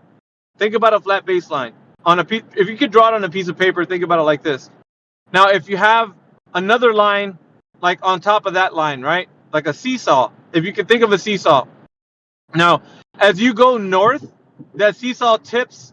It tips upwards, so it'd be going opposite. The seesaw will be like you'll see more of the northern stars, right? As you go north, but as you go back down south, the seesaw will go the opposite way. You'll see more of the southern stars. You get it? But if you if you think about the Southern Cross being like kind of like toward the central location of the like where the stars rotate, that Southern Cross as you go north will be going down on the horizon until the point where you can't see it any longer. And so the north will do the same. As you travel south, the northern star will start going lower into the horizon until it disappears as you go further south. Not necessarily all the time, because there's instances where people actually, and we'll talk about that a little bit later, but there's places in the south where people can see the southern star, the northern star. But for the most part, when you go south, you won't be able to see the North Star because it'll be beyond the horizon. So this is the issue with the conversation about this. They'll talk about the clockwise and anti-clockwise rotation in the sky of the north and the southern points. And because we have these rotations, we live on a globe, right? According to them. Now, that's not necessarily true, because what the sky is doing doesn't define what the ground is, right? That's two different topics. Because we can talk about the celestial sphere, and we're totally within the parameter or the framework of what the sky is versus what the ground is. Because there is no measurable curvature on the ground, and the sky looks like it's perspective working on our vision, right? Because everything's converging down to the eye line. So that's how we can see like a dome of perspective versus the ground. There's no measurable curvature, so you can't measure curve. So you follow what I'm talking about? Yeah, it just sounds like their argument's coming from a place where they're presupposing that things work a certain way with the sky relation with the ground, and that's not what's actually happening. And they're telling you you're wrong, but their original assumption is wrong. So it's, I guess it requires you to prove your, like what is the truth in general. But correct. If I'm gonna state that the sky appears a certain way, I can say it that way, right? Because the sky, I can't measure it if it's curving. It looks that way to me because my eyes see it as a dome, right? But I can say easily that's perspective. Now, if I say the ground appears like it's curving, well, there's one thing I can do because I'm standing on it. I'm actually physically around the ground, right? I can measure it. You follow? Yes. Okay, so if I say that the ground measures 8 inches per mile squared, off into the horizon, what must I do? If I make that claim, what must I do? If I make a claim. Exactly. I have to prove it. And I can do it empirically because I'm standing on it. So I can easily say, well, if the sky looks, like it's a dome, it looks like it's curving, that's fine. I can't measure it though. There's no way that I can see if I can measure the curvature of the sky. However, if I'm saying the earth is curving, well, I'm standing on the earth and we can level the earth, we can measure the earth, and there's so many types of measurements that it's tangible, it's able to be measured, and I can measure it. Now what we have here is we got people saying that it can be measured, they just don't know how to measure it. And that's the number one thing that we ask for when people come in here and they say the earth is a globe. We're like, yeah, let's measure it, right? Let's go out into the field and let's go test and measure it. That's what we got to do. And then they say, well, you can't directly do that, and therein lies the problem. So now the issue is, like, once they make the claim that the earth is curving, then what we have is we need to measure the earth curving. Now, at the rate that they tell us, not at whatever they make up, right? It does not matter if they say boats go over the curve. Nothing matters. The only thing that I care about is that they tell me from the point of observation to the horizon where they can't see the boat anymore, what is that distance? And what is it measured to be? Because we need to look for the predicted value of the Earth's curvature drop rate. Predicted by the people that have measured it to be a certain size. The radius of 3959, diameter, and circumference. So all this information has to be validated. It's not rewritten. It's not rewritten by Joe Blow on the street because he says the Earth's curving. No. You have to line up with whatever is already given. That means the Earth already is said to be a globe with a specific size, and all we have to do is measure it to be so. You got it? Yeah, I just have a quick question. Yeah. So what does 8 inches per mile squared represent when it is measured? Correct me if I'm wrong. Using spherical geometry that is non-Euclidean, so it doesn't represent reality to begin with. So 8 inches per mile squared through that lens, what does that really represent? I mean, can you even measure, like, why are we even measuring that specific number to begin with if it's not, if it doesn't represent what it says it represents? That's the first thing I'm confused about. Yeah, I mean, we got two camps in this particular conversation. We got the yes it does and the no it don't, right? The yes it does camp is for those who would side with the idea that it does measure the parabola of that 8 inch per mile squared, and it's good for up to at least, I think, 1,000 miles, and then it starts to fall off. But like within that framework, it's still useful, right? And so they can say that they can use it for that type of math. Now then there's the ones that say that no it don't, because that's bad math according to them. And they tell us that we can't use that because we're quote unquote lying about it. Like flat earthers made that number up so that we can use it against the globe, and we didn't. This has nothing to do with flat earth, right? Nothing, absolutely nothing. The 8 inch per mile squared is not something that anyone's came up with on flat earth side. Now you got folks like Dave Farina that would say that anybody that adheres to 8 inch per mile squared is a con man. So we didn't come up with it, therefore he's already stating that the 8 inch per mile squared that the globe came up with are conning you. How interesting is that, right? So we didn't come up with that. Globe did. So they have a problem and they can't rectify it, so they just throw them under the bus. Which is fine for us because the Earth doesn't measure curvature, so we don't give a shit, right? So they can throw those guys under the bus all day. But the argument's still there that some will say that it measures 8 inch per mile squared with the parabola of saying that over 1,000 miles is still good. And then you got the other side saying that it's just bunk math, that we can't use it because it's not, that's bad math. Yet the replacement math hasn't been given or demonstrated. Therefore, they're basically at an impasse where they can't tell us what the Earth actually measures. And Yet they want to hold to that they're saying that 8 inches per mile squared is fake. That's not real. It's not true. So you got to remember the yes it does and the no it don't. So those two camps on the globe side, they can't make up their minds. I think so we got to chase their own tails. I think it's because the ones that are pro math, they don't see a reason to change because it works for practical purposes, even though it's wrong. Like fundamentally, like not true. I think they're just convinced that it works, so it must be, it must be true. But just like, I mean, it's true that they factor in the gravitational constant, and that's just something that doesn't make itself true just because a equation works for practical purposes doesn't make the variables true. So like, just because you can factor in gravity and hey, like, looks like it works for all intents and purposes, so we'll use it, doesn't make gravity real. That's something that I think a lot of people don't understand either.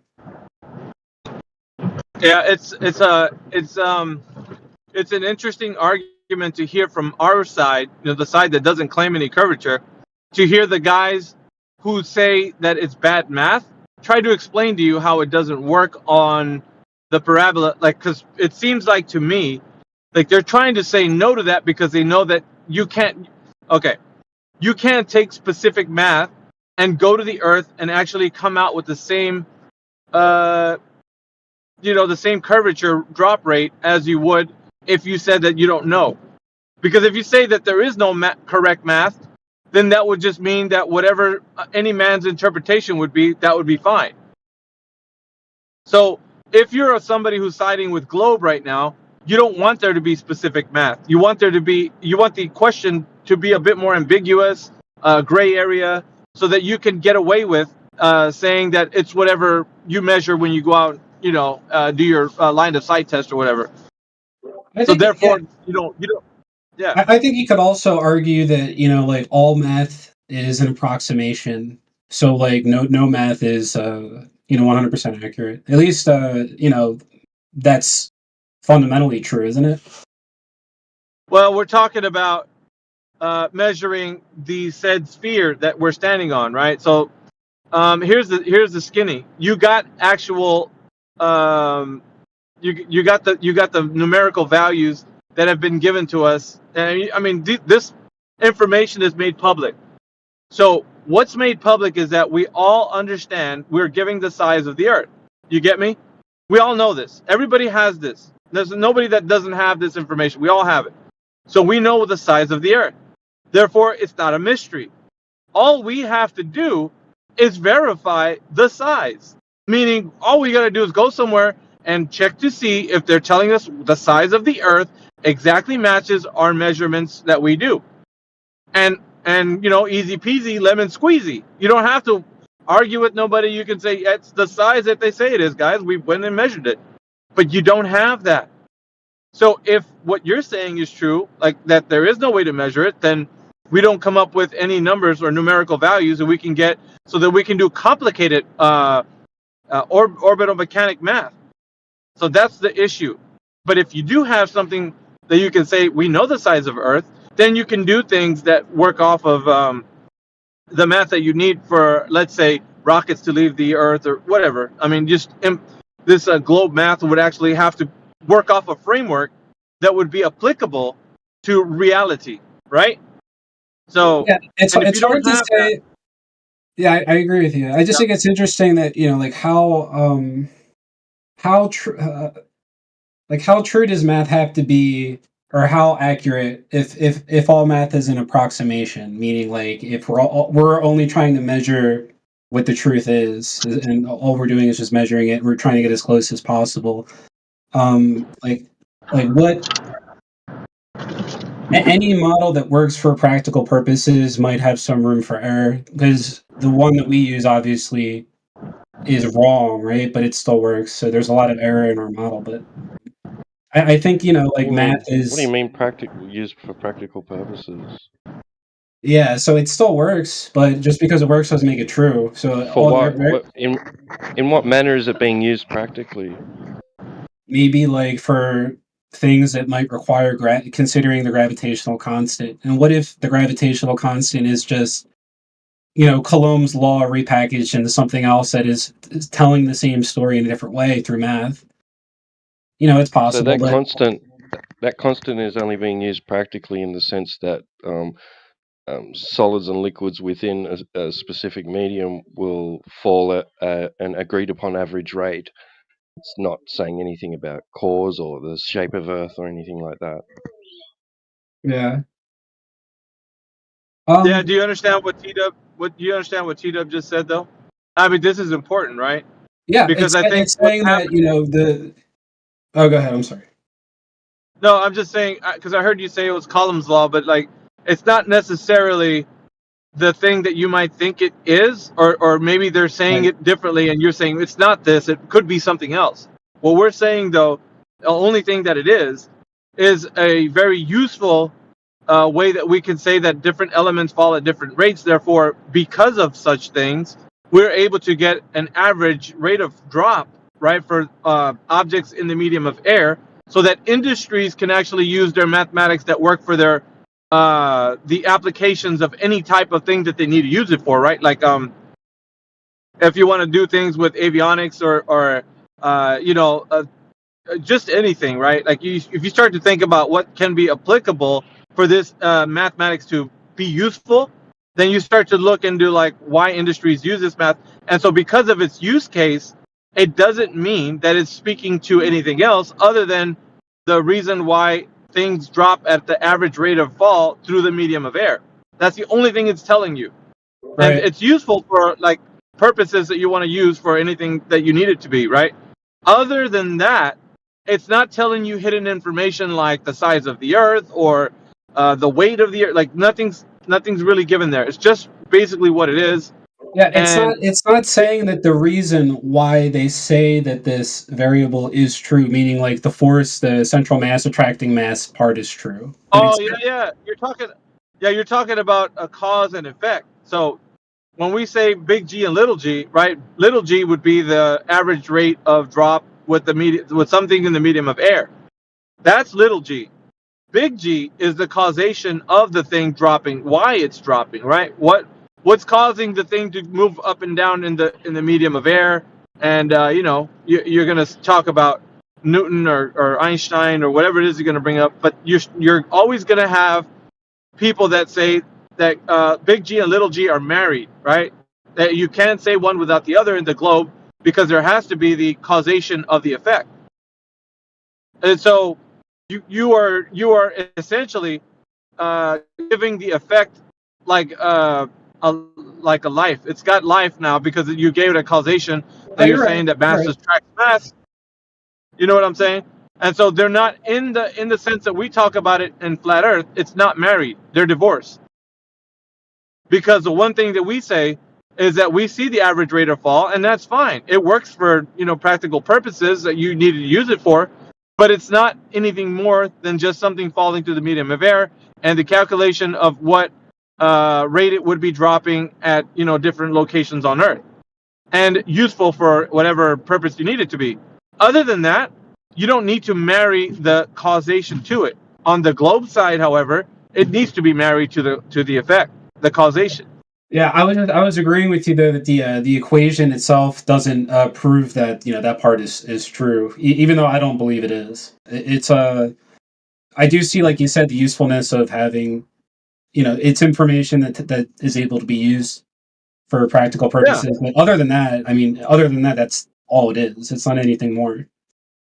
Yeah, it's not as dressed up and fancy as they might make you think it is. And I think that's the issue we have in this arena, is that the Glober comes in here thinking that they're full of firepower with the idea that they're going to talk about gravity. And they say, well, what's gravity? Well, I just dropped a pen. There you go. I just explained it. And like, no, you really didn't. You just talked about the average rate of fall, and that's okay for people on the flat Earth side because we're seeing the effect just like you see it. And the pen drops to the medium of air. No problems here, right? You find out the average drop rate of the pen through the medium of air through different places on locations on the Earth. Okay, good for you. But now we got to find out what is causing that. Now, what are you going to say? Because we say we don't know. And you say, well, it's mass attracting mass, right? So there's two things that you got to worry about something we don't, because we don't say that there's a causation to it because nobody knows. We see it as a law of nature. The law of nature is that such that depending on the ambient air temperature and the way things are in the air, everything will fall at an average rate. All objects and such. But these things are not tied into a causation for us, and so it doesn't need to be explained. So therefore, the statement is true that we would say, what is it? Causation or is independent of, excuse me, I said it wrong. What's that saying we say, T-Dub? Oh, falsification is independent of replacement. Sorry, I slipped my mind. I don't know why I didn't think of it. Falsification is independent of replacement. You guys hear me? Yeah, it's an important distinction. I've heard that before too. And does that have to do with falsifying like a theory or a model? Yeah, falsifying the gravitational theory, which would be on the globe side, right? Because if we say there is no scientific method that can be run, that we could run the gravitational theory through, therefore we can't make it empirical. It's not even a theory, as a matter of fact. It's called it, but it's not one, because you have to prove it first in the first instance, and it's not able to be proven. Therefore, it can't be done. You can't do any science with it. And to further this point, we are talking about abstracts. Now, abstracts are not concrete. They're not something you and I can work with. So if I say that Einsteinian's gravitational theory talks about time and space being bent, therefore everything is being pushed down into itself, then I'm talking about abstracts. Now, time and space are not able to be manipulated or quantified in such that you can't bend and warp time and space. Therefore, the problem arises where people start to say that it is true when, in fact, you can't scientifically validate time and space. You follow? Yeah, space and time, they're very abstract. They're basically two abstractions that are put together, aren't they? It's like how do you quantify time and space? If you're saying that space is 3 dimensions, am I wrong? Is that like what Einstein said? 40. It gets weird, right? Because now you start talking about like what it is. And so people in that arena will start to wax themselves intelligent and try to pull things off a wiki or try to give you definitions about how time and space can be manipulated when in fact you cannot manipulate time or space. Space would be length, breadth, width between you and I, right? So if you and I have space between us, how can you and I manipulate that space between us? Is it able to be manipulated where we can do something to, physically do something to manipulate that space? As in, can I bend the space between you and me so that something can happen and that the distance becomes shorter? We can't physically do anything to the space. We can do something to ourselves. Oh, sorry. No, I think the idea that space is any amount of dimensions, is a presupposition in itself. I mean, everything's based around space being any number of dimensions in Einstein's theory. I just think that doesn't sound like it's representing reality. Because what if there's... Well, I mean, there's problems that arise with this with this. I mean, you call it theory just for the colloquial sense, but it doesn't really stand up to this. It doesn't stand up to the smell test when it comes to like us trying to validate it. There's no way that you and I are going to be. I mean, it's complicated math to begin with, but even at the math level, like math is still not reality, because like all math is doing is setting parameters for something so that you can think about it in your mind, right? But it has to also apply to how you can go out into the field and actually use math to then tell you, how you can see something out in reality, which has not been able to be done with with gravitational theory with Einstein. So it's never going to be to the level where people are going to come into this arena and say we can validate Einstein's bending and warping of space-time, because that's not ever going to happen. So therefore, big G and little g, I'm going back to the premise, big G and little g are divorced in like the flat earth sense, and in the globe earth sense it's married, but it's unexplained in the sense that you can't physically do anything with it. It's never going to be something you can bring to a debate and say I can provide evidence for it, because it's not, you can't do anything. Yeah, because It's never going to happen. like you said, not only can you not prove it, but one doesn't, one isn't married to the other, and that's a big part of that's a big presupposition that people in general have. I did too. I just assumed, okay, just because little g gives you this data in an equation, that must mean that it's big G is true for that to be true. It's not. So. Yep. It's not. Well, and that's what gives people to think about different ideas, what it could be, what it does, and how it affects little g. Like, you know what I mean? The effect. It's crazy, man. Like, if you've been exposed, I don't know what side of the fence you're sitting on right now, but all I gotta say, man, if you're exposed to this conversation for quite some time, if you're just listening, if you're asking questions, you're gonna find out that a lot of things that you thought were true with the globe are actually not. There's nothing that you can actually do to verify the Earth as a globe. Really, nothing. Oh, I know. Just to clarify, I am a flat earther. I've been one for probably like a solid over a year, but I've been in here before that, just like asking questions. But yeah, this is just a couple.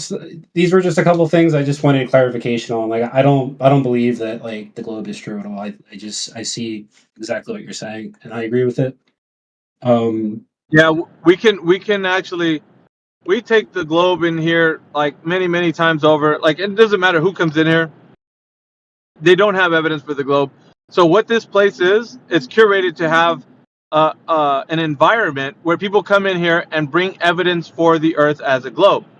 Now, until they do, it's going to be always asking for them to bring the evidence forward. This isn't like I always tell people this. Clearly, this is not a debate.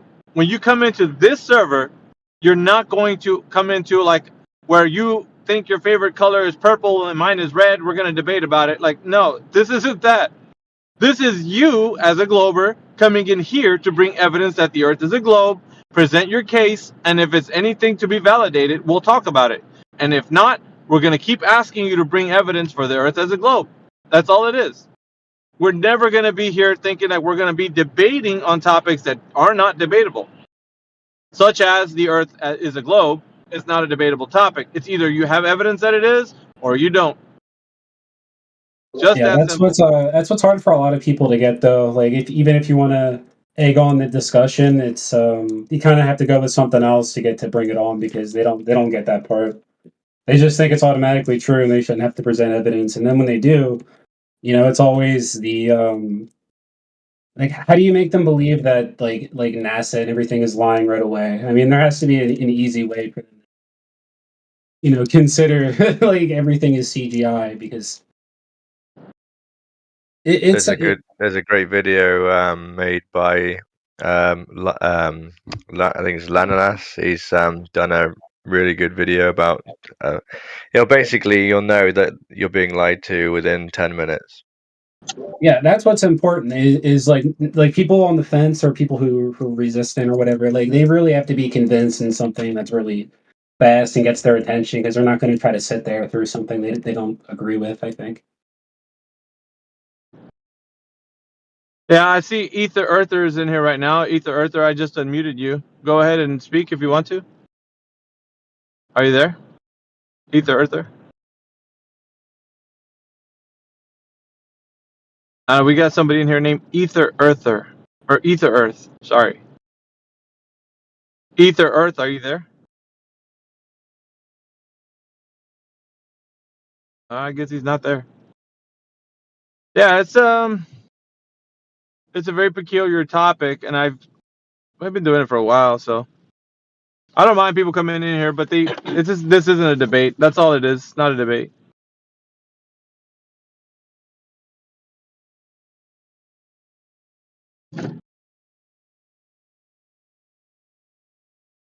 Ether Earther had a bit of pushback again with name and in the lobby yesterday. Oh yeah. Yeah, and had a bit of a challenge to some beliefs. Is he of the mind that there's ether? Yes. Ah, okay. Well, does he have a mic, G-Dub? Not that I've heard yet. No, I've only just seen some of the conversation in the lobby. Well, he's unmuted. I mean, if he wanted to jump in. Yeah. But he's gonna get some pushback in this server for sure. I don't know if we can get a cup of ether. Maybe I don't know, man.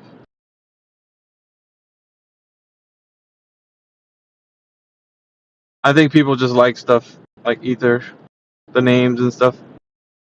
I'm surprised nobody comes in here with the name Moon Map or something. Like ice ring around the Earth or something. Yeah.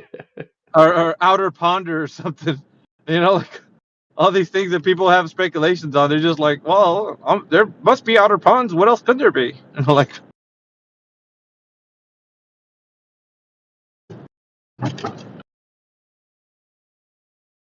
Yeah. I don't know, People man. like their flights of fancy, don't they? Yeah. And they, for whatever reason, they really like to stick to them because it makes them feel like they're talking about something that, because we've debunked the Earth as a globe, and let's spice it up, let's kind of turn it up a notch. Let's see what else is there. Ether? Oh, that sounds good. Let's talk about that. Like. Is it ether or aether, Earther? That's the same. Potato, potato.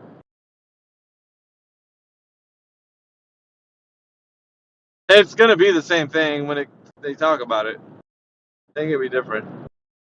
No, it's got to be something. Can't be nothing, right? It's gonna be something. Do you think the aether is a superfluid? Oh, I don't speculate on things such as that, because that means that then I have a mind to say what's something that it's like us saying, well, do you think the Earth could be, I don't know, more pear-shaped than oblate? Like, it's like what you first got to provide evidence of the monkey, then you can say what you think it could be. There's no evidence though. And saying that it's something that can't be nothing is not evidence. It just isn't.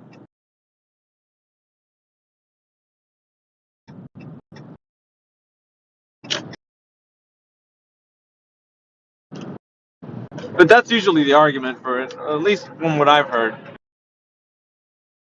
Gotta be something, can't be nothing. Yeah, typically the argument is, well, it's exactly the replacement theology that you would use for gravity. It's the same argument, immaterial. Well, what else can it be? There can't be nothing in a vacuum chamber. The light has to propagate. So, and then there's a burden of reversal.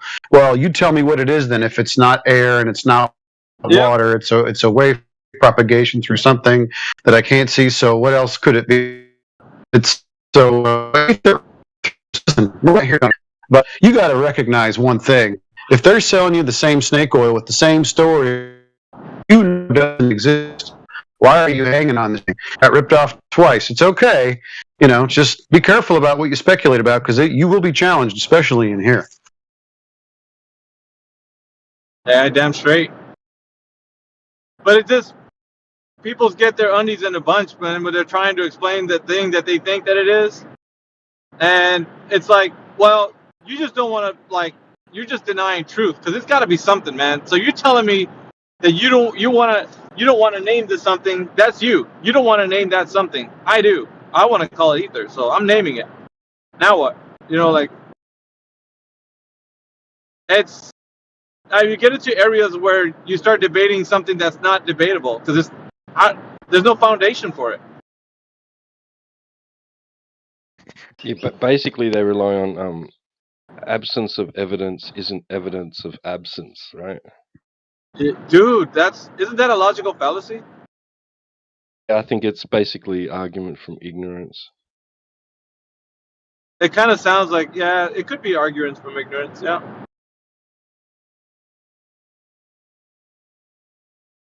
But it's got a burden of reverse proof, reversal in it. All like it's baked in. It's like says who would say it. If he didn't say it that way, then it wouldn't sound like they're asking you to explain. It's an automatic saying like, well, it's something, and you're saying it's nothing. Now the burden is on your shoulders to talk about what it could be, because it's like we're saying we're giving that monkey a name. We're calling it ether. You're saying you don't want to call it anything, which means that you're already wrong because you're not naming the something. We are.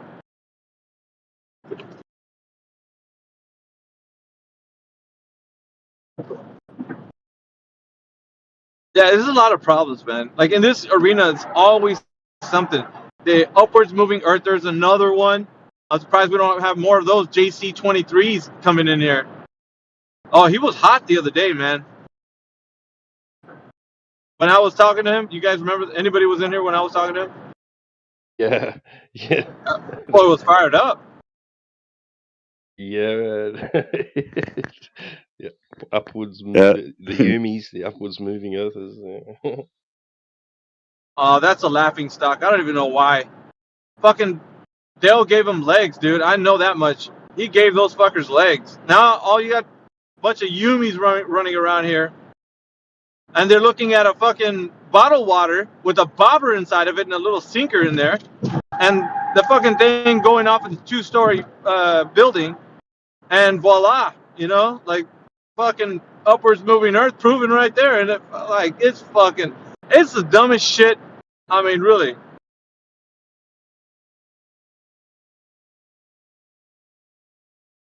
And then the guy, because he was, I don't know, man. Maybe it's because you're listening to too much speculation. Your mind turns into like oatmeal or something. I don't know. And all of a sudden you start talking like them. You start squawking like them. And like, that's the worst, bro. When your critical thinking just goes out the fucking window just for the sake of wanting to sound cool with this niche topic. It never stays within the like, yeah, you know what? We don't fucking know. Like, it just looks like something's happening, but we don't know. It's always like, oh, we see something happening. Guess what? Dude, we got evidence. Dumb as shit, man.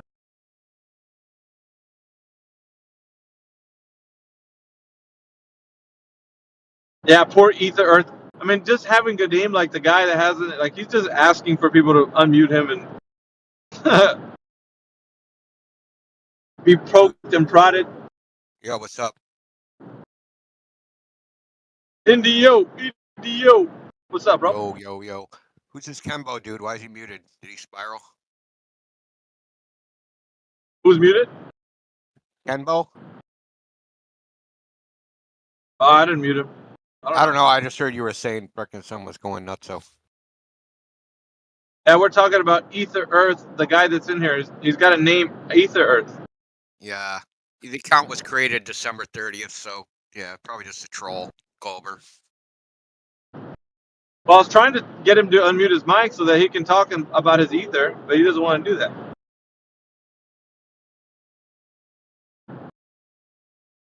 Yeah. Hey, I found out today a kid I coached in Pop Warner is playing in the NFL, man. Who? A kid I coached in Pop Warner football. I used to coach kids football. He's playing in the NFL. He plays for the Ravens. Wow, really? Yeah, someone got hurt and he started like playing regular. I didn't even know he was in the NFL because he's riding the bench. But he's been starting for the last 6 weeks. Dude just had 2 touchdowns today. His name's Isaiah Likely. That's a strange name. Yeah, it's really. And I was thinking today because he was bigger than the other kids, right?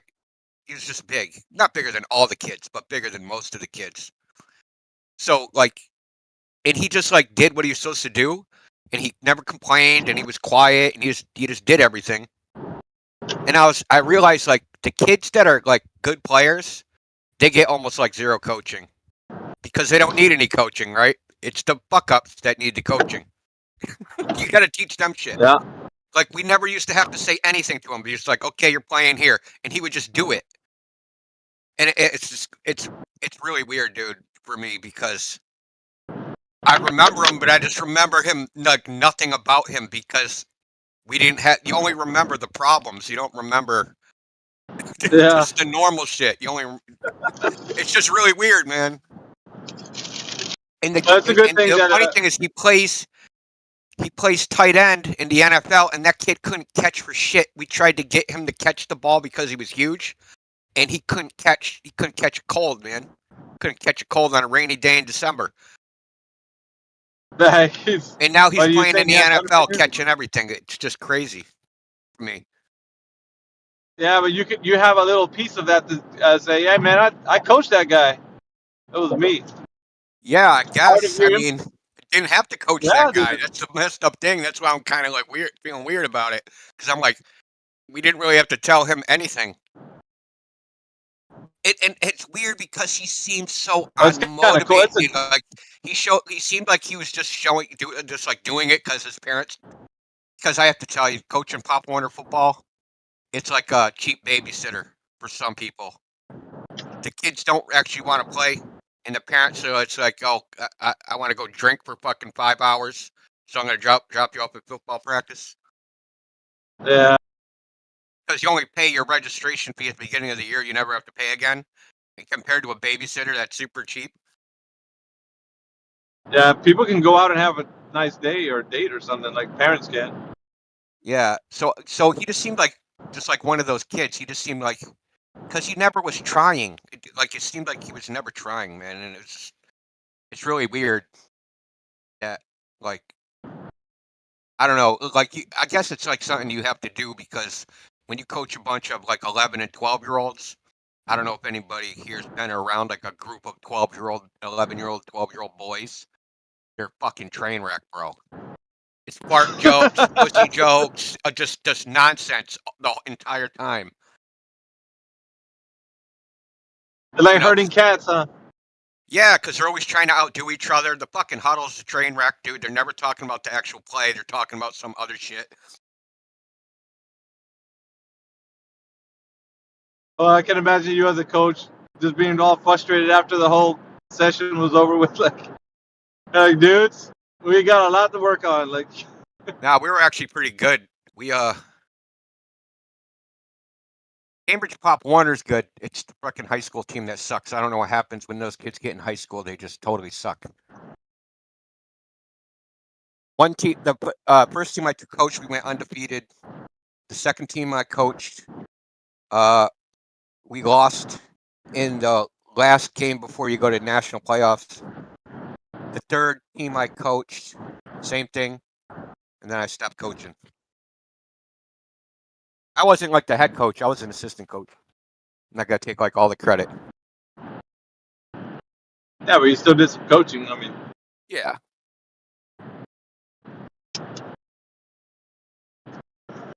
The key thing is like, got to teach them not to try and be the superhero. Because football is like, a team sport. And if you try to make all the plays, then you're out of place. And then like, that's when crap happens.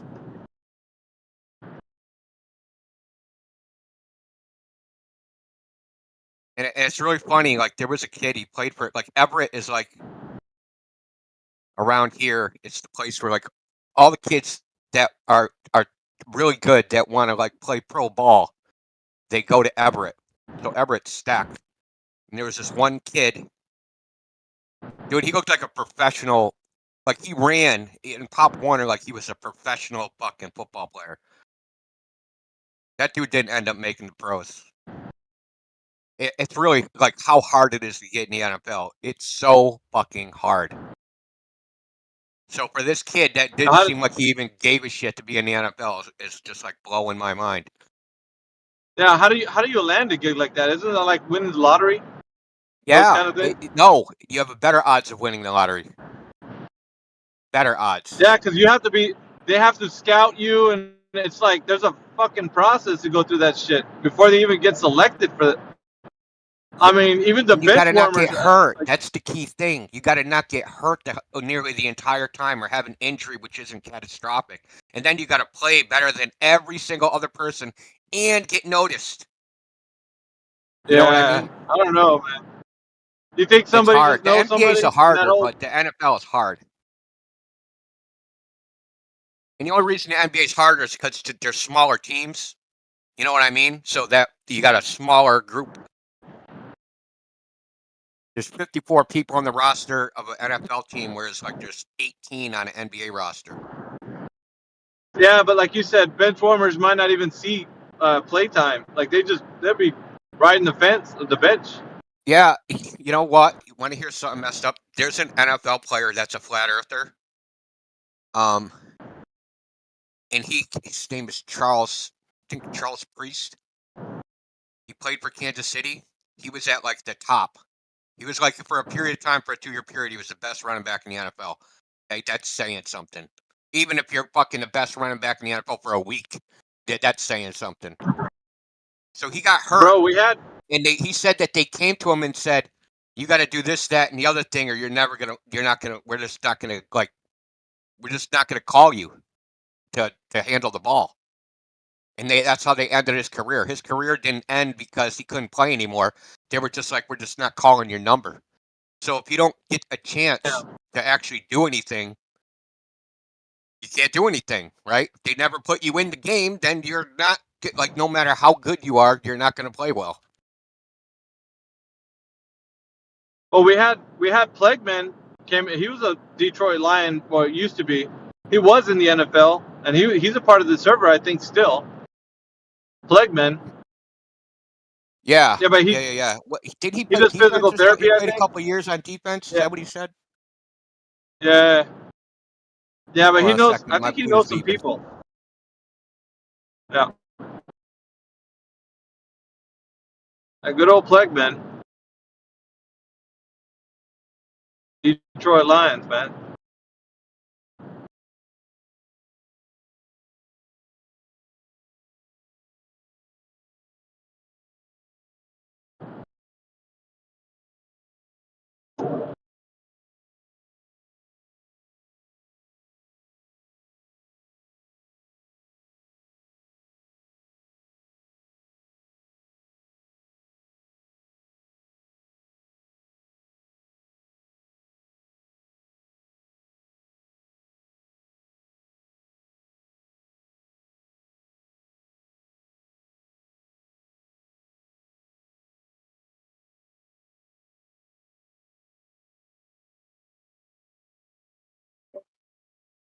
Yeah, all right, I'm back. Driving? Alpha? Yeah. I'm on the move.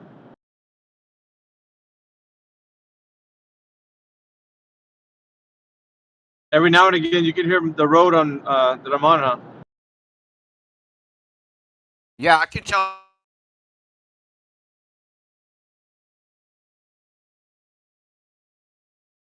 India, we lost him. I thought it was me. I couldn't hear him. I was like, oh shit, I lost him. You're okay.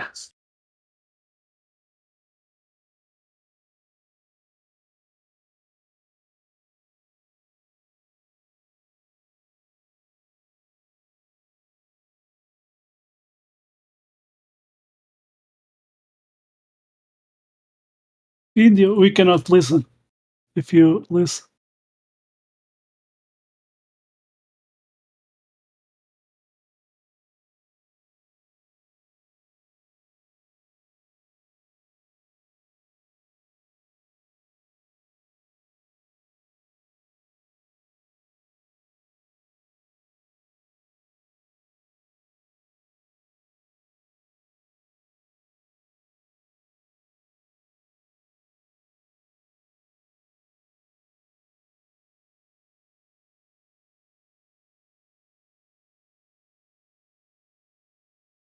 Fuck, man, my laptop shut off.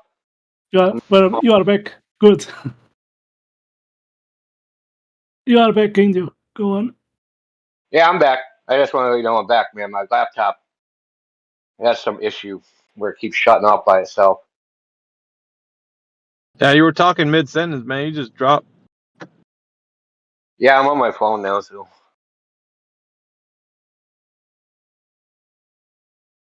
Yeah, we had a couple of guys in here, man, but nobody's really wanting to throw down.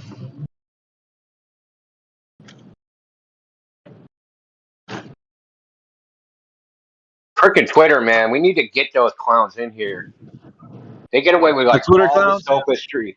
They get away with so much sophistry on there, dude. It is annoying as hell. Like, get your ass in here. Get on voice. Didn't you go in there? I thought you went into that den.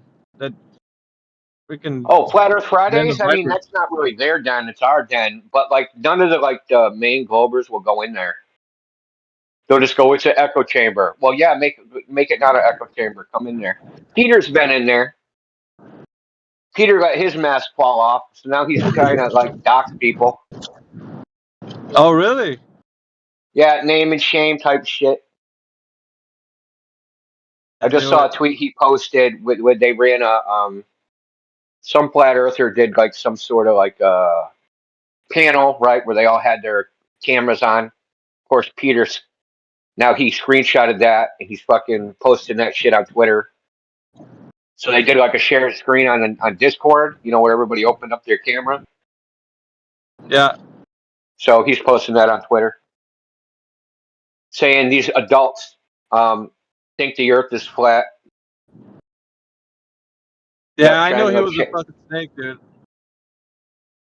Were you in here the other night when he was like, well, if you think neutrinos are bullshit, why don't you publish a paper? I'm like, yeah, okay, pay me. He's like, I'll give you $100. I'm like, no, dude, that's not enough. So he said 100,000. I was like, okay, go. And he wants me to help him collect the money to pay me. Like, no, dude, no. Like, dude, you gotta raise it up. He said, well, I'll start a GoFundMe and I want you to put your name on it. I'm like, why do you want my name? Right? So this is his game, right? I'm like, dude, why would I help you collect the money to pay me? I told Gemsy, I want you to mow my lawn, man. But you have to help me go collect the money, right? We're going to start a fund so I can pay you to mow my lawn. But you have to help me go get the money. Dude, fuck that shit. What the hell is that, man? That's funny. I was thinking, right? Because that's all recorded. Unfortunately, it's recorded on Rumble, and there's something wrong with that recording. It's not actually saving. It's just like a continuous stream. It's pissing me off. But he really has to fix that shit. I was thinking about just doing it, and since he said he was going to pay me $100,000, right? Okay, I got the paper. Here it is, dude. Where's the money? You ordered this, right? You ordered this product. Yep. Now you have to pay for it. I witnessed it. I'm a witness. I heard it. Me too. You can do it. I heard the whole thing. I was there. Oh, there we go. Oh, it's funny. It's funny, India, because I was actually mowing my lawn when I was listening to all that. It entertained me for the whole time I was mowing my lawn. That's funny as hell, man. Bro. That's funny, dude. Peter's he's a character, bro. I knew he was a fucking snake for a long time. But he tries to be friendly and whatnot. He's not friendly, dude. He's just looking for a fucking gimmick to get you guys. All he wants, day in and day out, all he wants to do is find an angle to see how he's gonna fucking kibosh one of you guys in here. That's all he's looking for. He's looking for a reason. He's looking for a gimmick. He's looking for something, bro. And if he can put something on you, he's gonna fucking twist the screws. He will do it without even thinking about it. And a lot of people are like, "Oh man, Peter's such a good guy." Peter's a fucking snake, dude. Him, and yeah, that's why I don't. When they come in here, I fucking drag them around every time, dude. Because I know these guys. They're character types. Those are the ones I drag around. Like I'll fucking, yeah. The rest of them are, kind of go a little bit easier on them. But him and like the rest of them, fuck, dude.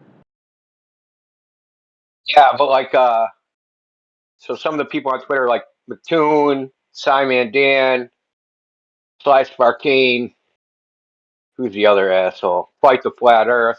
None of them will come in Flat Earth Fridays because they're not getting paid. You know what I mean? They can't make no money off of that, so they don't want to. They don't want to entertain that. Yeah. Your whole paper will be just one sentence, won't it, Indio? Yeah. Yeah, it's just one sentence, man. There's no evidence for neutrinos. And he paid for it too, so 100,000 goes to you. Or didn't I say there's no direct evidence for neutrinos? That's what it is. Whose argument started with neutrinos, man? That's so idiotic.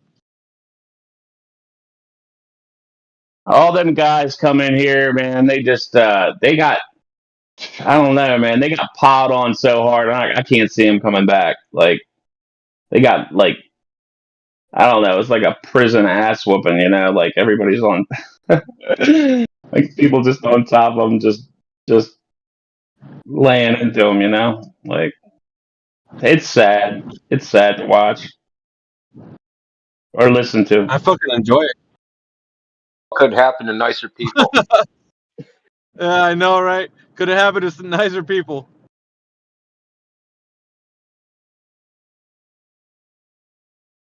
Yeah, just like, don't come in here being a Yumi or fucking other clowns that think something's happening when they don't have any direct evidence for it. Because, don't do it. Neutrinos is 3 stages removed from direct evidence. It's an indirect observation from an indirect observation from an indirect observation from a theory. So what they actually observe is a light flash. But how that flash of light occurs is based upon a theory that there's a particle moving in a bubble chamber faster than the speed of light in that medium, right? It's called, emits something called reverse Cherenkov radiation. And that was created by a neutrino interacting with the nucleus of an atom via the weak force, and that neutrino came from the sun. Dude, this is so far removed from the actual observation of a flash of light. It's crazy, this. But Indio, did you hear what he was doing the time? I heard him a little bit when you were in here talking to him about it. What he wanted you to do was make a claim, and then he was playing the part of the flat earther. He was like, "Oh, yeah, well, tell me how that happens." Like, "Oh, so you're saying that?" Like that's what Peter. He really wants to fucking flip the script and have you do all the like bringing of the proof of the claim. So listen, guys, if you're in there right now. If Peter's in here, he's going to do the same thing to you. He'll wait to see if he can get you to talk about how the evidence is had for whatever it is that you guys are discussing. And then he'll have you like bring it up like how you know, and like, cause he's been done. That's been done to him so many times. That's what he wants to do to other people. So just making you aware. That's what Peter's all about. Cause he's also a liar. He's also a liar because he denied that he quoted the Principia. He quoted directly to QE in here and posted a screenshot of the thing that mass was the quantity of matter. He denied that he said that. That's just a straight fucking lie, man. And then when QE corrected him, he said, "Yeah, that's what I said the whole time." Yeah, that's what he said. He pulled a Zanuck. He fucking pulled a Zanuck out on him, man. Because that's what Zanuck. Remember when you were having a conversation with Zanuck? I can't never forget that fucking day, man. You were taking him through the paces, man, and he was at the end of it playing chess with his fucking self, and he's siding with you in your argument because you guys were talking about the way light behaves, and then he was like, "Yeah, that's what I said," and you're like, "Dude, I'm fucking saying that." Like he actually was on he was basically siding with your argument for light, and you guys were talking about. How light? I think the subject was either the moon or does light bounce off things directly? I think you guys were talking. You used somebody. I think he used a doorknob or something. I think it was the context. Oh, the door. Yeah, that's right, a doorknob. Yeah, you remember? Yeah, and yeah, I and, and remember. it and it and it was like I think you were talking about how light bounces off of it, and he said light doesn't reflect it, or he basically sided with your side of the argument, and then he came out and saying that yeah, that's what I've been saying that all along, and you're like, dude, no, you fucking weren't. Not when you first started. You're actually saying that the way light propagates, and then when you took him through that. It was odd to me that nobody was like, dude, you're a fucking liar. You said like it's because it's like a sleight of hand. When they do that shit, nobody notices they're actually playing both sides. Like they want to say the thing that's contrary to what they're saying, and then agree with you to make it sound like they don't want to have egg on their face from like disagreeing with you. Oh, dude, you It's tried to a pull the fucking duck season, rabbit season shit on me. That does not work. yeah. From the duck season, rabbit season, duck season. No, that don't work on me, man. I'm not Elmer Fudd. Somebody will make a like that tape of Rumpus where he's like, they do, and then like the next thing's like, Yeah. they don't, and like they do. It'll be Huey will make some shit like that. It'll make him look super stupid. Peter the not so great. It's friggin' hilarious. Yeah, we'll do it again to him when he comes back. I love when he Yeah, contradicts the chess analogy is pretty funny, Meggy, because it's like he started white and I started black. Now all the black pieces are on his side of the board and all the white pieces are gone. And he was like, "Yeah, man, I was black the whole time." I was black the whole time. And you're like, get the fuck out of here, dude. I was the one that was black. Pay attention. It's funny, man. Peter does that too. Well, he started to anyway. Yeah, Zanuck is better at it than him. I have to admit, Oh, way better, yeah. because Zanuck at least has Zanuck is kind of like a salesman. He tries to sell it, whereas Peter just tries to brute force it, and it's just not believable. Yep. Because Zanuck has fucking layer cake of bullshit that he comes along with it. Fucking Yeah, exactly. he fucking lays it on super thick, dude. I'm like, this fucking guy. Like he says he's I'd a fucking hire Zanuck expert in a at every heartbeat. fucking I'd hire Zanuck in a heartbeat. Yeah. For whatever marketing, sales, the He's man's good, good isn't at he? it. Yes. He's good. He's fun to talk to.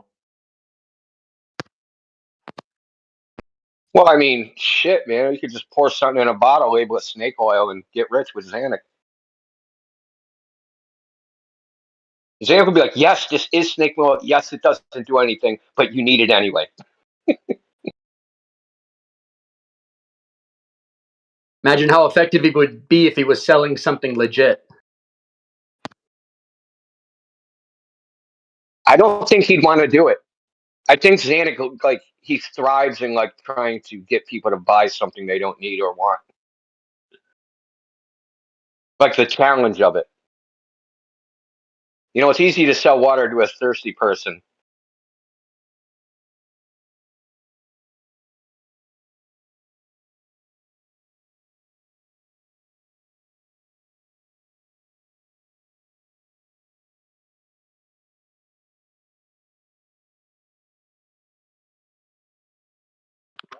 What'd I miss? Meme, you still on Twitter? Or you off of that? I have X, my whatever they original. call it. I just have my original shit posting account left that I was able to recover. Did you get kicked off that? I got like all of my accounts got banned on there, but I was able to get my old account from 2014 back. It's not a FE account though.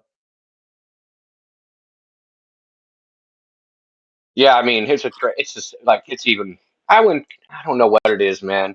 Now the Glovers are more hive mind than before, whereas before they were kind of acting on their own. Now they're just they were kind of grouped together, but now it's definitely a concerted freaking symphony. Oh yeah, and I mean you can tell when somebody's botting their likes for exposure. So they'll have 15,000 likes and 5 responses. Yeah, and the thing they do, man, is they copy. It's the same style of post, right? So they'll make a tweet, and it'll just be like a particular structure to the tweet, and they all doing the same thing, but it'll be, it won't be the exact same tweet. It'll be like something, this flat earther doesn't understand gravity, and it'll be some TikTok of someone saying something on TikTok about some flat earther saying something about gravity. But then if you look at some other glober, they're talking about some other flat earther saying they don't understand the Coriolis, right? And it'll be some other video posted. And it's like they all have the same tweet structure. It's really freaking weird, man. Yeah, they do. It's because over time they've all like gotten networked. They're in like the same Discords, and there's a big DM group on Twitter. So they're all in the same DM group, and they'll say, "We need to do this. We need to do that." And I mean, it's a small group of them. It is actually a small group of them, but like people who want to be like in the popular in the periphery, they'll pick up on it and copy it. It's like the in-group always knows how to respond, and they always know what the orders are, even if there are no like direct channels or orders. They just kind of know what the hive mind wants. That's typically how in-group and out-group works. So Sly Sparkane said this today. Listen to this. Gravity causes gravitational acceleration, which causes mass to attract mass. This dude legit typed that into a tweet and hit enter. Gravity causes gravity, which causes gravity. Nice. Yeah, I'm like, dude, you're just saying the same thing with different words. It's a tautology, man. But how do you make mass is supposed to cause the gravitation? It was all backwards, right? So mass attracts mass is supposed to cause the gravitational acceleration, and mass attracts mass was supposed to be the gravity, right? He literally said it backwards, everything backwards. He had the causal mechanism. It's in reverse. The effect cause relationship was in fucking reverse, dude. Like I couldn't believe it. Like, dude. Well, how do you running argue with around? someone? How do you argue with someone like that? I don't know. And he I mean- legit has his girlfriend on there, like liking and like parroting everything he says, dude. Imagine that, man. Yeah. Getting It's saved just- by your wench. It's just that's the thing is when you make your like they're clever about that, how they structure like their short little tweets and everything. It's all structured in a way where it's not really easy to even respond to it because it's just blanket statements and like reverse logic. Like how do you contend with someone who's not making an argument? Yeah, the reverse logic. They won't even acknowledge that what they're saying is completely illogical. This dude just kept saying the same. He didn't understand, like, you can't say the cause is also the effect at the same time. And then Slice Works thing, I said, you just can't claim that Cavendish's sideways motion is the same as something falling down. He was like, yes, I can. Okay, yeah, okay, well, like, whatever.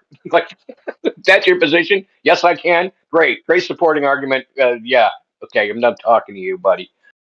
You're a crazy person. I mean, if all they're doing is making claims, then what exactly? They just keep doing it, though. Even if you point it out, they just keep doing it.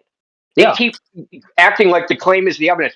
Oh, you never refuted my claim. Well, you didn't provide any evidence for your claim. Well, what's the alternative to it?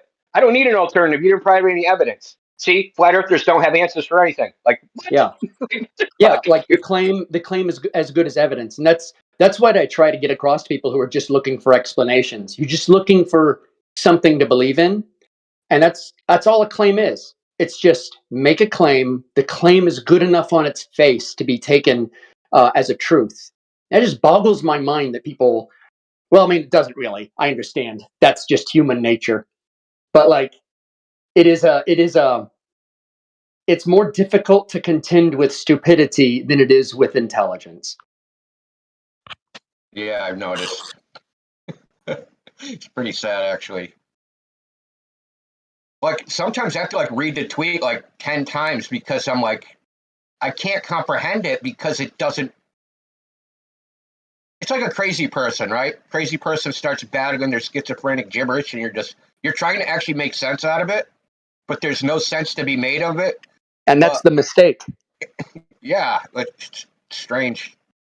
It's just these schizoid people haven't recognized as schizoids yet. We have. We've recognized the insanity of it. So I mean, really, like to me, they're not even our. I think that they're all so chummy now, and they've all like collectivized so much, mostly because they can't argue with us, and so they're trying to like go to the demos and just try and talk to the people directly, but it's not going to work for them because the people are already on their team. All they can do is preach to the choir. And so like they're not even like the target of like who I would debate with. Why would I talk with someone like Sly Sparkane ever? Because that's all he's going to do. He's just got that clever ability to turn anything intelligent retarded. Yeah, man, I was calling him a SPED. He was like, I don't know what a SPED is. It's like, I didn't tell you. Of course, they don't say special ed when you're getting on that short bus, buddy. Yeah. They don't tell you, you guys are the special people. That's why you have the helmet in the short bus. That's right. But I mean, it's like our target isn't them either. I don't think. I think our target is the people who are ready to think. And so just by that metric, that's why we always win.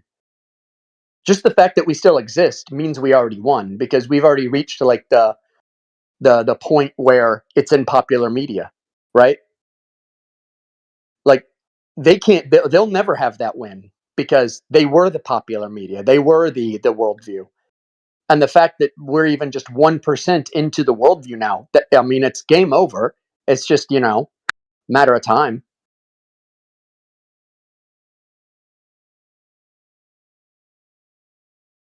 It's like once the gangrene sets in, that's it. Yeah, I just so want to get like some of these YouTubers on Voice, man. And like the ones that do like debates like McToon and Fight the Flab, they won't do it. Like they'll only do like moderated debates where they can cash in on super chats. And I don't want to play that game. I don't want to make them any money. I just want them to. If you're really concerned with the truth, just get in here and. I'll debate Fight the Flat Earth and I'll just have like I'll set up a webcam and it'll just be my chest and arms. And I'll be like, I don't have to disprove you, fatty.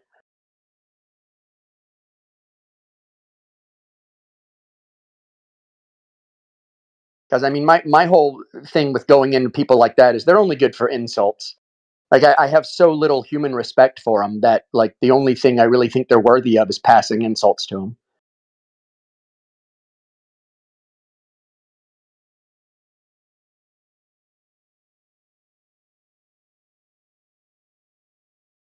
Wasn't it McToon that me and Miggy? Yeah, Miggy and I. 59 minutes straight. He wouldn't tell us the cause of sunrise. 59 minutes.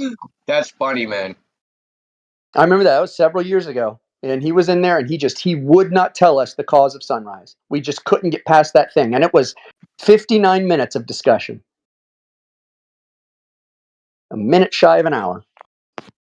I'm sure Miggy remembers that. Well, dude, he was like one of the first persons to debate us in the old Discord. There was Negator, and I think then McToon was the next victim. Negator. I debated him about Polaris. Oh yeah. I think I remember that one. Negator is just always going to stand out for me with the why doesn't the balloon disappear from the bottom up as it floats away?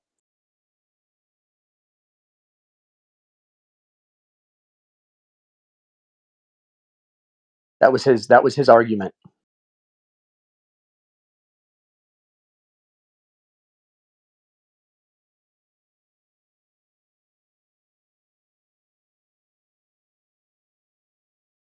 And I think that was the last time I ever seriously talked to him. in any kind of like serious way. From that point on, I was only interested in insulting him. Yeah, he's like vanished from the scene. Yeah, yeah.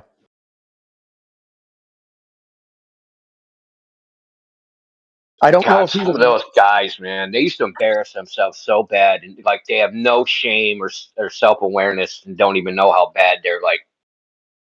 They don't even realize like they can't cope with it because there's no way a flat earther can be right. So like I'm actually making progress. Like, dude, you're just embarrassing yourself. What are you talking about? Negator had at one point DM'd me and told me I didn't deserve the ring. The ring they give you in Florida for passing your engineering evaluation. Like, well, if you're an engineer, I got some bad news for you, Negator. You're a bad one. So, you know, the funny thing is, I've heard other Globers say shit like that. Like, not exactly a balloon, but I think I did hear one person say that. You were there with me when Negator said that. Yeah, didn't he first say it? I saw him say it in like the YouTube chat, like in the text, and then he brought it in here. Like, Well, what? I think what had happened, I think the order it happened in is you and I were arguing with him, and then he said that. And from there, someone called him out on it in the YouTube chat, and he repeated it. Yeah. And then like a year ago, I think I told QE about it, and QE confronted him about it or something. Or he made like a one of his, I guess, bullet points out of it and credited it to Negator, when he was like revealing stupid like Glober assertions. Oh yeah, the top 10 worst The top Glober 10. arguments or something. Yeah, yeah. I mean, you got to be a special kind of fool to make that top 10 list. Because you got to think of all the competition. Thousands of dumb statements from Globers. It's like dealing with it. I'll tell you what it's like dealing with. It's like dealing with new Star Wars fans who are trying to explain why the new trilogy is so good, and they have to come up with all this like wackadoodle nonsense. And they're all trying to outcompete each other for why it's a masterpiece. And you're like, you're all full of shit. You all know it's bad.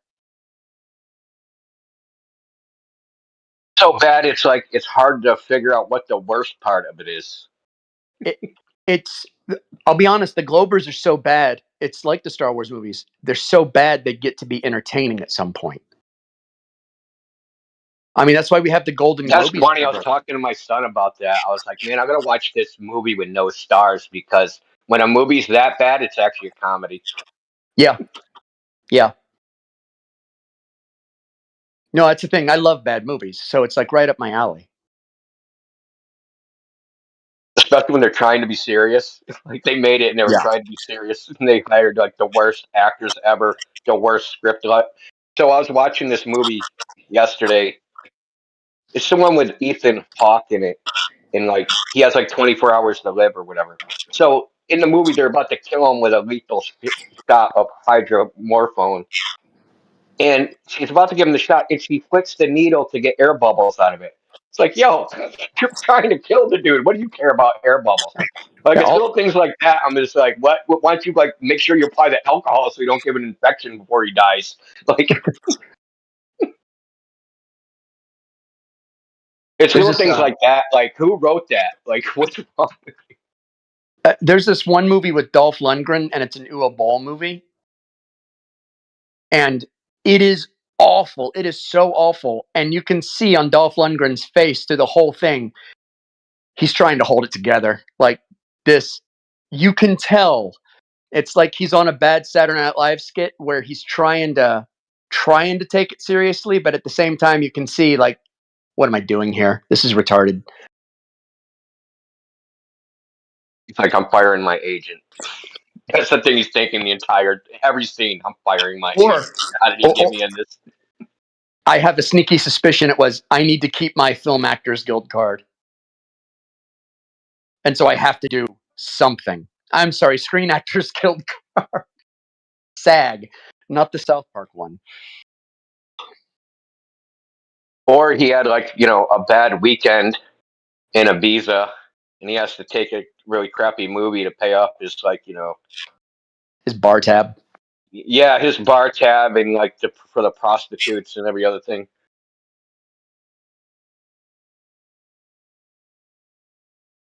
You know, rich people, they like, a lot of people don't realize the super wealthy, they hire prostitutes because there's no baggage, right? Yeah. They pay them to go away. Yeah, that's They don't it. even pay for the sex. Yep. Oh, I know.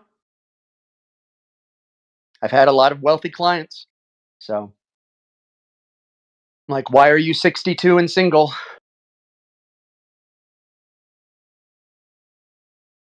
I got the movie for you. New York Ninja. Watch that. It's the worst. It's the worst movie. I think Freaking I've seen literally that. ever. I think I've seen that.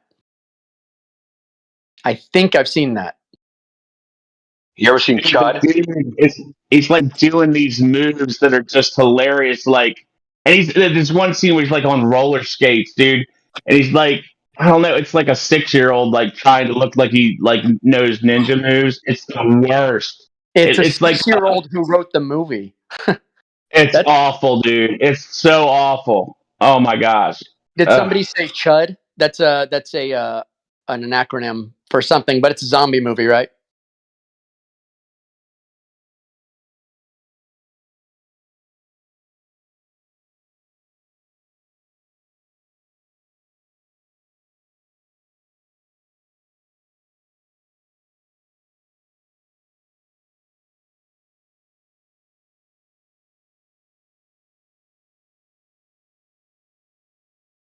Did somebody named Peter just come in here earlier?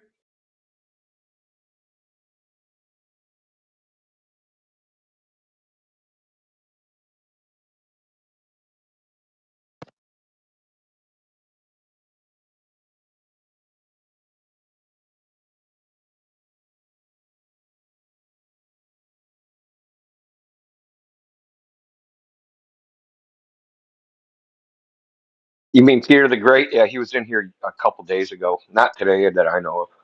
He's a snake. Oh yeah, I haven't run into him yet. Absolute snake.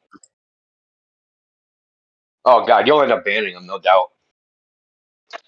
And he did the reverse chessboard thing, the chessboard fallacy. Oh yeah. He was like, well, if neutrinos aren't proven, why don't you write a paper and prove why they don't exist? And then, you know, all these scientists and these co-authors on these papers, they're just wasting your time and, you know, wasting all the tax dollars. So why don't you straighten everybody out? I was You like, know how many dude, Dungeons and Dragons? You know how many Dungeons and Dragons novels there are? I don't think a proliferation of writers on a topic is what gives it legitimacy, is it? Well, I asked him, I was like, dude, so what, like, you really think there's 200 co-authors in that paper? What everyone do, write 2 sentences? I mean, you know what I mean? Yeah. Is it a 400 sentence paper where each person wrote 2 sentences? No, they have to justify their jobs, man. Yeah. We called up 200 colleagues and asked them if they agreed that neutrinos exist. They said yes, therefore. Well, it's CERN, right? So I you know. Oh yeah. I don't know if that one was at CERN. Well, I mean, it's CERN affiliated. It's called San Toro or something. It's in Italy. Well, like let's say you're a Catholic and you're writing a paper about the legitimacy of the church, and you call up 200 priests and ask them if the church is legitimate. What do you think the answer is going to be? Of course, they're going to say it's legitimate. Like, of course they are. So why wouldn't they do that in academia too? Of course they do. Yeah, what else are they going to say? I quit? No, it's not. I quit. I would like to lose my job. That's what I was telling. That's exactly what I was telling Peter. Like, what else? What are they going to say? Neutrinos are baloney. I quit. I'm going to go do a real job. Like, no, Glober's. No, I'll take that €250,000. Thank you.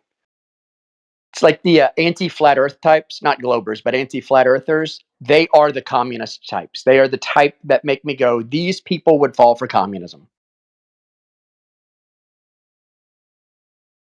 Oh, they'd be the useful idiots. They'd be like at the front of the purge line, right? And then the real purge is the one that's following behind them that's going to purge them. Yeah.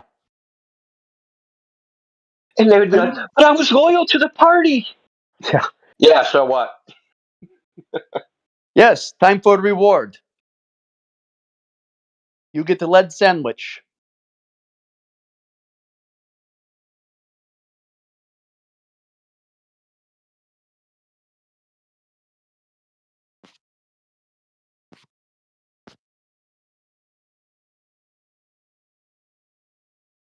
Well, I was just dropping in because I saw everyone in here. So, but I was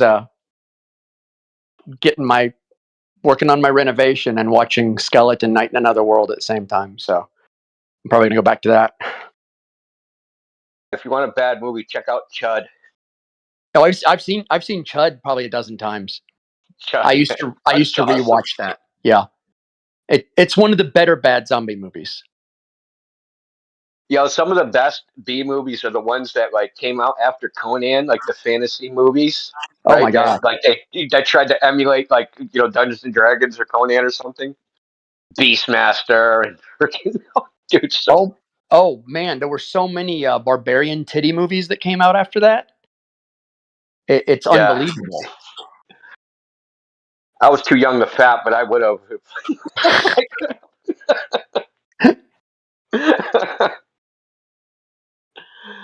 Dude, like, what was that movie with Ringo Starr? Was it Caveman or something? BC. Oh, BC, yeah. It was called 10,000 BC? Yeah, that could have. Yeah, 10,000, something like that.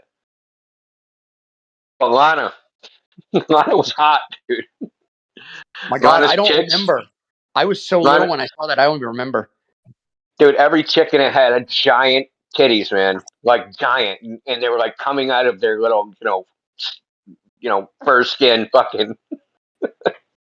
Dude, Beastmaster. I watched that movie so many times when I was little. Dude, Rip Torn as the like priest. As the and wizard. Dude, Yeah, the the father from freaking Good Times in a freaking like skimpy freaking like kung fu outfit. That was hilarious, dude. Beastmaster. Classic. Yeah, Crawl. There were so many of them of these like Dungeons and Dragons like imitation movies. There's some that were pretty good, dude, but never like made it like mainstream. There was one I was trying to find it on the internet, but I couldn't find it because I don't remember the name of it. I saw it like in '83 or something. It's like something that would be show on Showtime like during the day, some knockoff movie. Some of them are like diamonds in the rough. Oh yeah, certainly. No. The only thing bad about them is like the special effect or something, because they didn't have the budget for special effect. So it'd be someone just rotoscoped some like they just like used a magic marker on the screen to show like a lightning bolt or on the film. I mean, yeah, I enjoy that because I feel like the lower the budget, the more quality your writing and story has to be usually. Because the higher the budget, once you get into the $100 million range, the movies turn into garbage because there's so many different interests in the movie, like commercial interest in the movie, that everyone wants to put their little thing in, and they have all these different test groups, and they water it down so much and try to make it appeal to everybody, and it just turns into garbage at that point because it's such a high investment. They feel like they have to do that. And so there's like, it's not a piece of art anymore. But when you get down to the lower budgets and you have good writers, like that's the original Conan movie. Conan the Barbarian was written by Red. Who wrote Red Dawn? It was I know it was Oliver Stone and geez, what was his name? Who wrote Red Dawn? Let me look that up really quick. Dude, I think modern dialogue in like blockbuster movies is so just horrible. It's like nobody talks. Who remembers about that. Stone Cold? Who remembers Stone Cold with Brian Bosworth and Lance Henderson? That was a hilarious movie. John Milius, that's it. John Milius. It was a John Milius Oliver Stone movie, and it had almost no budget. They filmed it in Mongolia, and they dyed vodka red for the blood. Like, awesome, and the writing was awesome. The plot was awesome, and it was actually like an actual Nietzschean tale. What's the name of it? Conan the Barbarian. Oh yeah, that was filmed in Mongolia. Yeah, it was filmed in Conan Mongolia. the Barbarian is a great movie, dude. Like seriously, great. Yeah, and it's like in the end of the if you watch the movie and you listen to the dialogue, you're like, oh, by the end of it, you know what the riddle of steel is. It's not that steel is strong. It's not that flesh is stronger. And it's not the flesh. It's the will. The will is what's strong because it's the will to act. Yeah, there's so many like morals of the story in that, right? There's so many like different threads. Because like I don't know, because it isn't like Conan's a great warrior, but like he also has problems, right? So it isn't like he's just a Mary Sue killing everybody, no problem, never gets wounded. He almost dies multiple times. You know what I mean? He's almost killed by the witch. He's almost killed by the dogs. He's almost killed by the frickin' tree. He's killed over and over. He has loss, right? So there's there's struggle there. It isn't just like I'm Conan. I just kick everybody's rear end. You know what I mean? He has to struggle.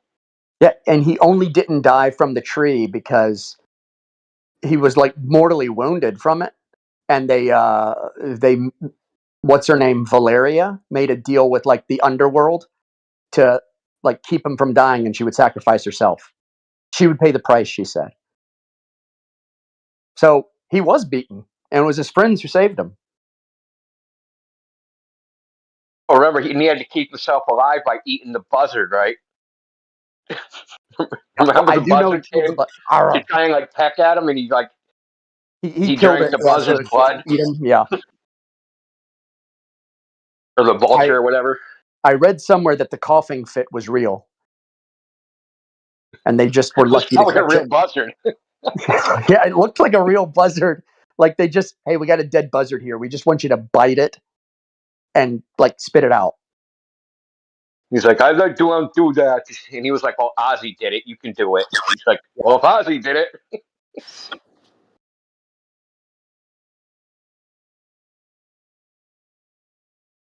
Yeah, that was definitely a great movie. Modern dialogues are horrible. They're always doing exposition on like what they're doing as if like you're retarded and you can't figure it out. So like they're like Howard Cosell to their own actions through the whole damn movie. That is so annoying to me. Like nobody talks like that.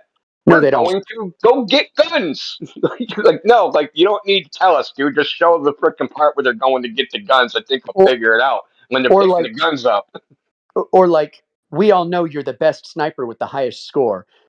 And it's like, why don't you just show it happen? Why don't you just show, like in the beginning of a movie, some wild sniper shot, and then you'd never have to explain that. It's like you they can don't explain it realize. after the fact, right? Yeah, You they can explain don't. it after the event. Yeah, and now, yeah, they do it both now. They'll show the crazy shot and then explain it. Like, and it's like, it's a visual medium. You don't have to say the things. It's visual.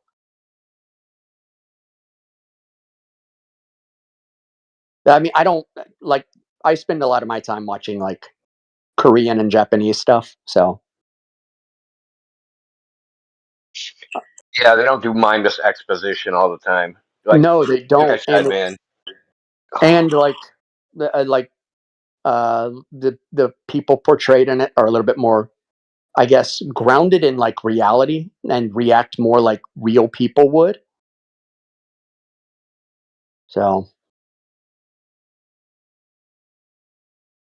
Yeah, even if they have like say the protagonist, like he's gonna go on like a murderous rampage and kill, gazillions of people, do something super crazy, right, and unrealistic. Even then, they portray it as like a one-way suicide mission that can't possibly work. Whereas I just watched a movie yesterday called, what the hell was the name? Message Man, and like ex assassin, hitman, da da da da da. He runs, he kills, murders like 200 people in the movie, and just gets like a minor fucking bullet wound, and half of it is like hand to hand combat with swords, knives, lethal weapons. Like, come on, man, yeah, just come on. I think that's why the John Wick movies work for me. It's because they don't feel like Western storytelling, as in like modern Western storytelling. Well, I mean, they incorporate some supernatural stuff in there, so it becomes more Yeah. believable because, like, why ain't this dude getting tired? Like, okay, because he's got there's a little bit of supernatural, black magic voodoo going on. He's El Baba Yeah. Yaga, right? He's just not like a normal human.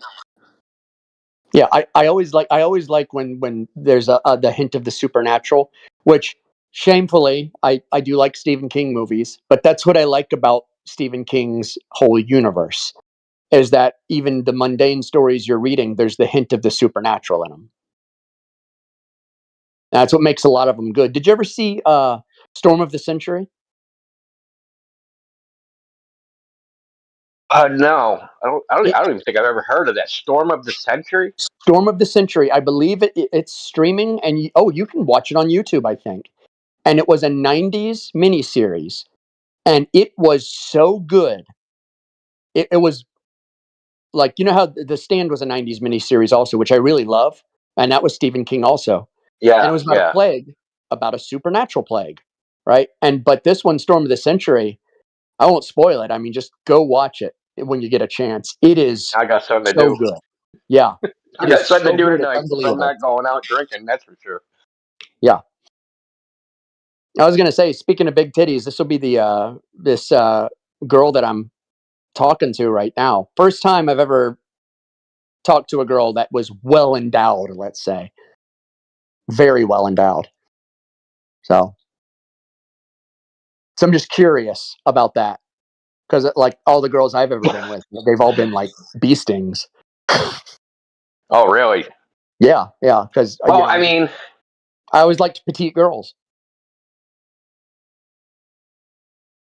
I've had well endowed. Oh, man. I guess you could say the experience is varied. It depends on how they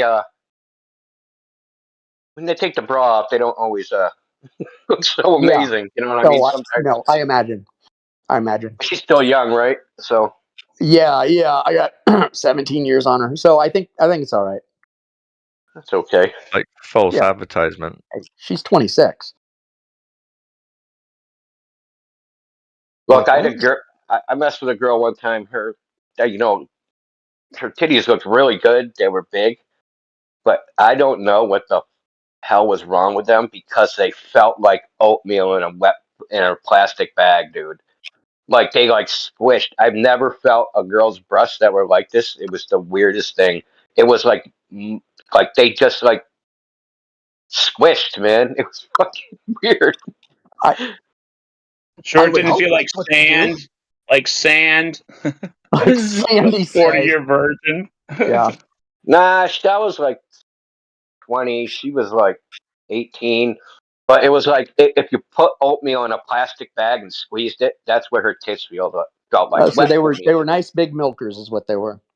They were, but they weren't like there was no suppleness to it. They were like mush. Gross. I can't even believe I'm talking about this right now.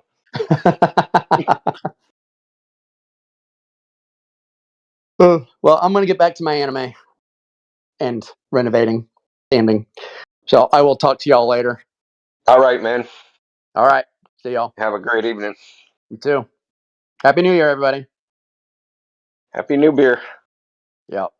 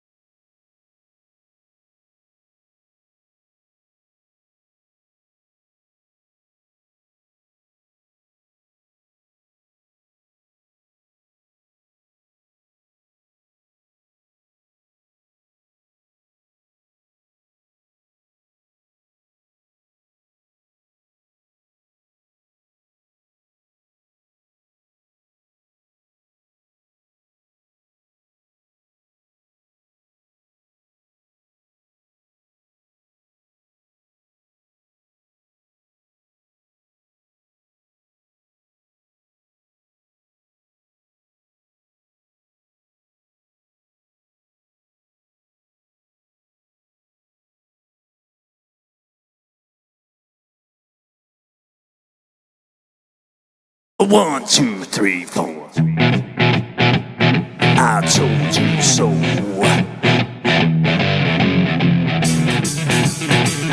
I told you. I told you so.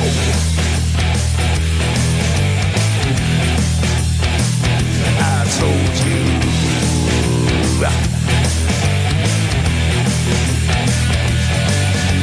Remember when I told you about 9/11? Remember when I told you about Building 7? Remember when I told you about the fluoride in the water? Yes, I did. Remember when I told you about the New World Order? Remember that? Remember when I told you about the chemtrails in the sky? Remember when I told you that NASA was full of lies? Remember when I told you about the ultra mind control? Well, I just want to say that I told you so, yeah.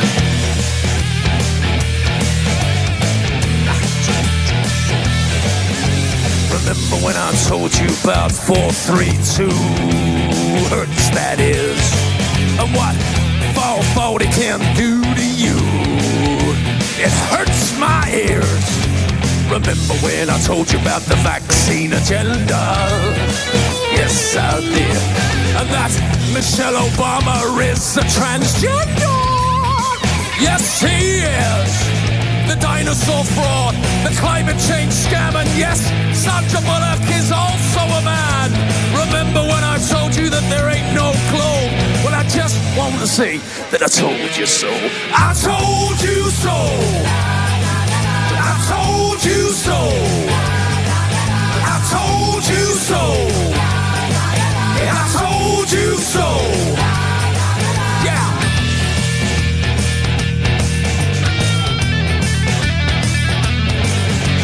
Remember when I told you about the TV flicker rate? And how it puts your brain in an alpha state? Remember when I told you about germ theory? Remember when I told you about gravity?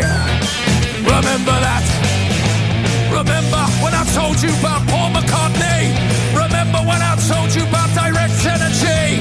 Remember when I told you about Monsanto? Well, I just want to say that I told you so. I told you so. I told you so. I told you so. I told you so. Yeah.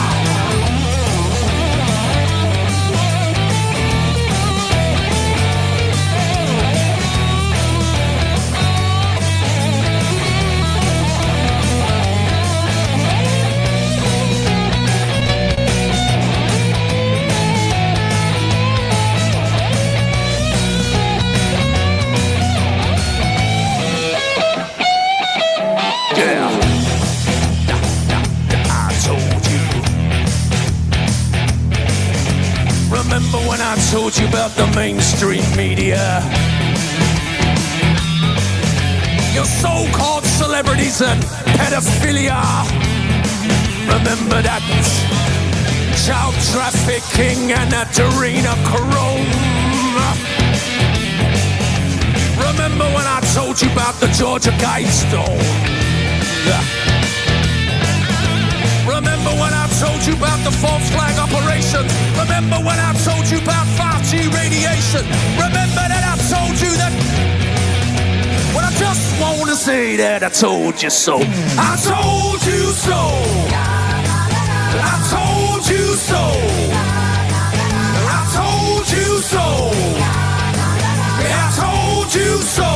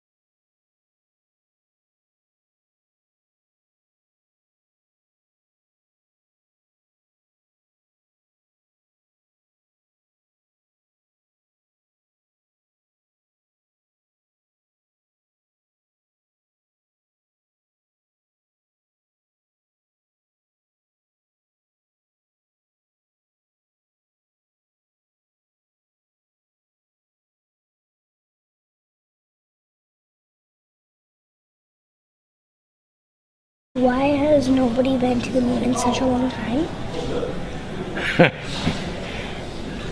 That's not an 8-year-old's question. That's my question. I want to know, but I think I know.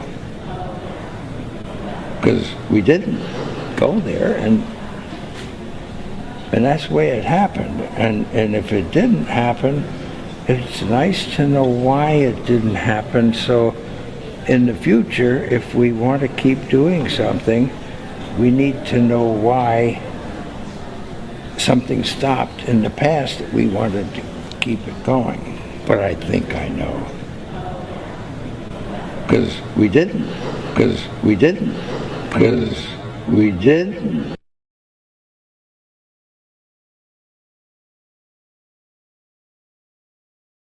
I remember my parents waking me up, and we went down and we watched you guys land on the moon, No, which you was didn't. No, you didn't. What? Because there wasn't any television. There wasn't anybody taking a picture. You watched animation. So you associated what you saw with.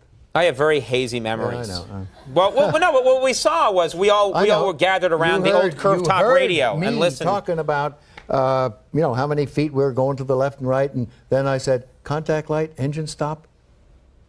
was and a few exciting. other things, and then Neil said, Houston, Tranquility Base, the Eagle has landed. This was Man, how about that? That was very exciting. Not a bad line. Yeah. This was all these so. stars and moons and all that. It'd be nice if you wore a But I tie that was a didn't. tribute to me. No, this is my tie. No. I bet you thought that's.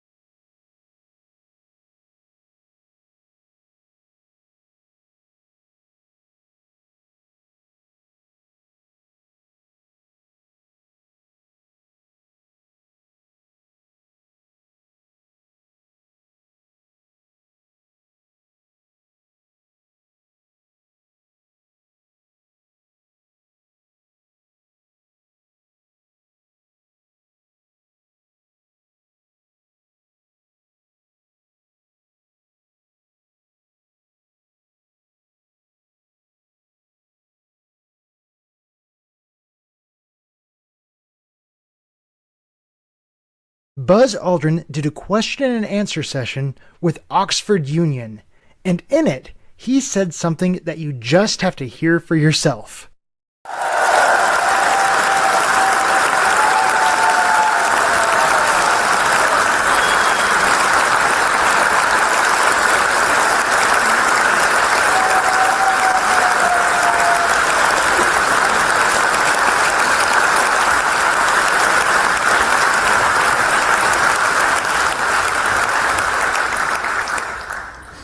So this is going to take a format of a Q&A, so I'm going to ask several questions before opening it up to the audience. Lady in the second row, just there, with blonde hair. I'll go to the gentleman waving his hand afterwards. What was the scariest moment of the journey? Scariest. It didn't happen. It could have been scary. Circuit breaker.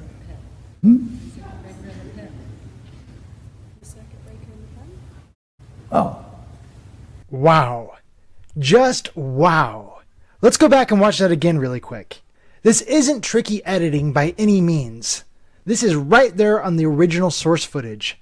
I've got a link in this video's description if you want to see it. What was the scariest moment of the journey? Scariest. Here he is repeating back part of the question to show that he was listening. This invalidates the claim that he thought she asked something else and shows us that this was his actual answer to her question. Scariest. It didn't happen. It could have been scary. This is him reaffirming a second time that this is indeed the answer to her question. His journey to the moon didn't happen. Circuit breaker.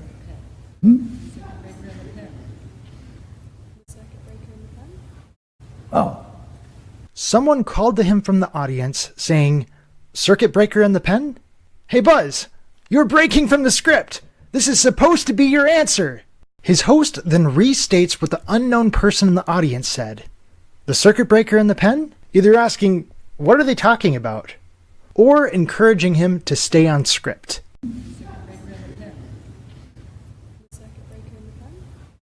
Oh, I'm glad somebody helps me. We came back inside after kicking up dust and picking up some rocks.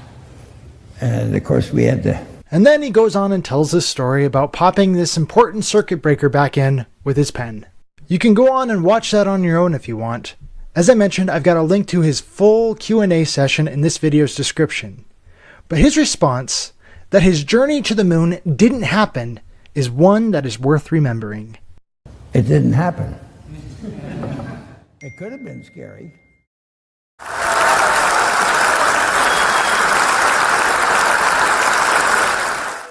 It is time to raise our voices and tell the world where we stand.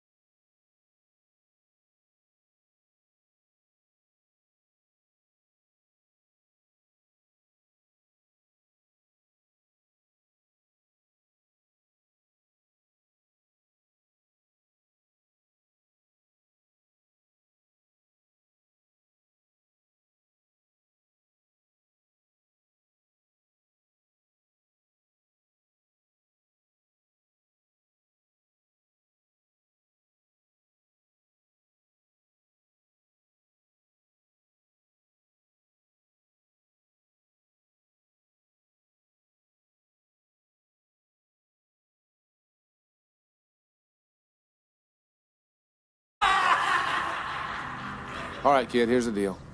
At any given time, there are around 1,500 aliens on the planet. Most of them right here in Manhattan. And most of them are decent enough. They're just trying to make a living. Cab drivers. Not as many as you'd think. Humans, for the most part, don't have a clue. They don't want one or need one either. They're happy. They think they have a good bead on things. Well, why the big secret? People are smart. They can handle it. The person is smart. People are dumb, panicky, dangerous animals, and you know it. 1,500 years ago, everybody knew the Earth was the center of the universe. 500 years ago, everybody knew the Earth was flat. And 15 minutes ago, you knew that people were alone on this planet. Imagine what you'll know tomorrow. What's the catch? The catch? The catch is you will sever every human contact. Nobody will ever know you exist anywhere. Ever. I'll give you the sunrise to think it over. Hey, is it worth it? Oh, yeah, it's worth it. If you're strong enough.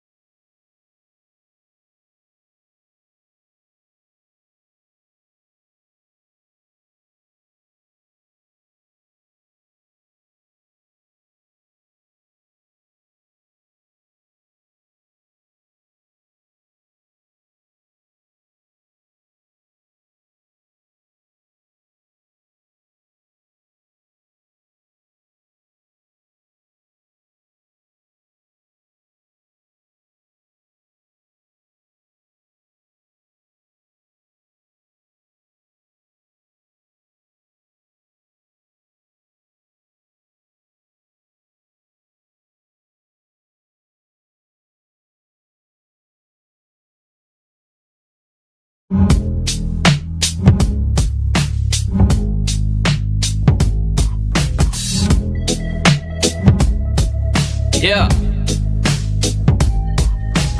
Wake up, you need to wake up, you need to wake up, you need to wake We up. used to play.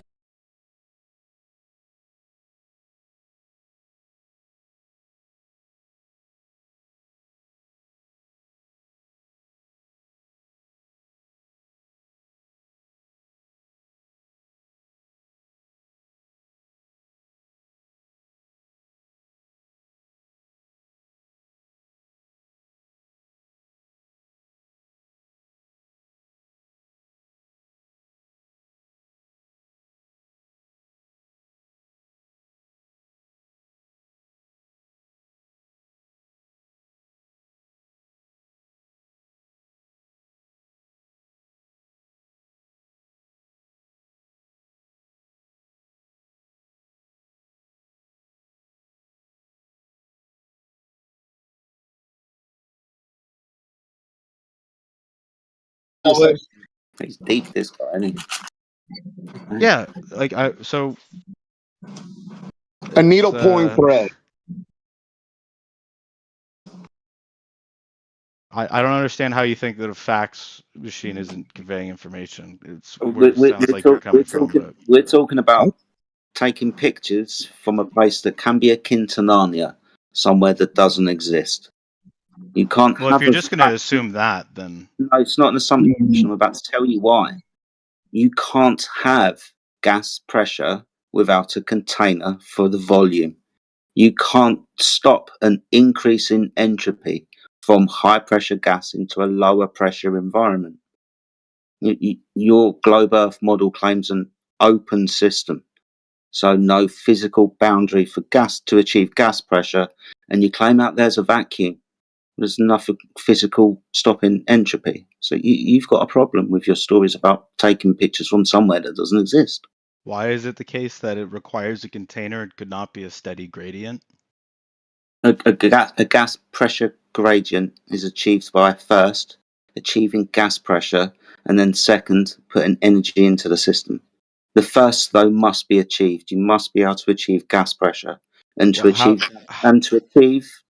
gas pressure, you put gas into a container, and by consequence, the gas is under pressure in that fixed volume. I understand that definitionally under lab conditions that may be how those things are defined, but there's nothing within that that's like you're saying that this is the way to get gas pressure. You're not saying you can't have gas pressure at a gradient. No one's saying you can't have gas pressure at a gradient, but to achieve gas pressure at a gradient, you're gonna need to achieve gas pressure in the first place, because gas pressure is required to then put energy into a system thereof to achieve a gradient within that system that you've already achieved. So if we got energy from the sun, Mm-hmm. Mm-hmm. that caused microbes to create an abundance of oxygen Mm-hmm. in the atmosphere, Mm-hmm.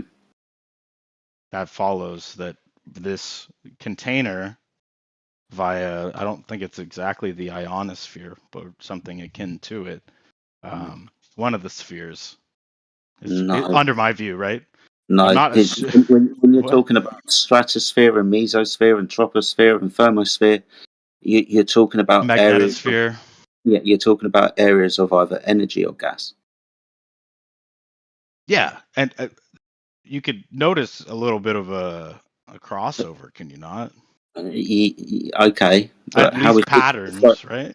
How is this achieving a violation of the second law of thermodynamics? I don't understand. Well, I don't understand how this is a violation of the second law of thermodynamics. Because the gas that has energy isn't increasing into the space that it's not contained from. Have you ever popped a balloon? No, the second law of thermodynamics is that energy is, or is that the energy? Energy is not created nor destroyed. I don't see how that's a. So the second law. So the first law is about energy not being created or destroyed. Yep, good. My bad. The second law is about what to do with energy. How it moves. Do we start talking about entropy now? I can look it up. We're going to start talking about entropy. Oh yeah, entropy. in a closed system. Open, closed, isolated. Big difference. Yeah. So what's the difference between an open? So what's the difference between an open and a closed system? There is an energy transfer between things within a closed system and things outside of it, whereas in an open system there is. Okay. So, and what's the Earth? Is the Earth an open or a closed system? Seeing that we get most of our energy from outside of the Earth, I would say it's an open system. Awesome. So that would mean free matter transfer, correct? What do you mean by that? Free matter transfer. So when describing an open and closed system,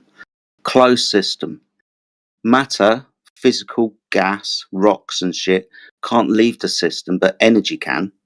Right? We can impart or reduce thermal heat, for example, inside a can. Okay. Yeah. Okay. Gotcha. An open system, you can still receive and reduce thermal dynamic heat, but you can also now release the matter, the gas and the rocks and shit. When you open a can of Coke, you can now let the Coke out. Right? Open closed systems. So the Earth is an open system.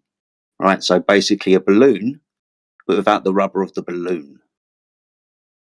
So no container, no balloon.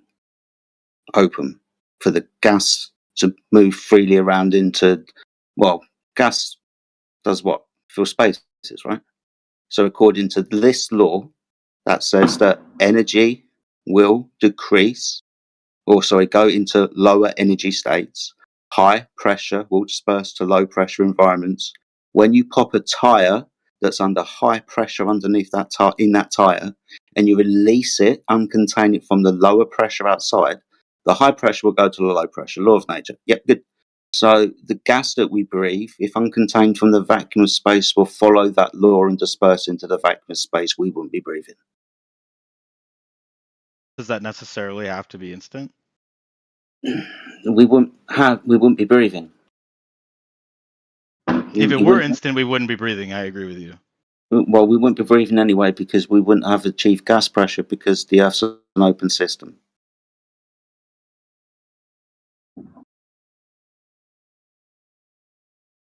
No, but it's kind of like saying you can't have water pressure in a leaky lake. No. Yeah. It's like saying that you can have a balloon or a football, right? But you don't need the leather or the rubber around it to keep the gas in that shape. It's like saying you can have a lake without a depression of land.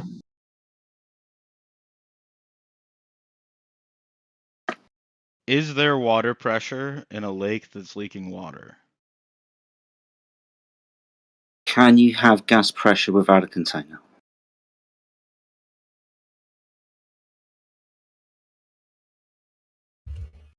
I don't know that it's impossible. If you had a rock quarry that went down hundreds of feet and it had a spillover, yeah, there'd still be pressure down there. Someone would get the bends eventually. But if is a lake that's leaky a container?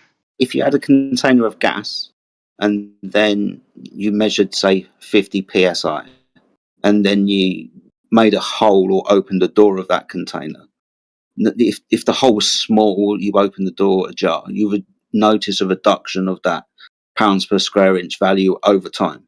And of course, the pressure that you receive would go down because the gas is now exposed to another volume that it can fill with it's got more space to go into. And then it's going to equalize with that environment that's outside. That's what's going to happen. So if the Earth is uncontained from the vacuum of space, then the gas that we breathe wouldn't be here.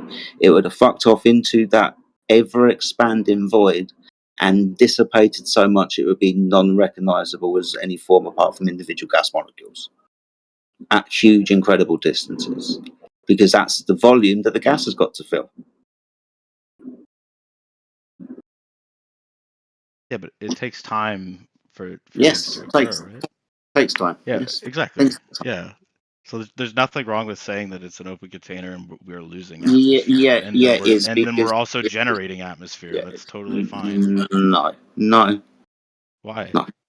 Why would that be a problem? Because how do you have gas pressure?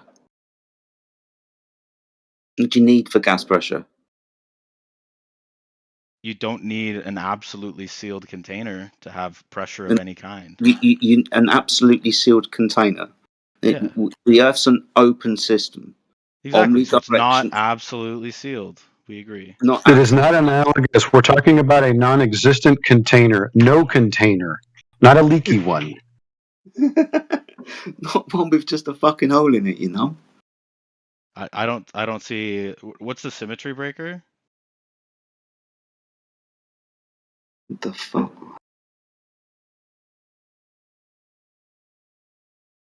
Bro.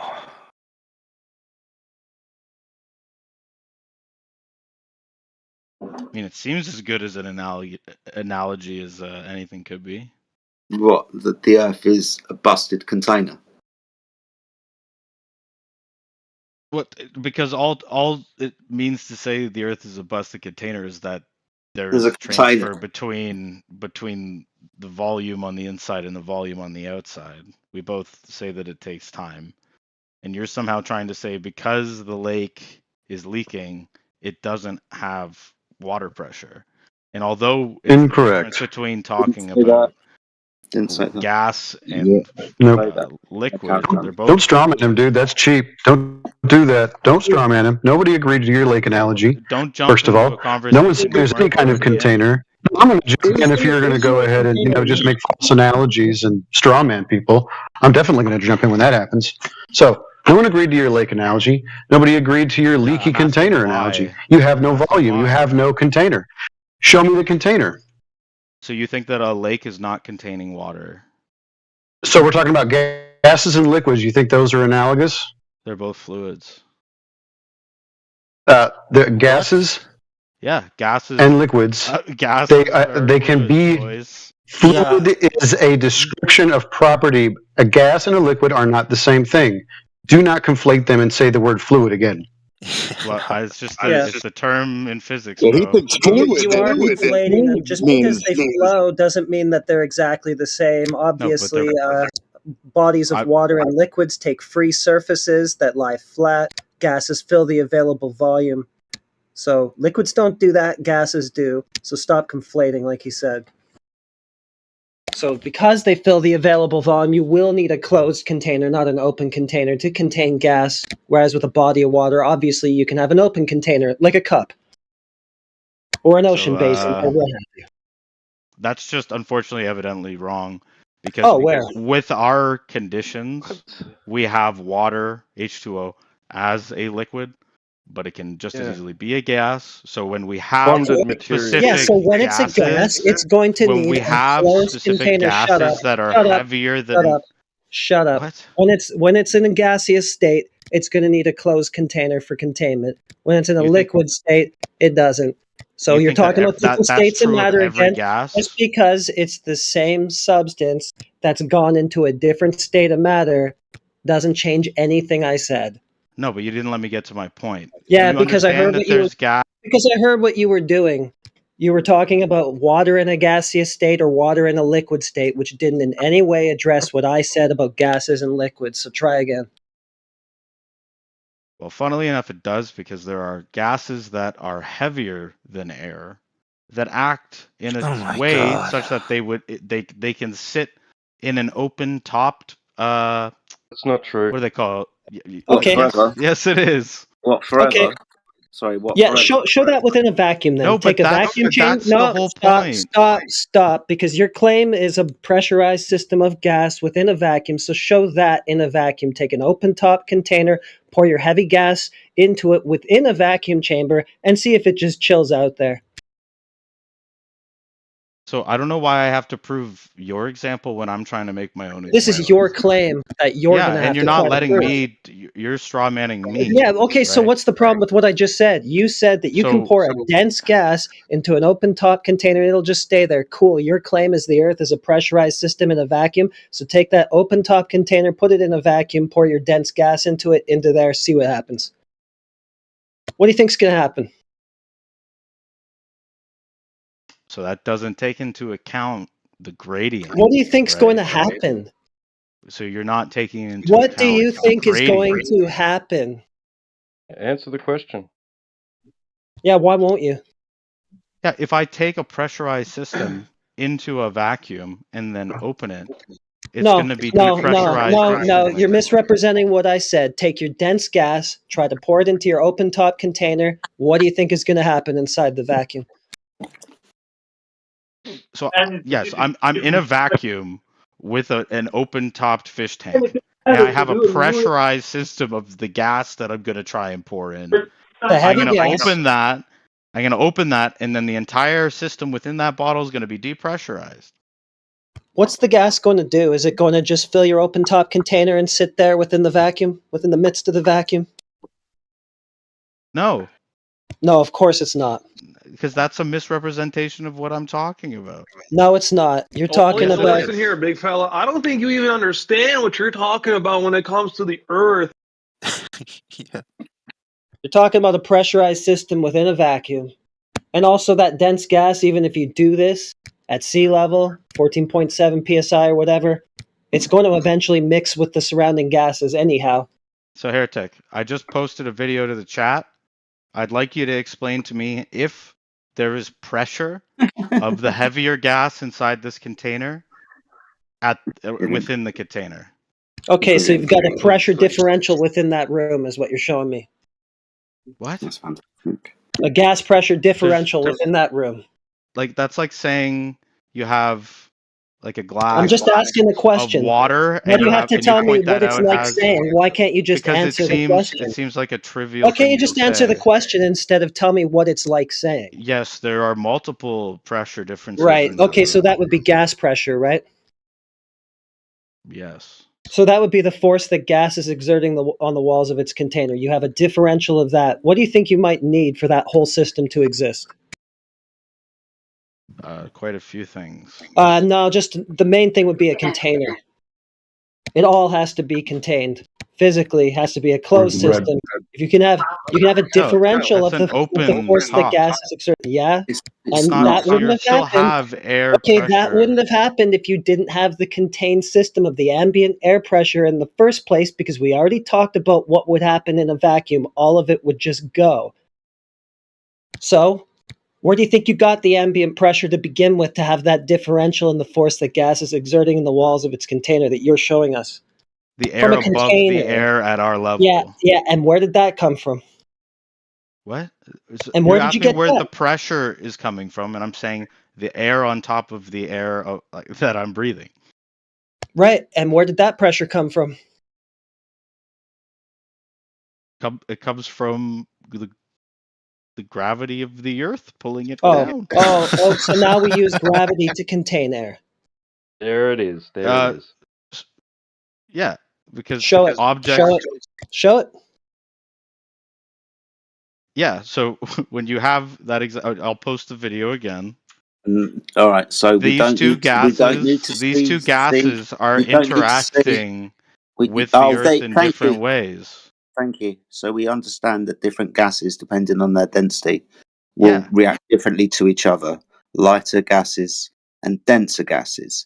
In comparison to this dense gas in the air, the natural atmosphere, it will descend downwards relative to that. Your little parlor trick here of putting that denser gas into a container, understanding that it's going downwards anyway in the atmosphere, and you manage to contain it on all sides, apart from above, which is the gas pressure outside pressing down on it, by the way. Because you've got a container all around it, it's not dispersing all over the fucking floor. Like you would have not all around it. It's not all around it, the container? Yeah. Mm-hmm.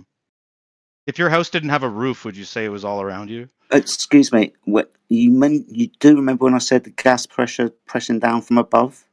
I said it was contained on all sides, but not the top. But that would be the gas pressure pressing down from above, which is the whole reason why we're talking about it, because it's relative between that gas that we're talking about, specific to the air around it, and that atmospheric pressure.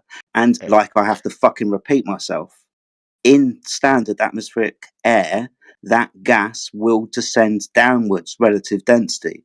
And like I have to repeat myself again, you've contained it on all sides, stopping it from dispersing over the floor, which it would do.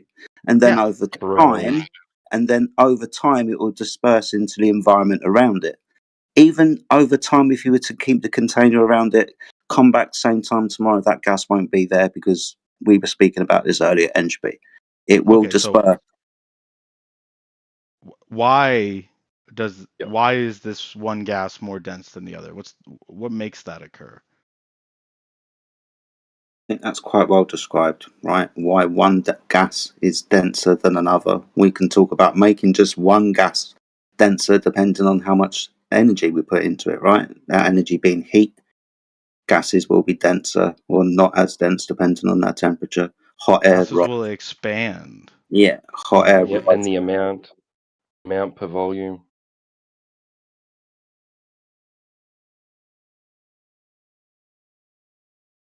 You just said it was well documented. Sorry, were you going to get to the documentation? Oh, did you want me to? Did you want me to point out Bohr's law, Gay-Lussac's law, and all of this stuff? We're just going to be talking about. I mean, that all sounds fascinating, and if it goes into detail about what we're talking about, I'd love to hear it. Okay. Even within your own paradigm, what you're trying to say is not true. Otherwise, they wouldn't be worried I'm just about asking questions, buddy. Otherwise, they wouldn't be worried about heavier carbon gases reaching high altitudes.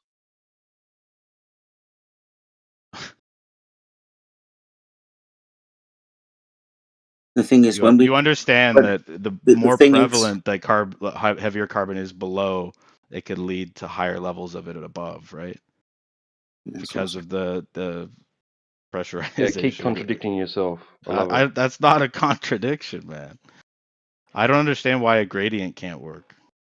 Why can't it go from only in a container? 0 it does to work 100% air over a large amount of distance? Explained this earlier. Right, to have a gas pressure gradient, first you'll need the gas in the container, and then second you'll need to put energy into the system. So heat, for example, within the heliocentric model, the reason why we have a gas pressure gradient is primarily because of that type of energy within the system and the gas production cycles that take on and within the surface of the Earth down here at ground level and not up in the sky. So all the gas is produced down here. Okay, so you're in the desert, right, Jedi? You're on, let's say, no, never mind. I won't say Tatooine, but you're on Earth and you're in the desert and you look up, right? Okay. You are thinking that you are looking up at a surface or a container, rather. I mean, if you want to put it like that, I wouldn't necessarily say the entire sky is solid. What else would it be? I don't know, man, but we have gas pressure. So what you're saying is we have gas pressure, but you're not sure if we have a container. I understand that to have gas pressure, there must be a container. I understand that. It's like affirming the consequent. I understand that this is a juxtaposition to the heliocentric argument that tells us to achieve gas pressure, we don't need a container. Yeah, it just seems like you're affirming the consequent. No, not affirming. It's an antecedent relationship, an antecedent to the gas pressure. Hold on. Let me address that affirming the consequent, right? Because like if gas pressure, then container, right? My goodness me. To affirm the consequent, I must be denying anything else, correct? I must just be affirming the one thing that I'm presupposing, correct? That to have gas pressure, not necessarily. I don't know what you mean by that. My goodness me. I'm trying to respond to your question. Sorry. In the middle of him speaking? Why? After he asked a question. Cut it out. Trying to address your affirming the consequent. Right? And affirming the consequent is if P then Q, Q therefore P. And affirming the consequent is I've eaten 10 hamburgers, therefore I'm full. I am full, therefore I've eaten 10 hamburgers. But I've dismissed any other way of making myself full. I could have eaten pizza. I could have eaten 10 gallons of drunk 10 gallons of milkshake to achieve the effect of me being full. So when you say that I'm affirming the consequent, you'd have to demonstrate to me that there is another way to achieve gas pressure without a container. To say that I'm affirming the consequent, right? You have to demonstrate to me something that I'm not saying is happening. A pressure gradient. No, I can demonstrate that in a container. I've said this 4 or 5 times now. You put energy into the system. That's a good. Your ability to demonstrate it isn't reliant So on. okay. The reliant of it being true is not dependent upon your ability to demonstrate it. Well, if pressure, then container, pressure, container. That's affirming the consequent, right? Well, No, then no, it's not. You would have to show me the alternative then. He just gave you the logical form of affirming the consequent, though, and like always, you completely screwed it up. You just gave modus ponens, which is a valid logical form. How is this valid? Let me point it out to you again. Where I said that if wet street then rain, no wet street rain. That's not. That's modus ponens. That's No, not it's affirming not. the. Yes, it is. Modus ponens is if P then Q, P therefore Q. What's affirming the consequent? I've already Yeah, explained. you have no clue. He already told you what it is, and you don't know because you can't take any information on board. You fucking idiot. No need to poison. No need to poison. Well, you're just demonstrating what you are. It's if P then Q, Q therefore P. That's affirming the consequent. That's not what you're giving us. Try to figure shit out, dude. Oh no, you are correct. Yeah, I did flip it around there. So, I actually do think that it is still what's being said. If container, then pressure. Okay, but then if hamburger's then full, yeah, you're going to have to show me pizza to make me full. You're going to have to. When I turn around to you and give you the affirming the consequent formal logical fallacy, when I say I've eaten 10 hamburgers, right, that have made me full, right? Hamburgers make me full. So if I am full, I must have only eaten hamburgers. To achieve gas pressure, I must and only need a container. To make myself full, I could have eaten pizza, couldn't I?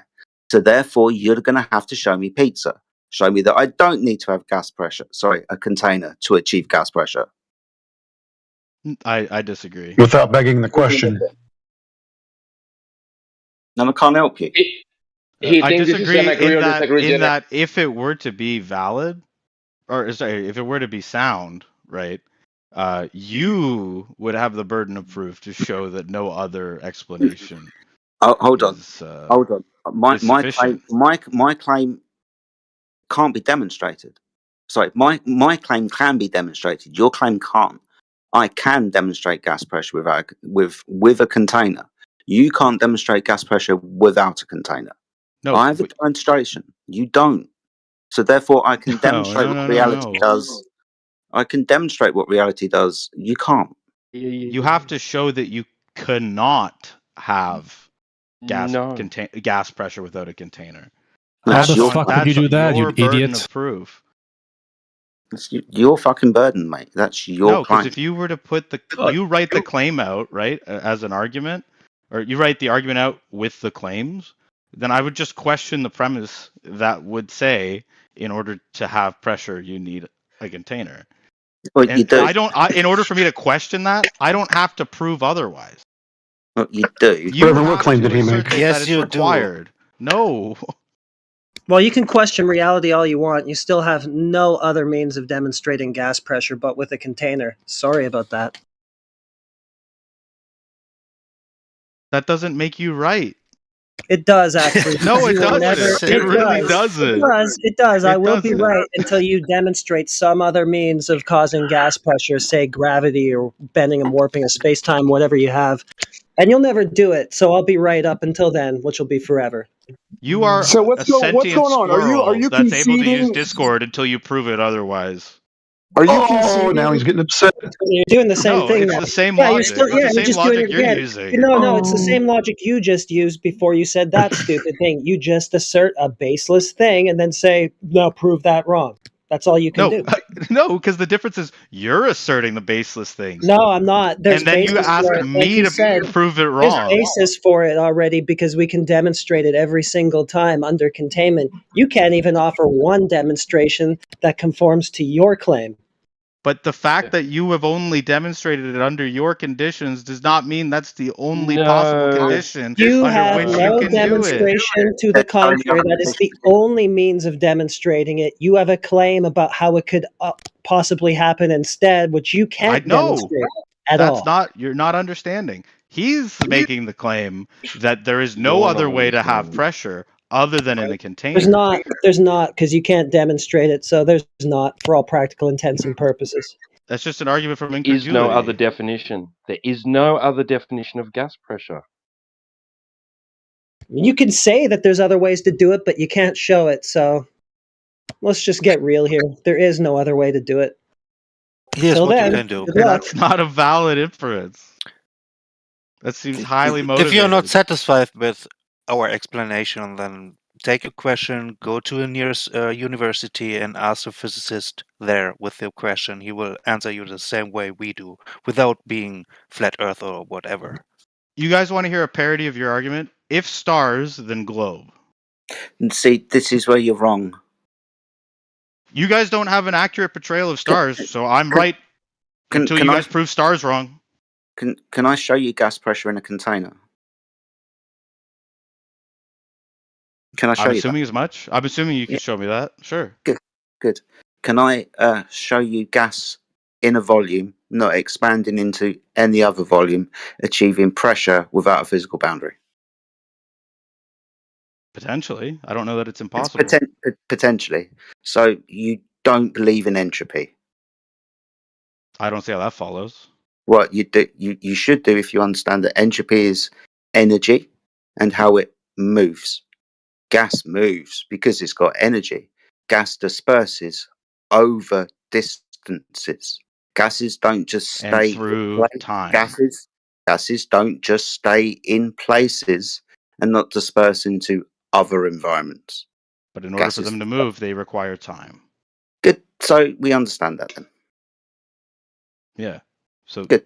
There's nothing there that disproves a gradual temperature gradient with gases leaving an atmosphere when an atmosphere is being created. You've already conceded. You just said time, but you didn't show that the gas was going to stay there, or you pointed out was over time. It's not. You didn't show at all by explaining entropy that it had to happen instantaneously. I didn't say it happened instantaneously. Exactly. So it could be happening right now. That dispersal could be happening right now, and you could be absolutely correct. And it's in a vacuum. How fast do you think gas travels, my friend?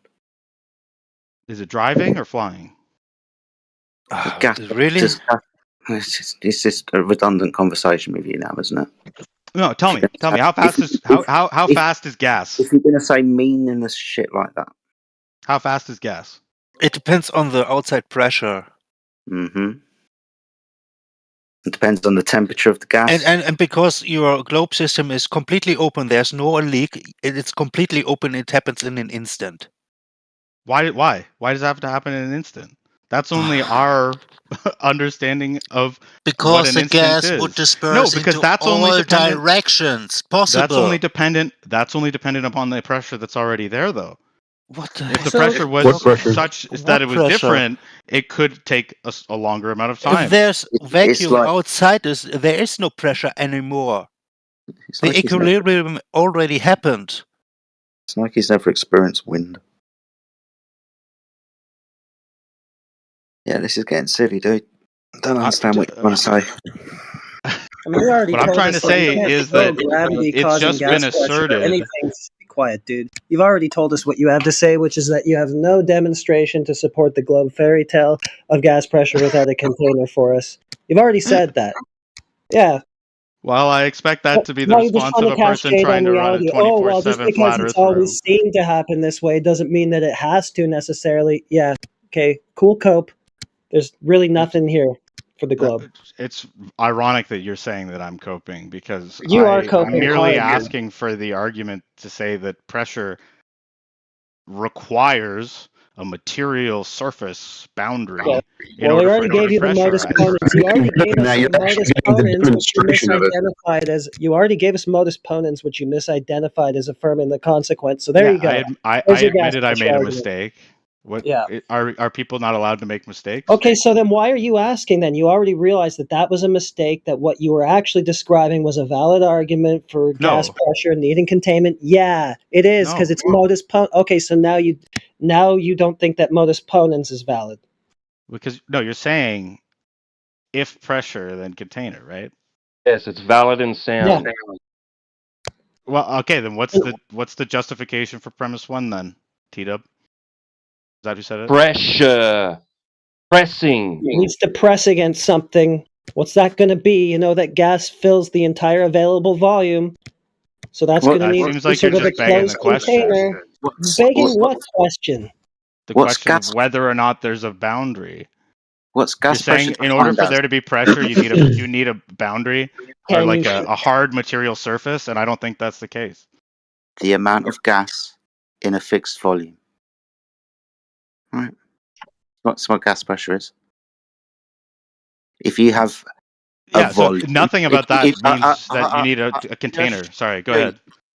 If you've got a container and you've got a certain amount of gas, you'll read the gas pressure within inside that container. If you put more gas into that fixed volume, there will be more pressure. If you expand the size of the container, there will now be a lower pressure. If you put more gas in, higher. Do you understand the relationship between the amount of gas and the volume that it is in, and how you're going to achieve a gas pressure? So to achieve gas pressure, you're going to have gas, and it's going to be in a volume of space that it fills.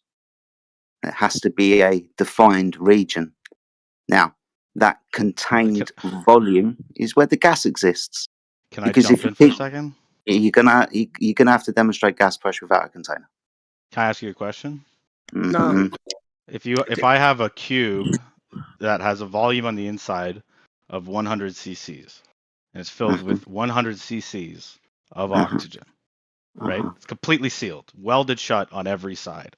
But the material by which it's made of allows it to stretch, and it's infinitely stretchy, right? So I grab each of the corners and I just keep stretching. I keep moving it. The pressure inside is going to do what? Decrease.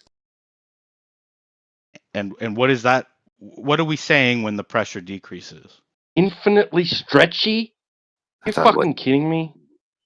Yeah. What we mean to say when the pressure is going down is that the space in between two molecules of oxygen is increasing, right? So if we just keep stretching and keep stretching, the amount of distance between each oxygen molecule could be such that they don't seem related at all.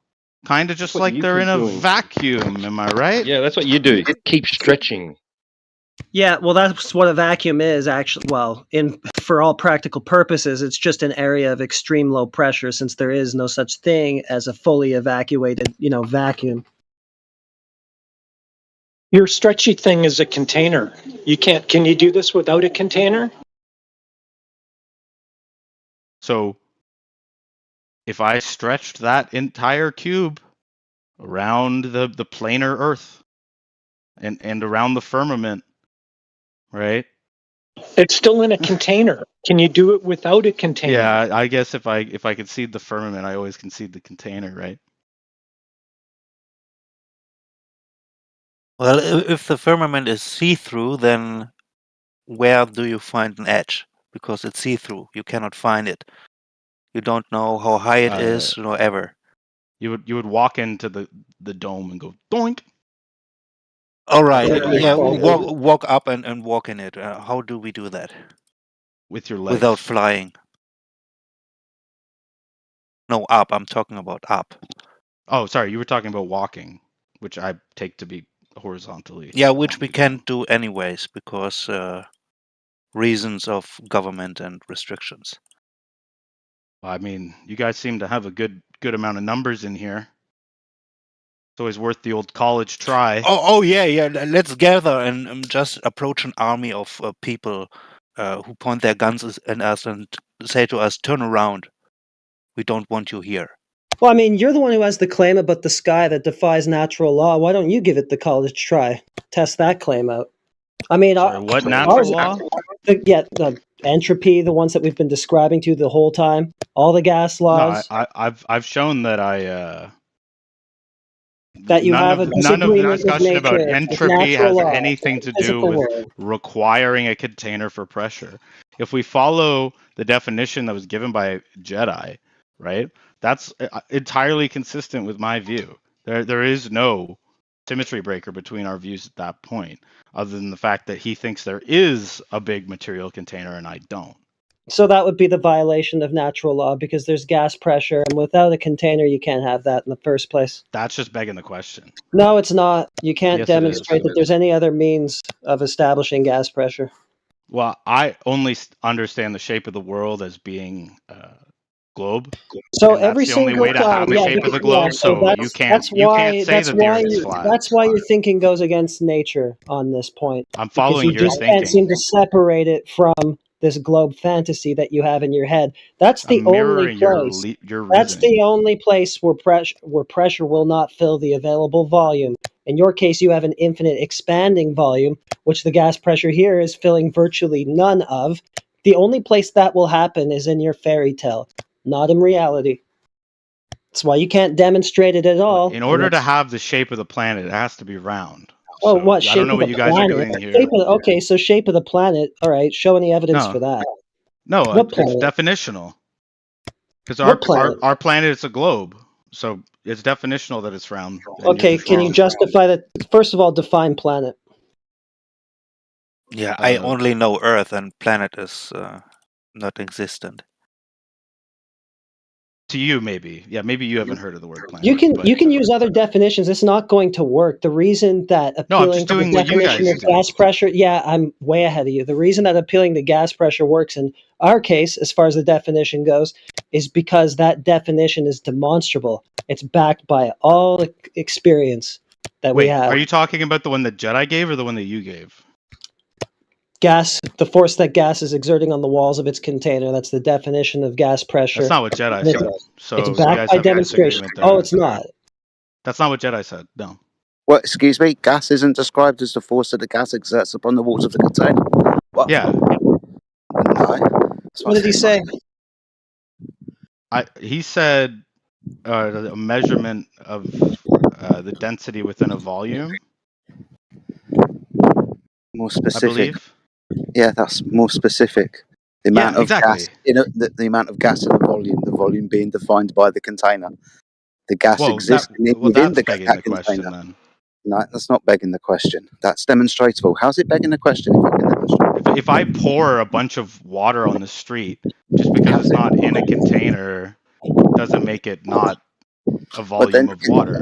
Okay, but if you're just going to say that the entire world's a container again, you're begging the question. We have gas pressure. Can you show me a way to have gas pressure without a container and not increasing into a space? I get that you holding a position would So like that's going to someone be a to no come then. forward. Yeah, and Reverend, argue the I think he asked you a opposite. pretty pointed question. It sounds like the answer then did. is going to be a no, right? You won't be able to demonstrate because you just started talking about I don't method of know. answering yes or no. I could demonstrate that. Well, I don't know if I might be able to think of a way I could demonstrate it. So that's going to be a no. If you have to think about it, then it's a no. I don't have one currently. Yeah, now, you don't. Why does Nobody me not does. having an answer mean Nobody that yours does. is true? Because it's the only way to demonstrate gas pressure. All these conversations with every one of you are all exactly the same. None of you have such a demonstration. It's all, well, maybe I could come up with one. It's fantasy you speak of. Sorry. Even your But stretchy thing at the container. I definitely agree with that. Whoever just said that, I agree. The whole point was that I was making a container. But in regards to what Heretic just said, let's see if I can get it back.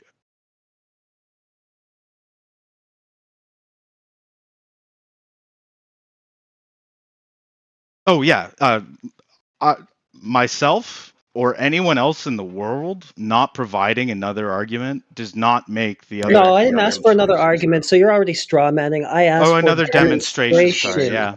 We need Okay, demonstration. We don't care what words you have, what explanations or stories or explainaways you can offer. If you want to call them arguments, doesn't matter. We just need the demonstration.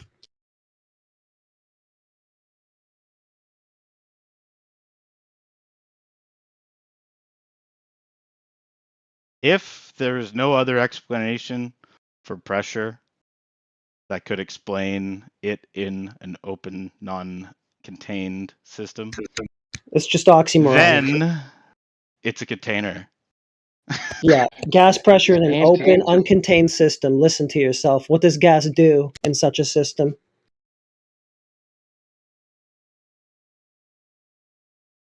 Moves freely, doesn't it?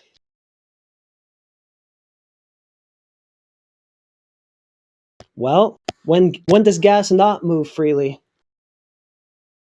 I'm just waiting for you guys to explain how in and out of a it closed is the system would be an only example. In and out of a closed system would be an example of gas not being able to move freely. It won't do that. Matter won't. Look, it will move freely when I say evolution via the means of natural selection is the best explanation for the diversity of life on Earth, I'm not saying that because I haven't heard anyone else describe the origins of life. I'm saying that on the basis of the evidence that I could cite for evolution via you have no evidence to cite for this conversation, so you don't need to seg to some other irrelevant thing. No, I'm talking about when I make a claim, like evolution being the best explanation for the diversity of life on the face of the Earth, Not right? analogous. I back that up via evidence. You haven't done that once. It's not analogous because you haven't backed up anything you've said in this conversation with evidence. Because I've been asking questions and trying to get you to back it up. When you're in that conversation, you actually do provide evidence. Your example is not analogous to here because you haven't provided any. Would you say that if I were to say evolution is correct because the Bible did something wrong, do you think that's a valid form of argument? No, I think you're an idiot, and that hasn't again. Yeah, well, that's what you're doing, buddy. Okay, how so? Because you're saying that the container model is the only explanation because the non-container model is that backed by a book or is that backed by physical demonstration? Which one is it? That's logic. Is it backed by a book, that claim that we're making, or physical demonstration? Which one is it? Irrelevant. Irrelevant? No, I think it's still relevant. And that's why you don't want to answer the question because your pile of shit analogy falls apart when you answer it properly. No, because it doesn't matter whether I'm saying X can be any position that one holds. Shut up. Saying that you hold it. Shut the fuck up. You're basically saying I can make up anything and you have to believe it. This is not how the world works. Yeah. X could be anything. Yeah, evolution is false because the Bible must be true. That's analogous to what you're saying. No, it's not. Not at all. I'm not appealing to a book. I'm not saying that because the Bible or any other book said this or that, therefore there must be a container. I didn't do anything like that, so keep trying to save your pile of shit analogy, but I'm doing you a favor by muting you because you just look like an idiot. I don't need you to babysit me, don't worry. I was just typing it out in chat here. I said, no, I'm saying that X is justified because of the lack of Y justification is not a good explanation. To say that X is justified because of list justifications for X, that's what we're looking for. Yeah, so that would be all the physical demonstration that we can provide. So it's an axiom, and there's absolutely nothing you can provide to the contrary of it. Okay, so you hold axiomatically that in order to have a pressure, you need a firm material container. Now it makes a lot more sense. Yeah, now it makes a lot more sense. If you can show us some other mechanism by which that can be achieved, great. But we're all still waiting. No, you hold it axiomatically. Yeah. That's what I just said. Axiomatically means with no justification.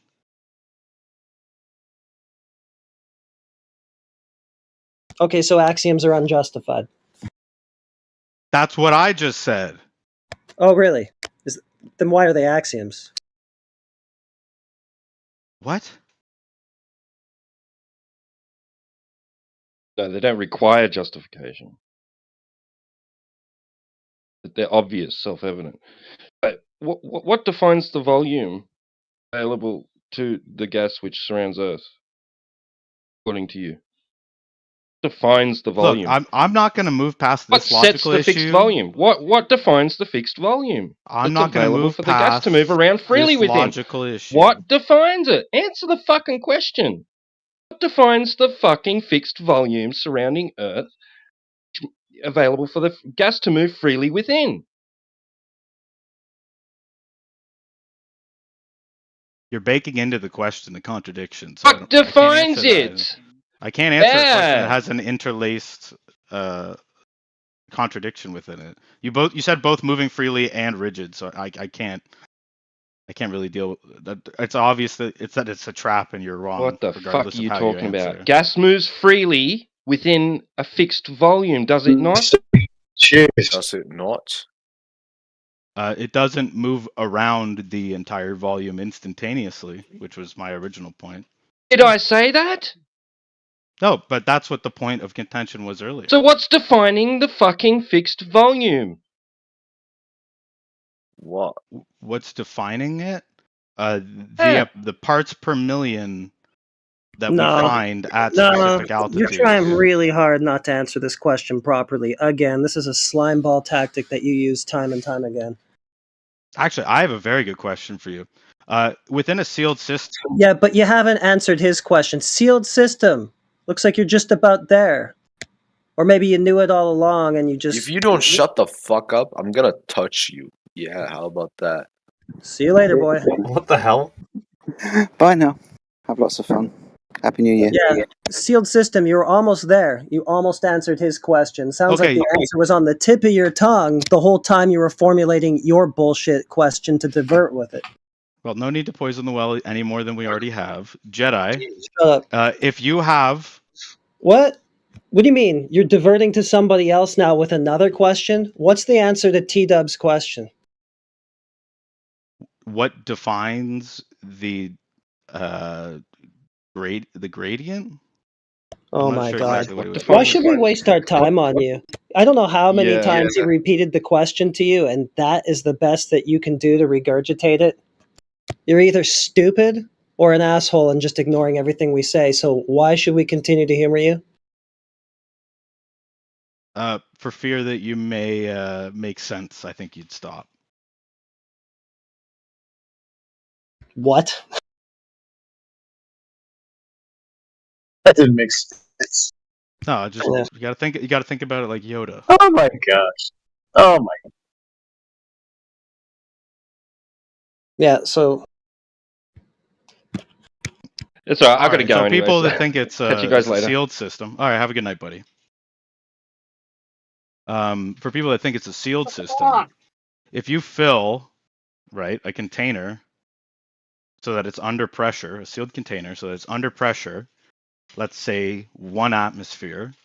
Okay, right? You've already filled a container, so this isn't useful to us because what we were asking for was gas pressure without that. No, but I'm trying to understand under your model. I don't have a model. I'm not talking about models. I'm not appealing to models. I'm talking about what happens in the real world. No, I think we should just talk about what happens in the real world. Yeah, and my example pertains to that. Yeah, it does. I noticed that. That was already clear when you started talking about filling a container with gas, which is what you're going to need to do that. Okay, so we have the sealed container. Yeah, okay, that's great. I have a question about it. That's great. We don't need you to go on with that because I have a question that's in about contrast your to your sealed fairy container. tale where gas pressure occurs without a sealed container. So that is what we would like to see a demonstration of. We already know it can be done with containment. That's our whole point. No, but I'm asking a question about our sealed container. Nah, you don't really need to. We just need to get a demonstration of gas pressure without that containment.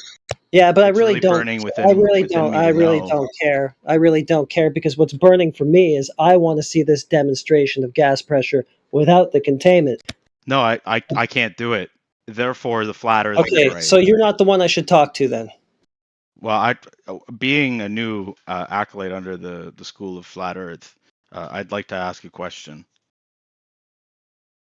No, you wouldn't. You would like to obfuscate. How can we have a sealed container with different gradient levels of the same gas? Okay, he already told you. This has already been answered. This is why I don't want to let you ask any more questions, because you're just a time waster. This has already been dealt with. So since he's already given you the answer, why don't you see if you can regurgitate it for the test now?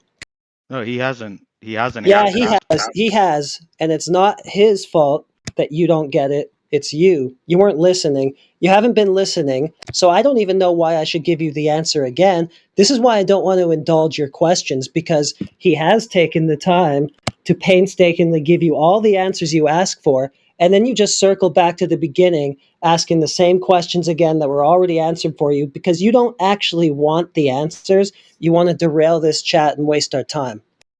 So I don't know why you think you deserve to be indulged any further. You're an asshole. Questions in chat for anyone who's interested. Yeah, okay, so what was the answer? He already gave it to you. No, he hasn't. Yes, he has. No. Yeah.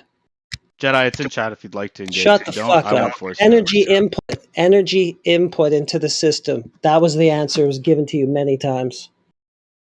I don't understand how that answers. Yeah, then that's going to be a you problem. You're going to have to take some time to go understand, I guess. Yeah. Yeah. Yeah, if you heat one side of a container with all the same gas in it, do you think that that's going to affect the pressure? Yeah, of the entire system. No, not of the entire system. What if it's not all being heated equally, uniformly?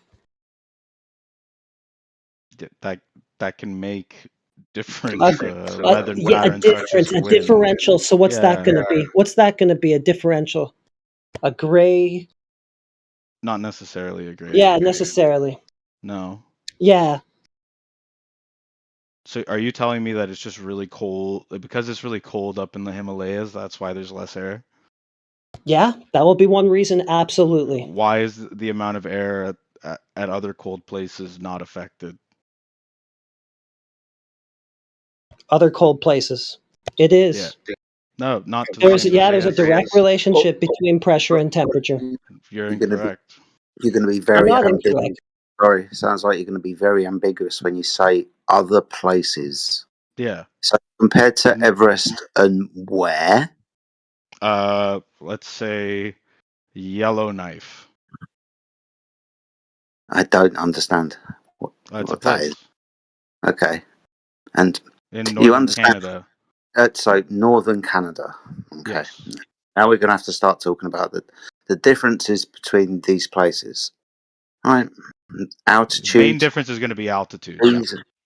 Right. Maybe we should just cut to the chase. All right. Instead of going down this very long rabbit hole. You're talking about a gas pressure gradient.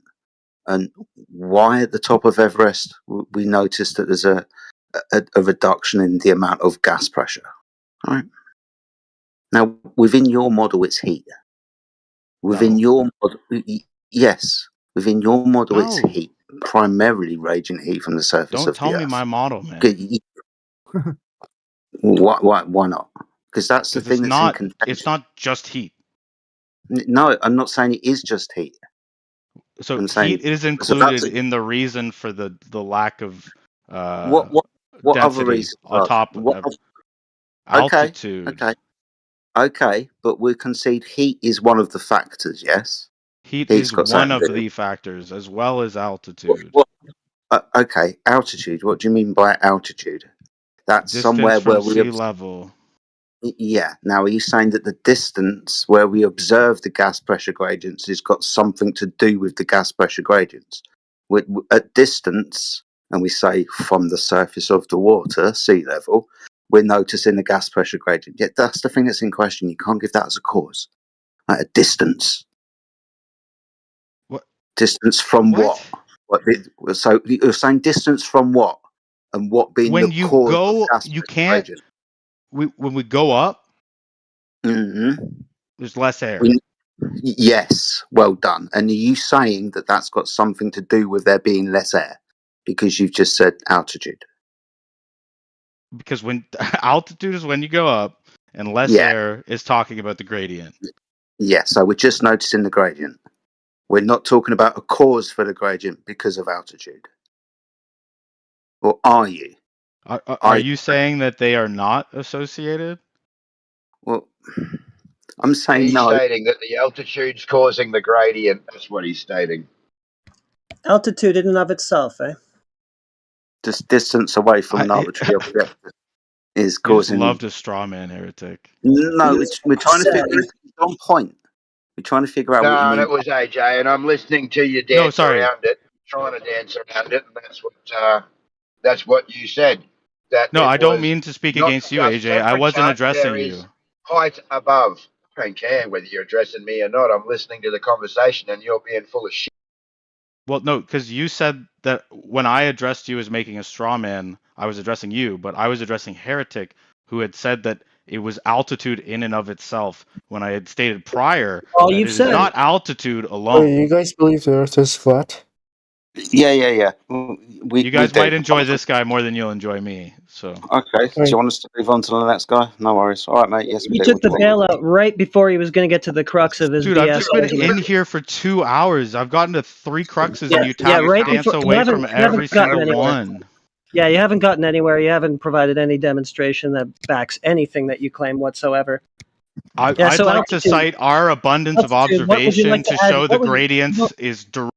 Yeah, whatever. Gradients, yeah, that doesn't help you. That's just a differential of force that gas is exerting on the walls of its container. You're going to need a container for it. What were you going to add to altitude? Oh, damn. It's got you there. What was I going to add to altitude? Oh, now he's confused. Dumb diddy What is dumb. that- what is Doesn't that know what he supposed was to mean? just talking about.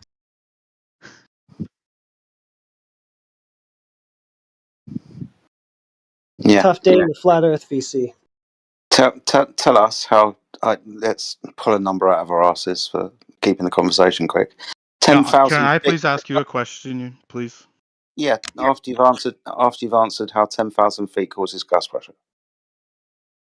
Because the distance to the Earth Okay. is directly correlated So with the Earth's the amount of air or other gases directly above it. When you have more gas above a gas, it's at a higher pressure. So when you have less gas above a gas, it's going to be lower pressure. Does anybody else want to address this? But I gave you the answer. You just gave me a correlation. That's all you did. You just described what's happening. You didn't give me a causal mechanism whatsoever. Can I just get a concession here? You guys concede that as you gain altitude, there's a the correlation. pressure goes down, right? We never ever contended with that. Okay, great. So now, if we're in a sealed, but you're saying this. But you're saying this. No, please, don't cut me off. Okay. Thank you. So if there is this gradient that we observe, right, and we have a composition of each level, right? Like there are certain gases that will be in higher quantities lower. Then as we move up, you get different gases maybe taking a bit more of the majority. Why is it such that we have this level of gradient if it's a completely sealed container? I thought that that's what you were going to answer for us, why we have this level of Well, gradient. actually- You're going to give us a causal mechanism, and now you I'm just not turned saying it around it's a sealed. again. I'm not for saying us it's to bring sealed. something. Yeah, okay, whatever. You added it as a condition, but you were just about to give us the causal mechanism for the gradient. And instead, you've just turned it around again. You've turned it around again as a burden of proof for us. Jedi was explaining it quite well till you cut in and said that he was wrong, and then you were going to explain how height had something to do with it. But Yeah, Jedi still was waiting for answering that. your You're question still before trying you to. cut him out.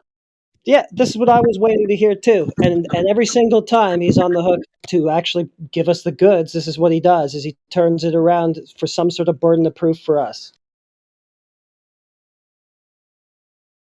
And why do you? I'd say your think pressure that- gradient has nothing to do with the height above the ground. I'd say that we're in a dynamic system.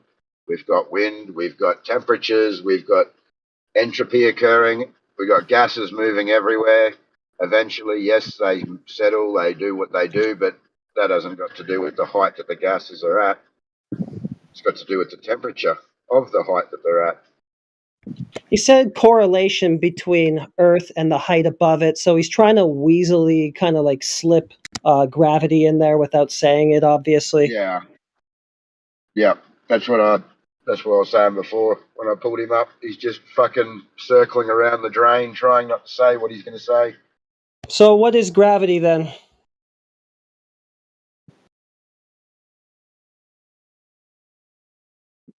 You're not going to answer my question? No, because it's an obfuscation. Okay. Well, I mean, it's hilarious how you guys demand answers and then give none. Well, I mean, you're the one making the claim. You said height above the surface of the Earth. You didn't want to go all the way to saying gravity, but I can tell that that's what you're trying to slip in there. Instead of having that discussion, you're trying to run away from that complaint, that claim completely. Just let it stand as is, and then flip it around on us to prove something instead. It's amazing how much you're projecting right now. It's really, truly you're still running away from it. So am I mistaken then? You're not claiming gravity. This is all things I could be saying to you right now in regards to the question. Yeah, you could be, but it would be bullshit if you were doing that. It would just be, I know you are, but what am I? So you can go ahead and do that if you want, but still, we know you're talking about gravity, aren't you? No, because you want to take this down a path that you would like to. I was merely pointing out the fact that we have a gas pressure. I've done it so many. Yes, yeah. I want to understand how that works in a sealed system. We have energy within the system. The system is obviously dynamic. Been trying to point out this out. We've been trying to point this out to you. Told him that already. Yeah, I know. Told him that I don't know how many times over the hours already, and he just keeps asking that same question. This is the same question that you asked with your small closed container with a differential. You said, how is that going to happen with one gas? This is just the same question on repeat. I don't understand. And we're supposed to answer that over and over again while you pretend. We're supposed to answer your one question over and over again while you pretend that you deal with our questions, but you never do. So in your example where you have a metal container, right? And you heat the metal container, let's say on one side, you would have moving air, which would then produce a higher pressure. Correct? Sorry. Okay, great.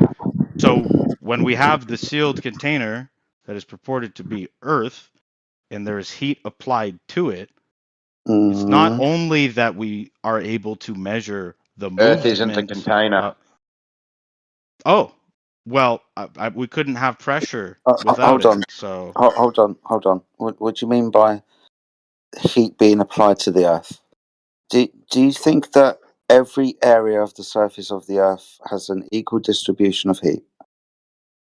At any one time? No, obviously not. Do you think there are areas of the world that are, for want of a better word, the equator is a thing, yes. Yeah. So we obviously have temperature differentials across the surface of the Earth, dependent primarily on something that we call seasons and day cycles, and where the sun is relative to the fucking Earth at any time.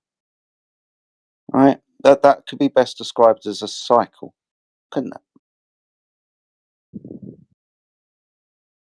Does someone experiencing minus 50 degree weather at sea level require oxygen? What the very fuck has that got to do with the price of Christmas pudding? Well, I'm trying to understand because you're talking about temperature differential. We're talking about temperature and the amount of We're talking about temperature. We're talking about temperature having an effect on gases. We're talking about specifically. Hold the fuck on. We're talking about, even in your model, heat is given as a reason as to why we have a gas pressure gradient. You're asking us, how do we have a gas pressure gradient within a contained system? We're just pointing out that all you've got to do is put heat into the system, make it, like I've just pointed out, maybe cyclical in nature, turn it on and off again, right? You have gas production within that system that is cyclical by nature. It produces gas and receives gas and holds gas. We understand that plants take in gases. We understand that phytoplankton out to sea, along with the ocean itself, disperses gas up into the atmosphere. Chemical and biological cycles that take place on and within the surface of the earth where you fucking live. So don't be surprised there's more gas where it's produced when you're standing in where the gas is produced. And when you go away from that locality, there's less of that fucking gas. Especially when that gas is receiving an awful lot of energy from the surface that it's on, because quite a lot of that energy is radiant heat from the sun or radiant heat given from the subsurface of the earth over time. Geological thermo vents, for example. Hey, Jedi, I was hoping to ask you a couple questions, buddy. Okie I'm probably going to shut this guy down pretty quick, but let's see what he's got. Wait, why is that? Okay, he's done. I don't know, man. Goon is he could be a bit misguided at times, but I think he's got a good heart. Yeah, I've dealt with him many times. Don't worry about him.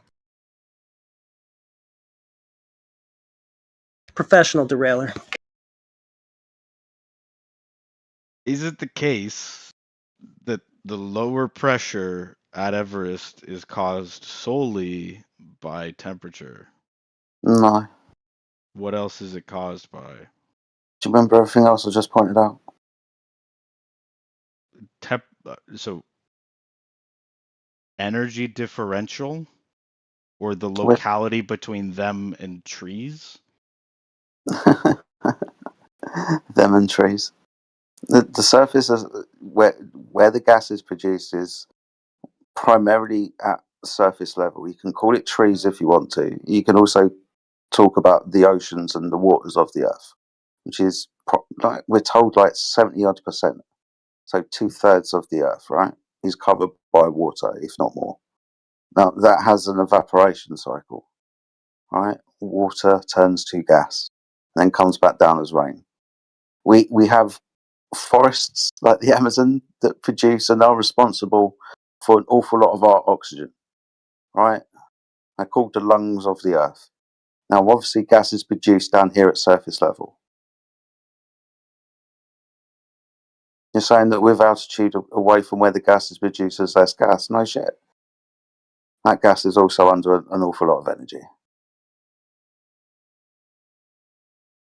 It's hard for me not to hear you say that if you go to like the most remote place in the sea, right, and it happens to be a cold night, that you could be at risk of low levels of oxygen or low pressure. Not low levels of oxygen. Low levels of pressure, yeah. We understand what barometric pressure is, right? Yeah, no, but not to the same degree that we get at different altitudes. Oh, mate, we're going to be talking about, if you want to, weather patterns, high pressure, low pressure, barometric pressure, how they interact with each other in the troposphere, and how the troposphere interacts with the stratosphere, right?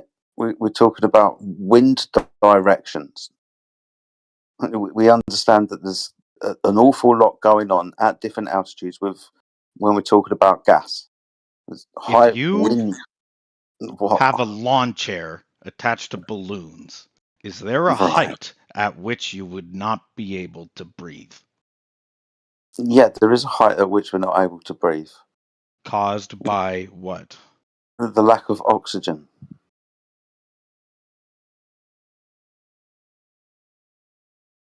And is it merely your distance from the Earth that is apparently making all of this? We live in the density chamber, yeah, obviously.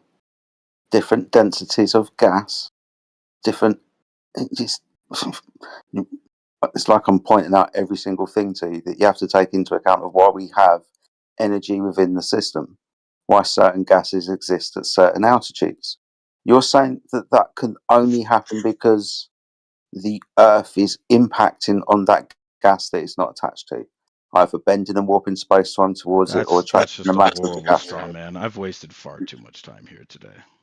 Well, you're giving us a cause for the gas pressure gradient. Yeah, off you go. Happy New Year to you as well.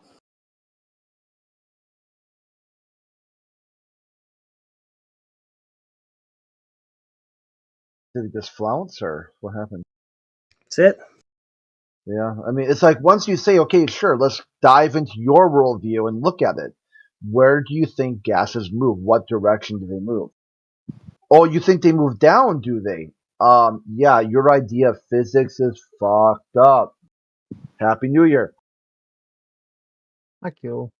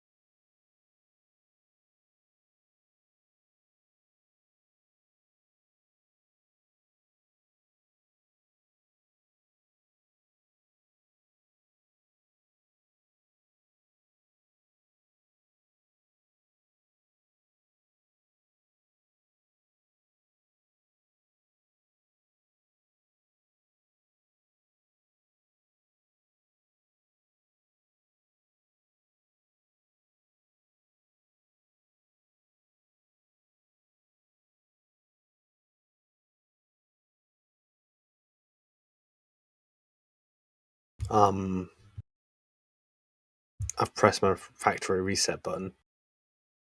The Earth is Oh, a globe. you do you, right? the Earth is a globe because of stars. Huey's respawned again. A guy took a level on a plane. Did you hear about that one? He took a level up on an airplane, and it was level the whole time. Level with what? With the level,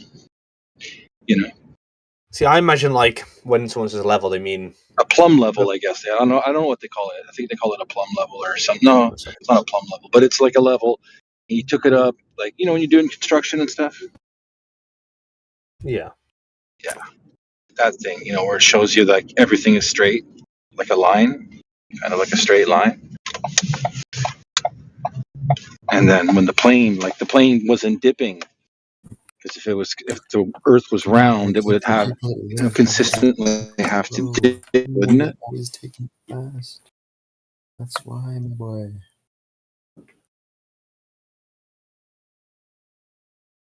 Not sure.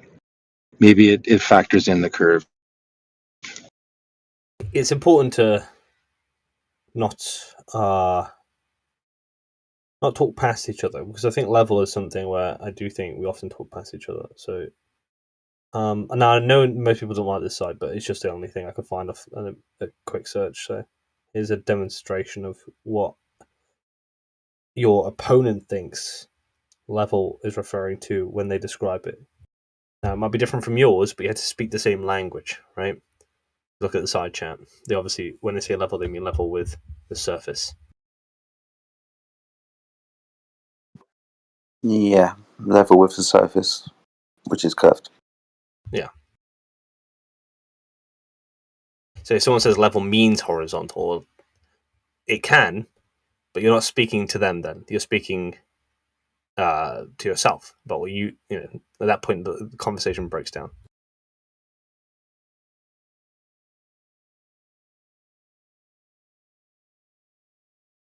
No point fighting over dictionary words. It's just a waste of time.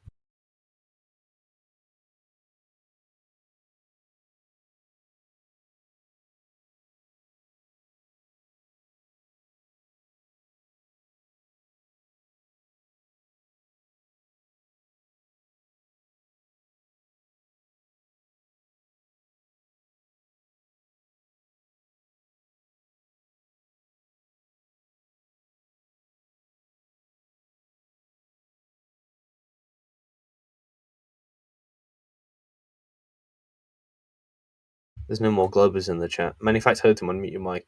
It's time for you to give some wisdom.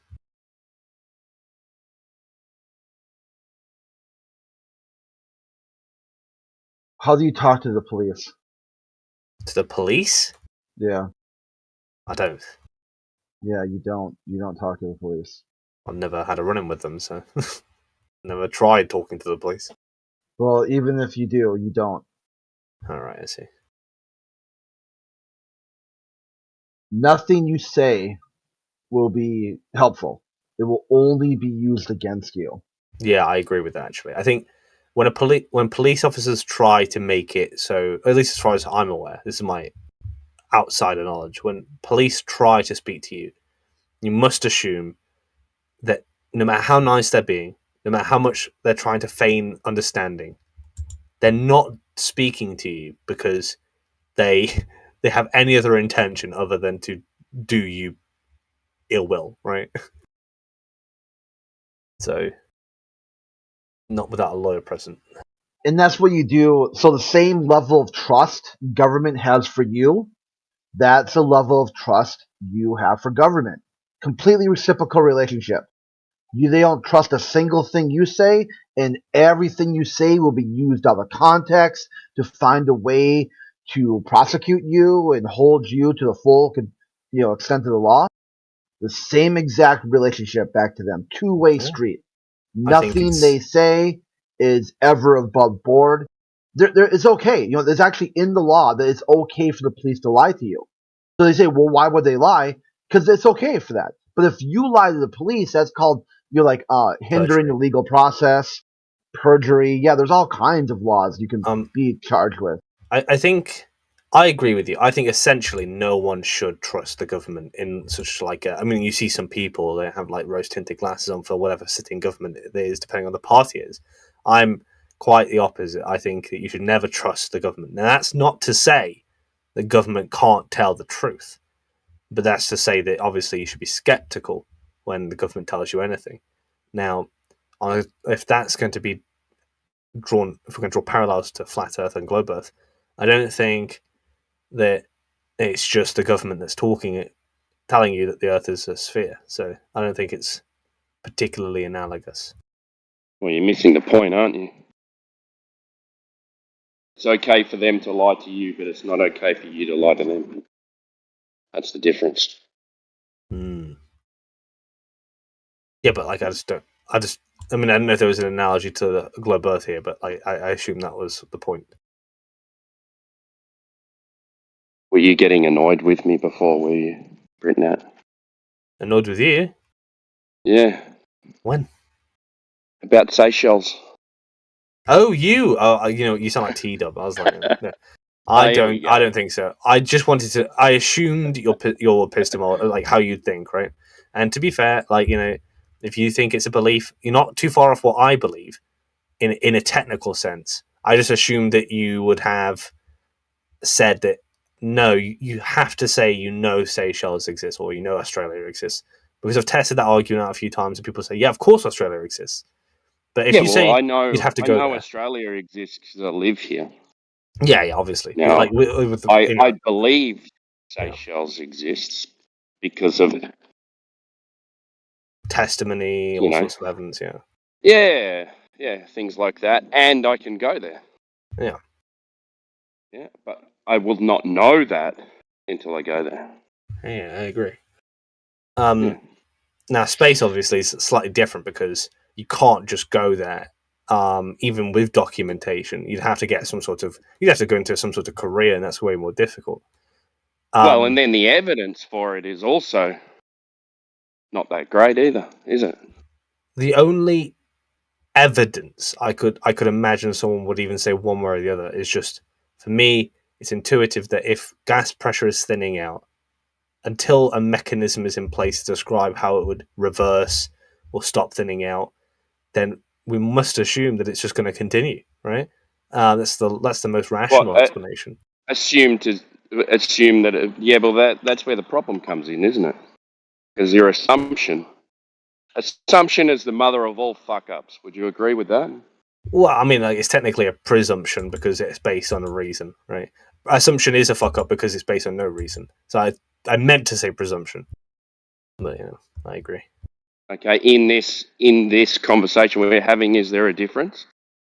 Yes, because you and I would agree that if you're standing on Mount Everest or on the ground, the air would be thinner. If you're on an airplane, the air's thinner, and so there's a gradient upwards where air thins out. Now, I would just say from where the gas is produced. That would make sense, wouldn't it? Yeah, and I would say that would continue, right, all the way up. I don't think it would stop at any point. It would just keep thinning out. Now, that will be, in effect, what people describe the vacuum of space as, because there are molecules up there, moving around. There's just fewer of them, to the point where it's just basically a vacuum. Right? How do you know? Yeah, exactly. I was going to say that. Well, it's not much. It's not a knowledge claim. It's the most rational explanation based on what we do know. So it's evidence. For instance, and as far as the globe goes, other than pictures and what stories you're given, like what evidence do you have of a globe? So we're talking about the vacuum. Yeah, well, this is what I was asking in the chat. Yeah, I've been asking people this for the last hour. Where's the evidence of a vacuum? Like I said, can someone show me this? It wouldn't be like I could hand you vacuum, but it would be just to say that if gas pressure keeps thinning out as you go up, and we don't ever see it do anything other than just thin out the more up you go. So your only evidence of space is a presumption. Yeah, but it's a rational one, right? I mean, it's not. Is it really though? It's not my only evidence. It's just evidence that I think you and I could intuit together. I think if I said something like, "Well, people have said they've been there," you just not going to accept it. So there's no point in me mentioning it, right? I think that if it's the case that we only observe gas pressure thin out the more an altitude you go, eventually you're going to get close to what is described as the vacuum, right? There's no causal mechanism for it to reverse. Like you would agree, right? That would you agree that that no one can demonstrate gas pressure next to a vacuum without a container? Would you agree with that? Yeah, not on Earth. No, you can't do it. Yeah, you would agree with that. Yeah. So would you also agree that you would only need a container if there is a vacuum? Would you only need a container if Earth was a vacuum? You could, because have everyone's a container... saying, "Show me the firmament. Yeah. Show me the firmament." Well, if we're going to go down that road, then you would need to prove that there is a vacuum up there. I'll illustrate it. Because if there's no vacuum up there, then there's no need to show a container. Yeah, I'll illustrate it in the best way I can with an analogy with a syringe, right? So because a container could explain it, obviously, but it doesn't have to be, and that's what I'm going to lean on. Now, obviously, a syringe is a container. Yeah, that's what I'm saying. But no one can show me the vacuum, so yeah, but no one if there's no vacuum, then you don't need the container. Well, yes, but it's intuitive based on what you already know about air thinning out, right? And so it would inevitably air reach that thins point. out from the place where it's produced at the ground. Yeah, so it would as you go inevitably up. thin out to such a degree that it becomes a vacuum, right? Well, that's not necessarily true though, because it can't be demonstrated. Well, I mean, when you say it can't be demonstrated, I agree. Can it be explicable? Yes, and I think that's the main. That's the main thing. Well, you can explain things any way you want, but the thing that we're looking for is demonstrations about the explanation. Yeah, because I can explain anything. I think if you were looking for a demonstration about this thing on Earth, you would need an Earth-sized demonstration. No. I think it's I think the standard, one way or another, for like demonstrating it here on Earth, I think is set up in a way that it's like automatically it's not possible. So asking for it is like a trap, right? Because it's not going to be. So like if that was your standard, it's a strange standard to have, right? It's not really a trap though. It's like these things, like when they go and do experiments, they're experimenting with things that this is how you try and confirm things. Yeah.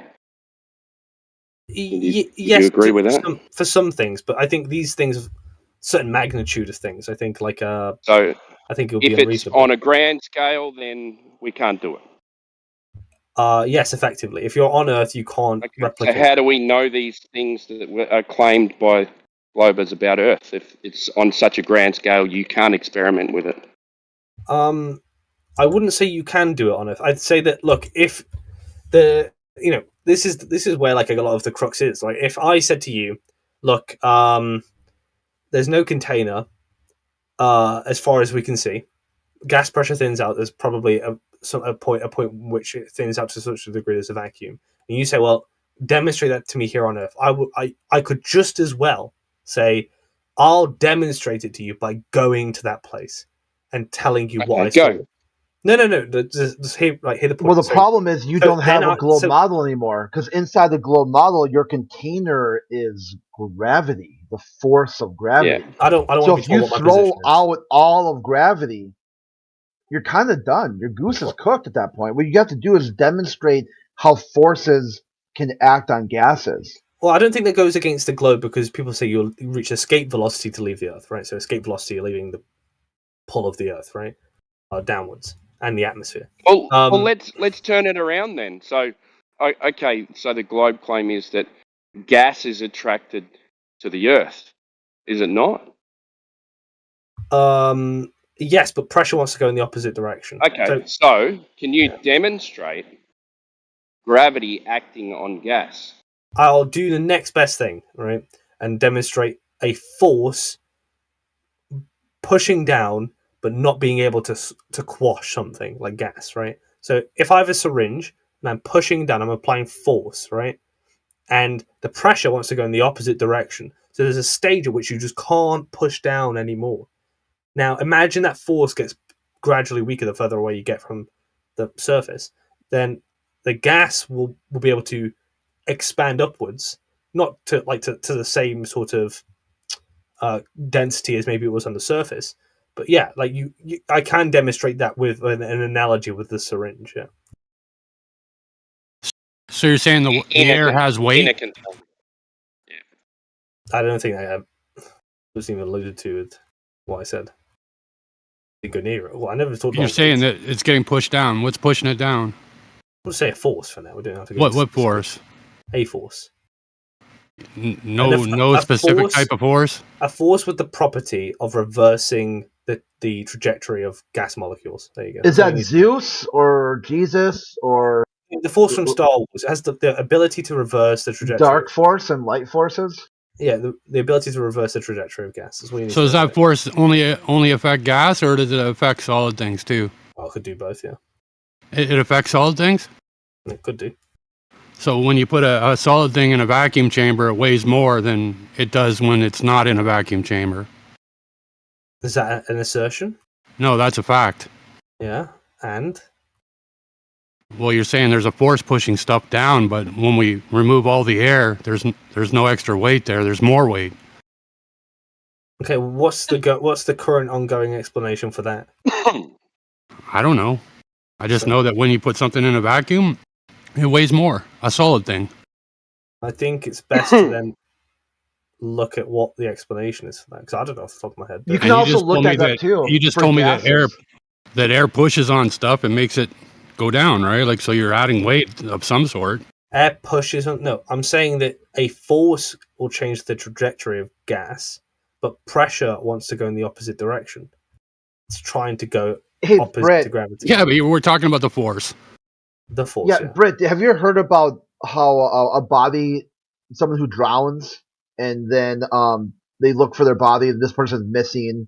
Like, I live in Minnesota, so this happens quite often where, people are drunk, they fall into the lake, and they drown, and people wonder what happened to them. Last time they saw, they were walking on, this way, and they were drunk, and then a couple days later, all of a sudden they find them floating. What do you think happened there? How did they sink and then float? Did they change? Did gravity reverse the polarity? Did they have light forces and now they got dark forces?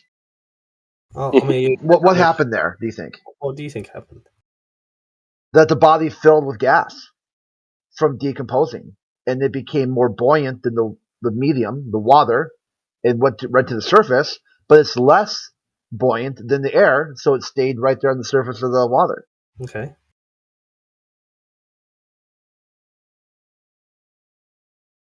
So there's your container for that body.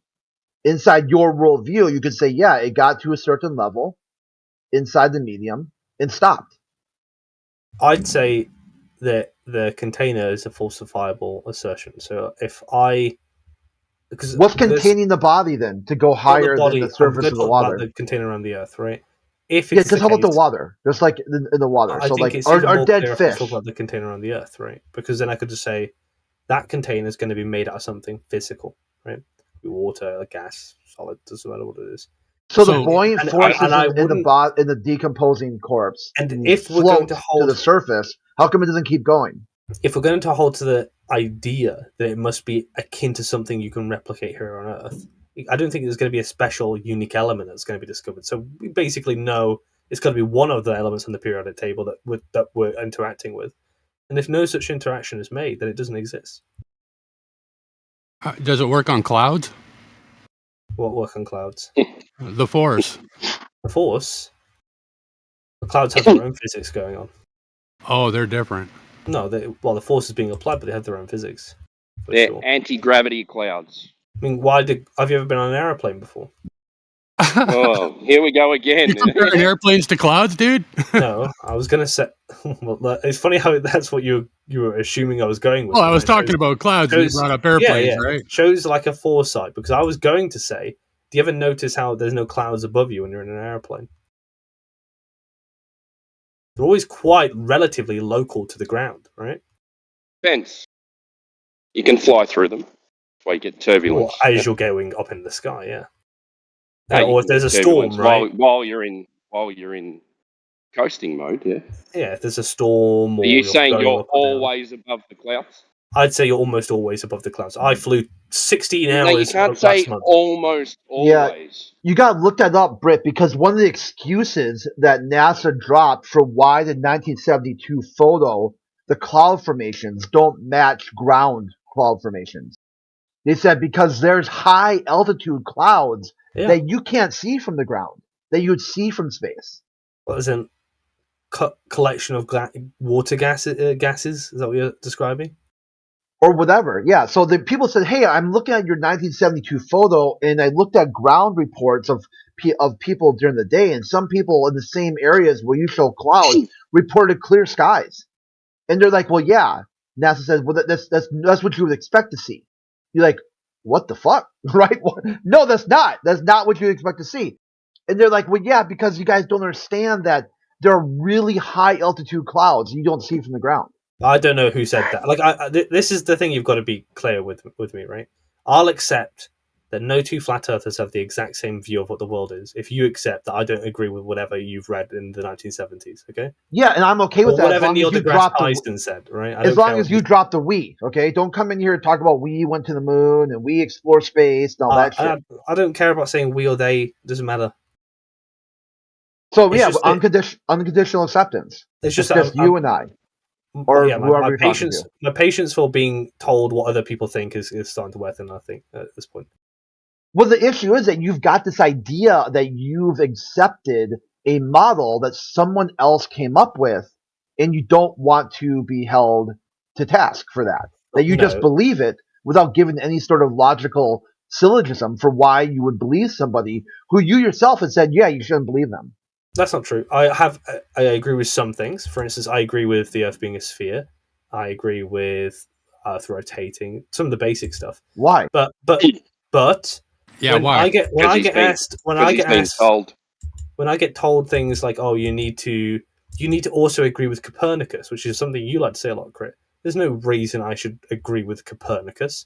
No, I said Copernicus said that his model, his idea, it was so perfect that it proved a God, and this God couldn't be denied.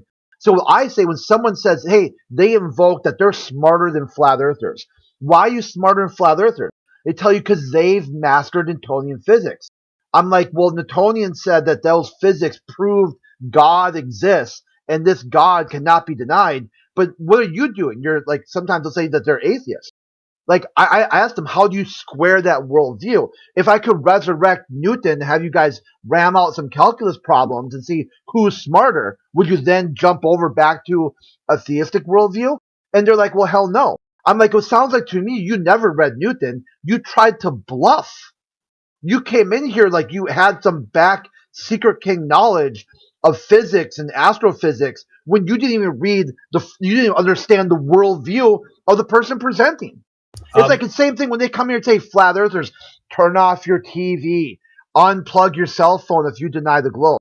How about stop using Newtonian mechanics if we don't understand Newton? So I've figured that one thing is true, right? And it's that whenever I ask a flat earther what they think, that it won't be the same as what the other flat earther will think. They'll always think different things. That's what I've discovered. Can you give us an example of that? So, for instance, I've heard not too long, it was like a few days ago. Some people think that the obstruction in the water is the water swelling, and some don't. Right. So I'm going to stop. Who said that? Oh my god! Now you're really testing me. Who was debating? Who? I think Chris was one of them. Quad. Yeah, Mr. Quad Nice talks also. about water swells. Mr. Nice also. Now the people who said it wasn't swelling was Battlemod. I think he said it's not swelling. So you hear here, there, and everywhere positions. Like, and I accept that. I will not assume your position. When you say just flat earthers with different opinions, right? Like everybody's got a different opinion, dude. It doesn't. It's not just flat earthers, right? I'm not gonna. And that's the issue of a different topic, though. That's not about Earth. That's about the optical phenomenon that people are hashing out with logic, reason, and science. Yeah, that's the difference on the globe side. On the globe side, you can have two flat earthers, like me and Quad, talking about, hey, how is this bottom-up extraction working? How can I simulate it? And both of us talk about it and both understand where each other are coming from. On the globe side, you got some guy just squawking like that. Those dolls, you pull the string, it just says some words. Yeah, that's fine. I think that's why I'm saying I'm not going to assume what a flat earther believes based on what another flat earther has told me, even in the same group of flat earthers, which I guess you all are. Are you trying to relate this to we shouldn't do that to globers as well? No, not to globers. Not to globers. I'm saying don't tell me that I have to agree with Neil deGrasse Tyson because I'm getting a little bit tired of it. Right? What's he said that's wrong? Well, things like I don't necessarily agree with him when he says you can't see the curve of the Earth from the Red Bull jump. Right? I keep getting told that's what Neil deGrasse Tyson said. I don't care what he said. Can you prove him wrong? That's not my prove him wrong. He has to prove his assertion. Well, you're saying you disagree with him. Like, what evidence do you have that he's wrong? I'm just not. Well, first of all, him saying it is so. Well, no, that's not my point. But if he says this is so, doesn't provide any explanation, just rambles about why it isn't so, and then you compare it against something that is evidence. So, for instance, testimony of unrelated individuals confirming the same description, then I'm more likely going to be persuaded by that. I see what you did there. I see what you did there. I'm more likely to be persuaded by the testimony of unrelated individuals. But this is the thing, yeah. You guys throw this guy under the bus, but you can't tell us what he said that's wrong. You just disagree with him, but you've got no evidence to back up why you disagree with him. Well, you just don't like him. Testimony of unrelated individuals is evidence of something. And he's never been to space. So I trust the guy who went over the guy who didn't, right? But can you define unrelated? Do they have to be related by blood? They all work for the same corporation, so they're related. Unrelated as in they weren't chatting to. They didn't come from the same group of people. So, for instance, yeah, they did. They all came from the same corporation. Here's the test, right? I know Jesus existed because Matthew, Mark, Luke, and John weren't friends. They weren't busy mates. They were separate people living in separate places, separate times, writing the same story. That's persuasive. That's analogous. It's not the same. We're talking about something, yeah? We're talking about something. You're talking about something in a book that we can't go and confirm. Yeah? That is evidence for Jesus existing, right? Having existed. Is it? I asked you the question, what did Neil deGrasse Tyson say that's wrong? That you can't see into the Bible. No. I answered the question to begin with. He said that you can't see the cover of the Earth from the Red Bull jump from space, right? So we can actually do things to confirm this. Yeah, you can do a mathematical equation, which they did. Yeah? That shows that you wouldn't be able to see. Well, the what's his name? The guy from the planetarium. You have to cite it because I don't. Paul Larson. Yeah. I'm out on a walk. I'll do it when I get home. But okay. But as far as so what you're doing is what you've done is you've said I disagree with Neil deGrasse Tyson. Yeah. You can't tell us why, and then you go. I told you to the why. Bible. I said you can't. You just say you disagree with him. No, I told you. This is okay. Just to be clear, if there is testimony of separate people who are unrelated describing the exact same thing, then that is evidence for something. Who are unrelated? Are you talking about people from the ISS, or are you talking about people because they're related? As in people who aren't from in the same space time? Describe not okay, Red Bull aren't tied to NASA, right? They're unrelated, right? They're not. How high? Wait, how high did he go up, Britnat? I can't tell you the exact number. So you're saying that you should be able to see the curve from where he went up to, but you don't know how high he was. I'm saying he How said can you make it speak then? Well, he said he saw the curve. Well, and they so many people who have been did similar they or heights did they not show the point of view? Listen, in that Red Bull jump stunt, did they or did they not show the point of view of Felix? That's who he was responding to, is Felix Baumgartner. Yeah, and people who've gone up to similar heights. And all the depiction. Listen, all the depictions of it being a ball, that was with the GoPro. Yeah, and all people who've been at similar heights have confirmed the exact same thing. So, at what stage do you think maybe Neil deGrasse Tyson is not the correct one here? What height? What height? I don't know off the top of my head. I just know that's. So how can you make it compete? And who else? Right. Listen, and because he's saying he's been high enough to see at this the height, curve. and everyone else that's been at this height. What height and who else? Well, I've already said that it doesn't matter, right? Because if I say the exact number of the height, your claim doesn't matter. No, it's not the evidence. The evidence isn't based around how high they went. It's about based evidence. on what they described. That's evidence, right? So you're just claim stacking, hoping that no one picks it up. I've said the same thing the whole time. I'm just saying that it doesn't matter how high they went. They went 20 kilometers up. Now it doesn't matter how high they went, but we're trying to confirm what height you can see the curvature of the Earth from. But now it doesn't matter. So how is Neil deGrasse Tyson wrong again? Okay, I'm going to lay this out one more time. Neil deGrasse Tyson said that Felix was wrong. So we're not talking about how high he went. We're just talking about what he described, right? Well, his argument is that at that height, you cannot see the curvature. It wasn't an argument; it was a claim, right? And then Felix's testimony supersedes. So what height was he at? Felix's testimony supersedes anything Neil deGrasse Tyson said. Come to this conclusion that you can say he's wrong. Felix's testimony supersedes. How is that when someone else just said one at a time? That when they open the door, what you see is a flat horizon. Felix's testimony, in my view, supersedes Neil deGrasse Tyson. Yeah, they gave us Felix's point of view in that stunt. Maybe you need to go back and watch the Red Bull jump. Yeah, I think the testimony is more evidence than just saying that Neil deGrasse Tyson. Yeah, but they gave his point of view. So you're accepting the hearsay over the evidence, is that correct? What evidence? The view from with the camera outside the capsule. Yeah, like we have video evidence, and then you're going by the hearsay. You say hearsay. I've got to insist upon this. If unrelated people confirm the exact same thing, that's more evidence than a video. People who what unrelated people? Yeah, was Felix wearing one of those space helmets, Britnat? There's been several people have been. I can't remember. No, Felix. That's what we're talking about. You brought up the Neil. You don't agree with Neil deGrasse Tyson about not seeing the curve. That was the Felix jump he was responding to. Was he wearing one of those space helmet things? Space helmet. Yeah, those curved glass space helmet things. Is that what they had him outfitted in? Breathing, but I don't know what he was wearing. Okay, well, like I said, you need to go back and watch the propaganda piece.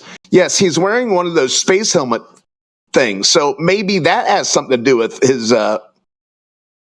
misunderstanding of what he thinks he saw. Because they gave 2 point of views, Britnat, when they opened the capsule.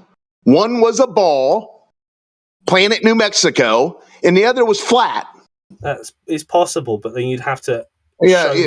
If Candy and Nuts, or if ifs and buts were Candy and Nuts, go back and watch the film.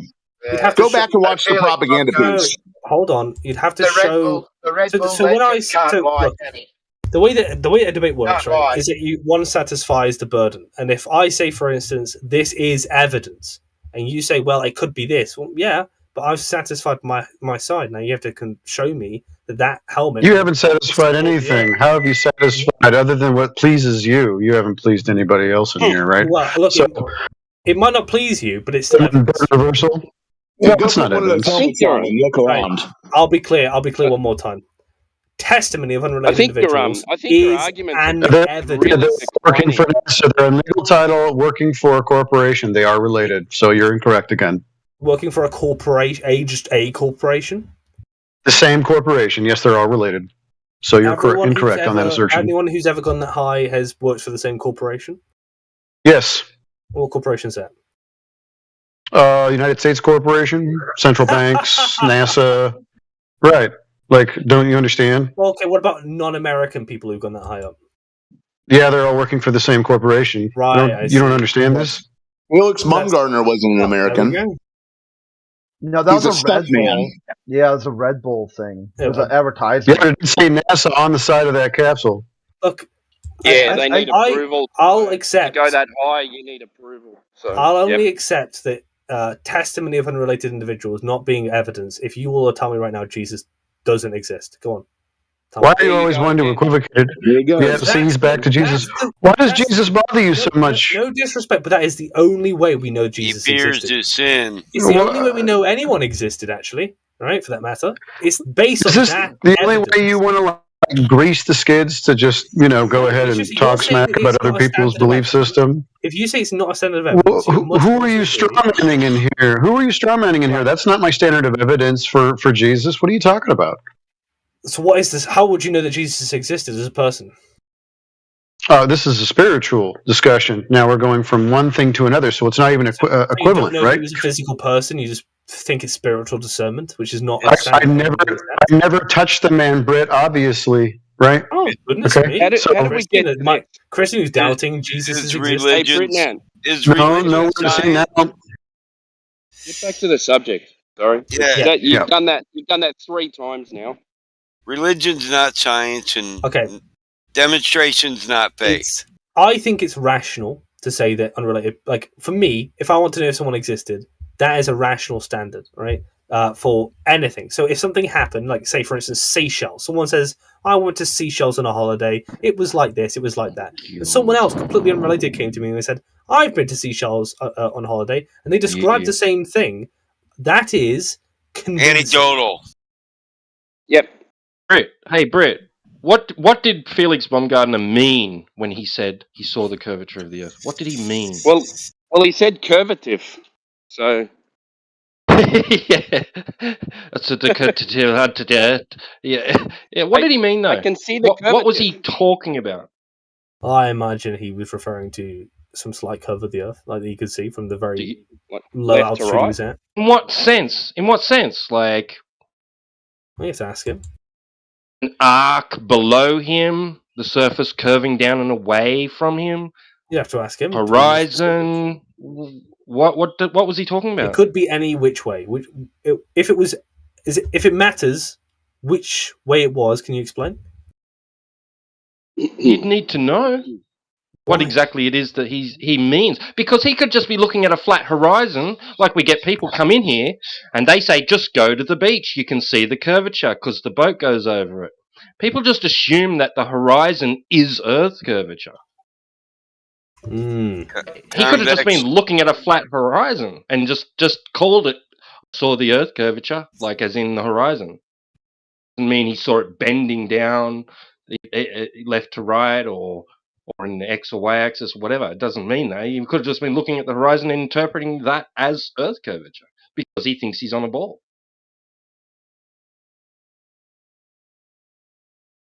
Convex or concave?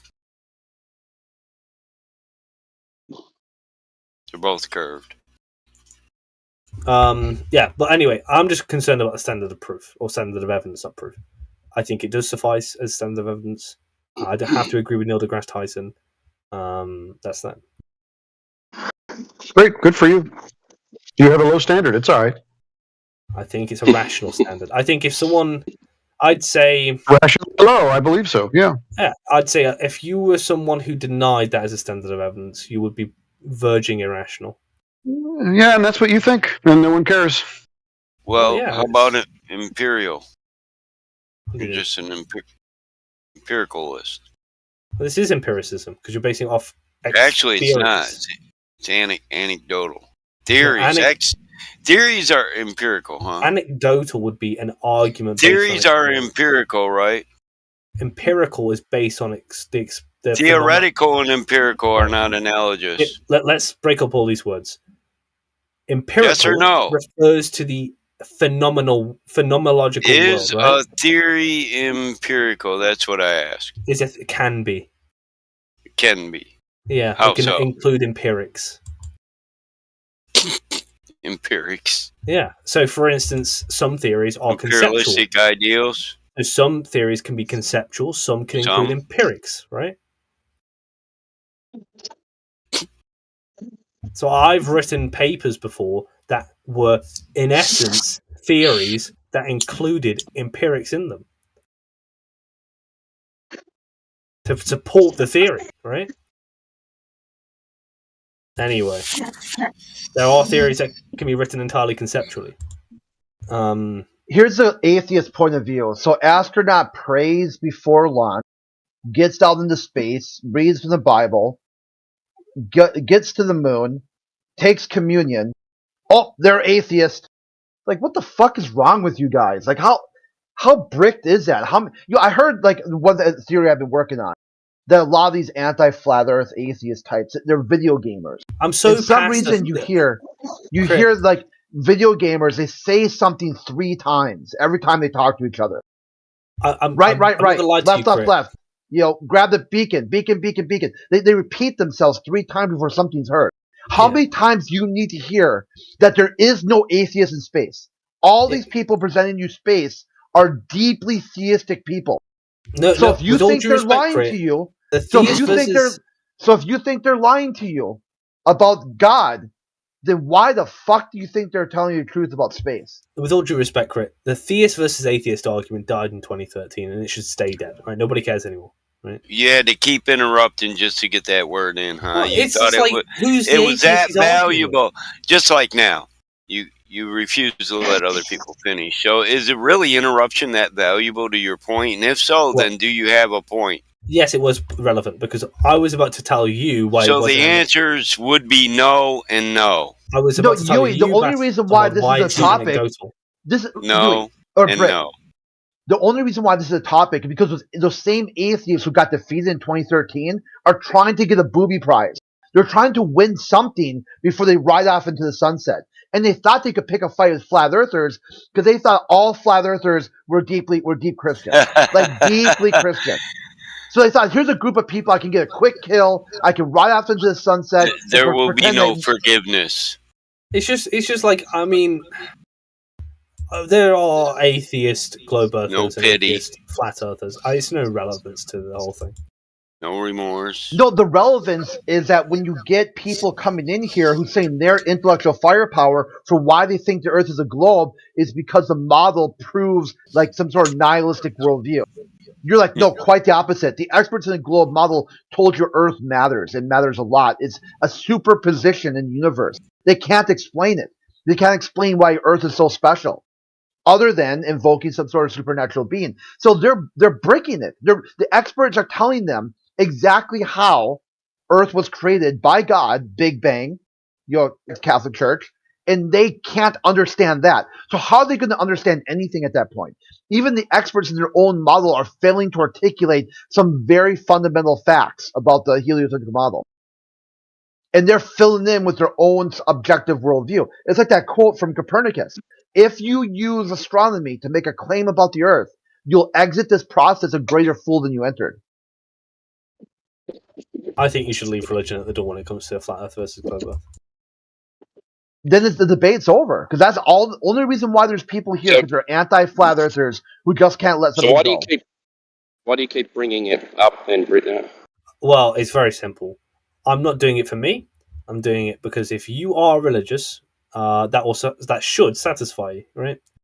I'm doing it for the effect, the rhetorical effect, not because I'm seeking to disprove God, right?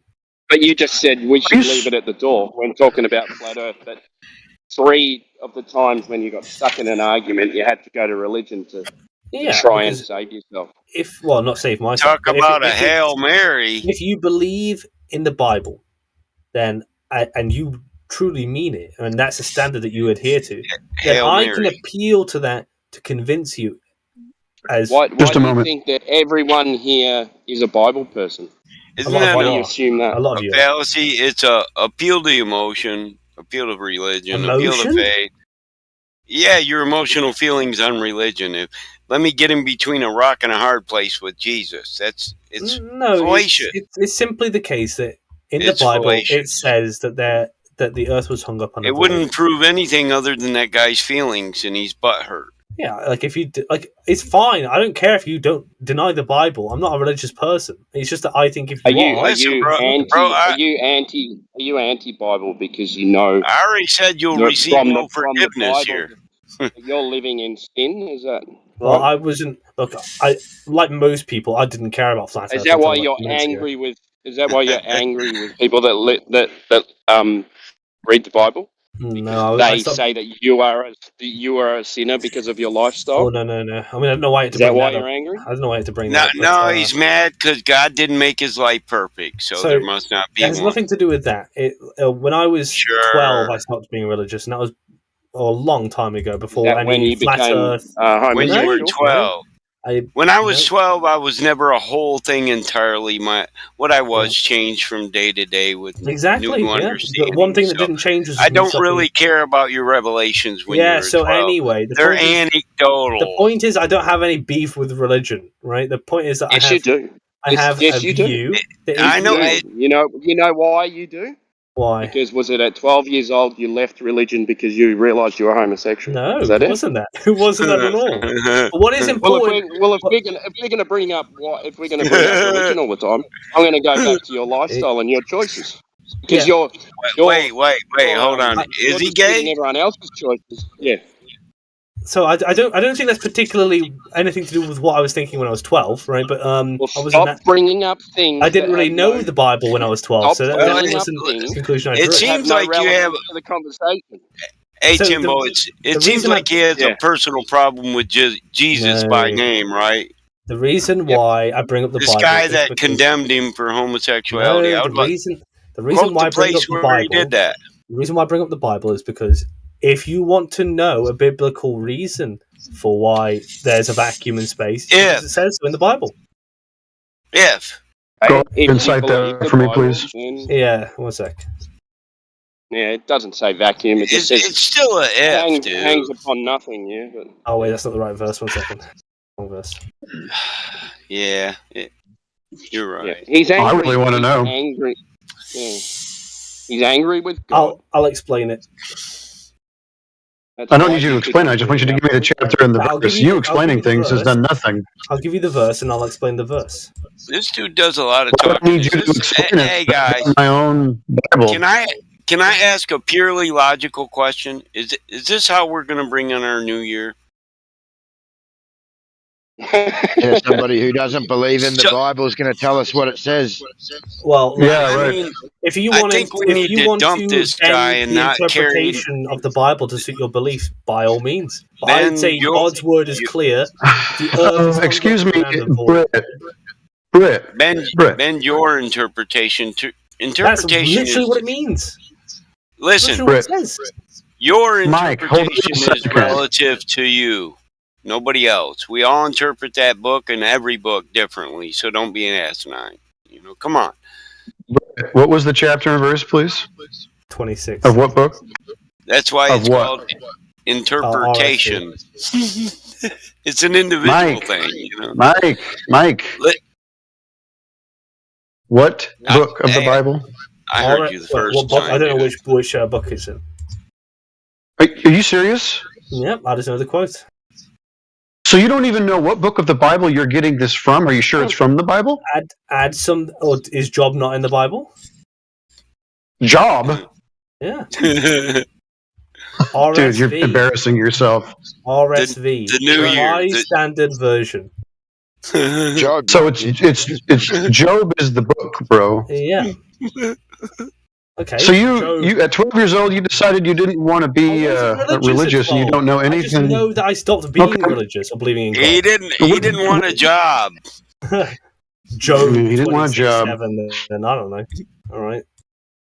Either way, in Job 26:7, it says the earth was hung up around a void, and it was hung up around nothing. Right. So, as far as I'm concerned, that describes what basically a vacuum is. A vacuum is just nothing, right?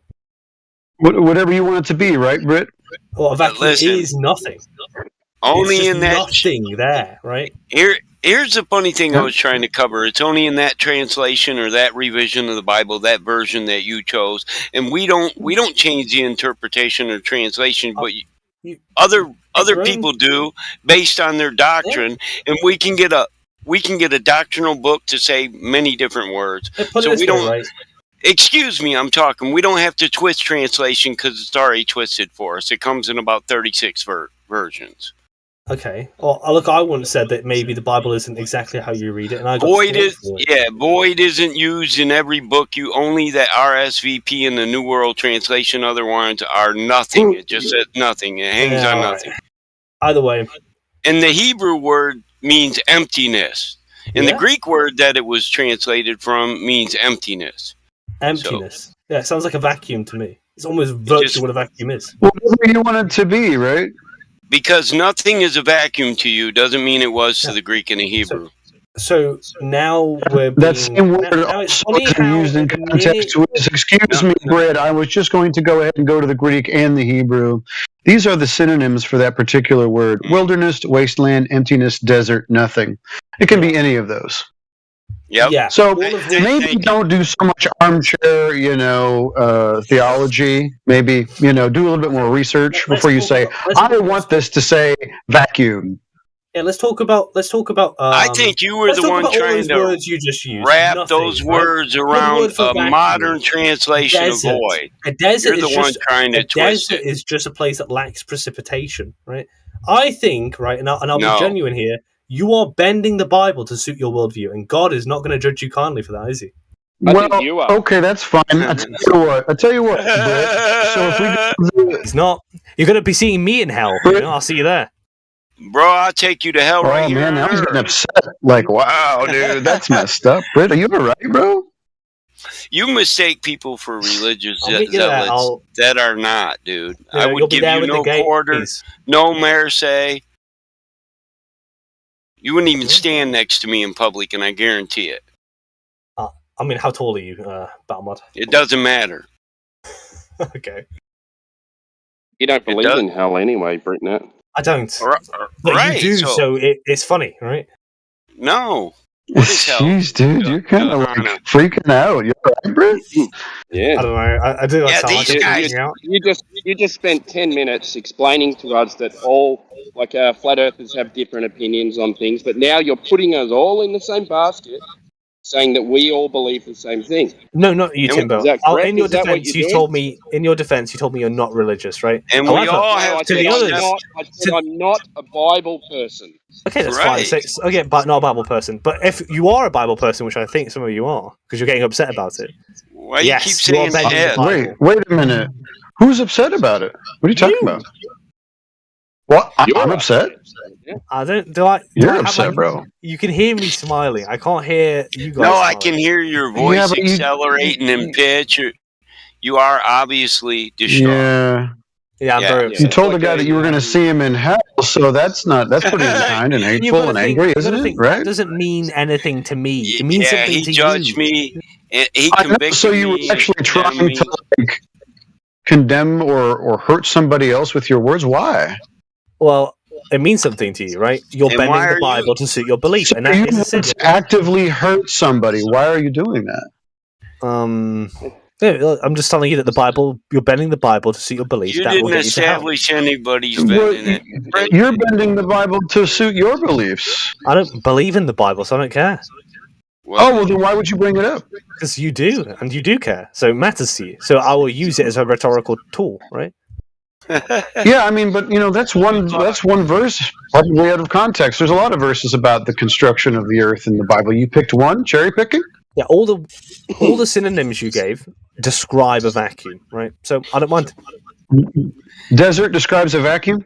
Here's the thing. Desert just refers to a space that doesn't have any precipitation. No precipitation. Dry. Listen, So now no water, but not no air. He's the one trying to twist the words around his definition of a modern word or usage and definition of void. He's trying to make all that shit wrap around void. We're just reading it as it's written there in the probably Strong's Concordance, where you're getting your definitions from. I'm not sure. I'd say a desert is a good metaphor for a vacuum because. Well, okay, that's a metaphor. That's now it's different. Okay. I think nothing is a good specific word for a vacuum because there's great. Yeah, so you're gonna pick the one that suits you the most. There's over 200 rhetorical devices in the Bible, and there's other places that the Bible's talked about the earth setting on pillars. So which one is it?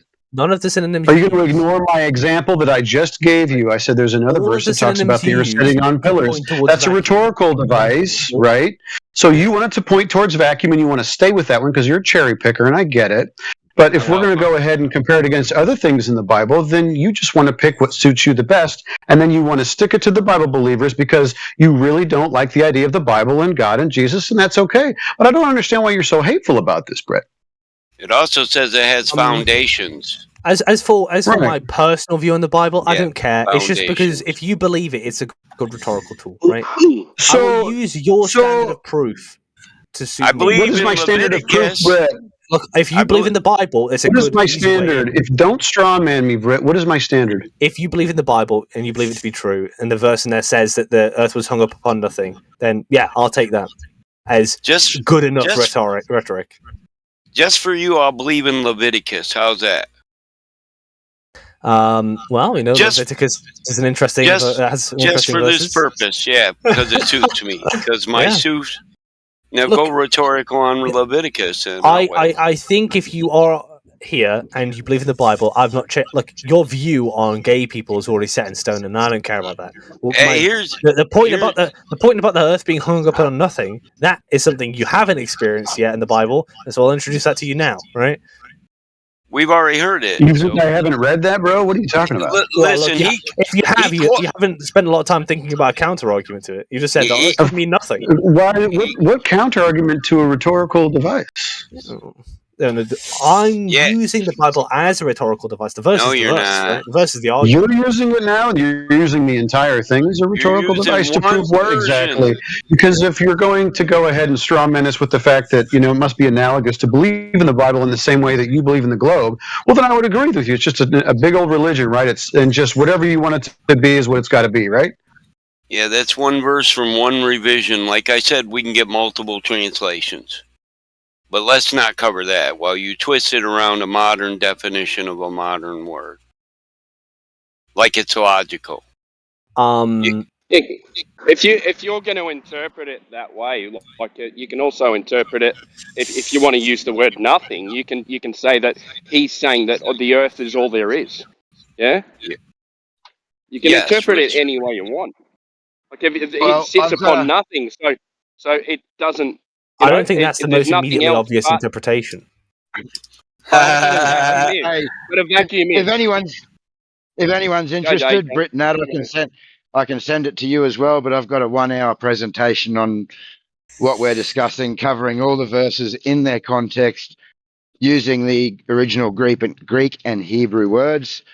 And I will tell you, I don't agree that the 200 verses that are presented all represent or depict a flat Earth, but I went through them 200 as well and picked out all the ones that are used that shouldn't be used, and I talked about the etymological fallacies that are used for flat Earthers. I'd be interested in that, AJ.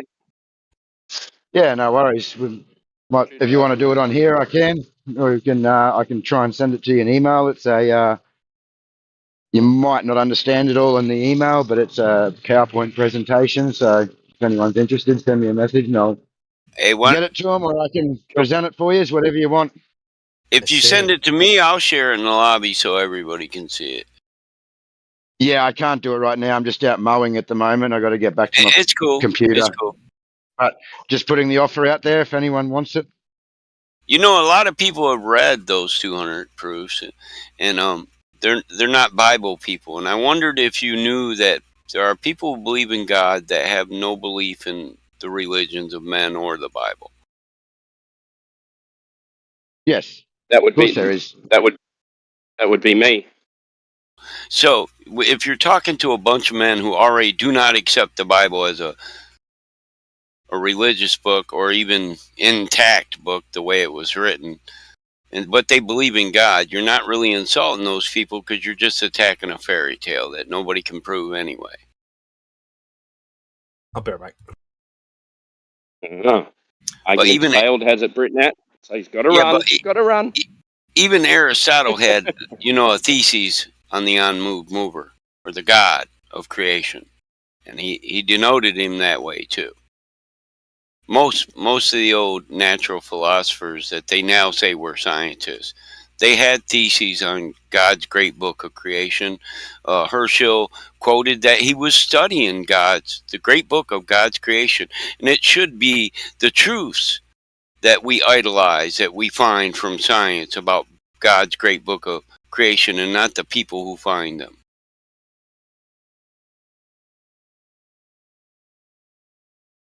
It was William Herschel.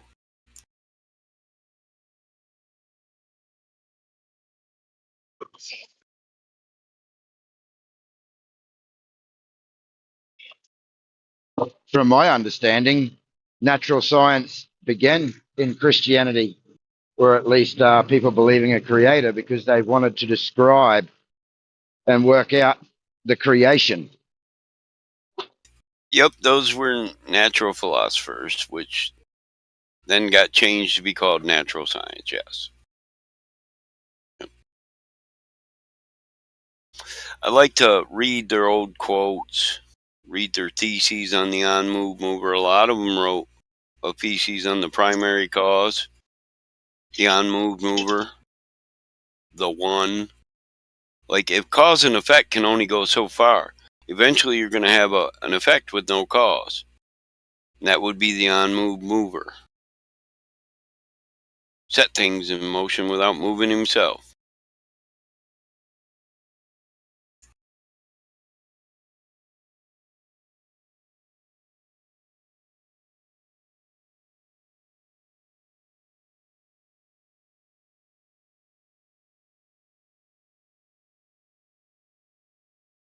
Well, Britnat disappeared really quick. He mustn't want my presentation.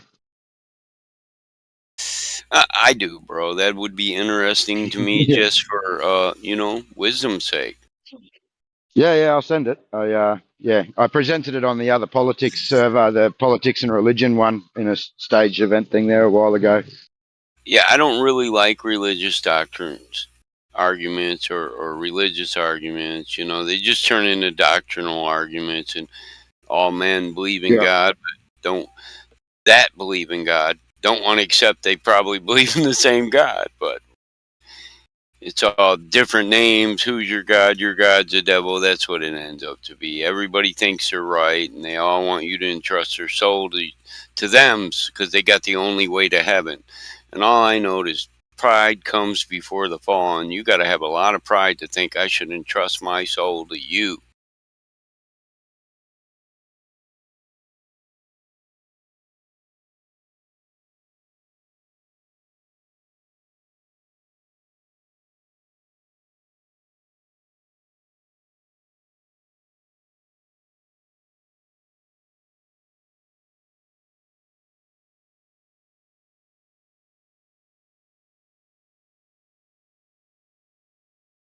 Hey, and I wanted to say Happy New Year's, everybody. We're all men and women first before we're flat or globers. So, happy holidays.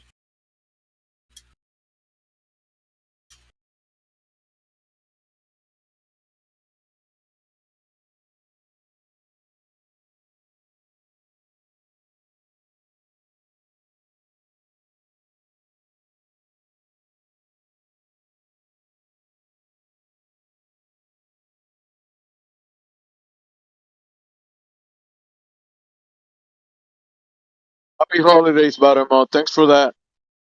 God bless you all.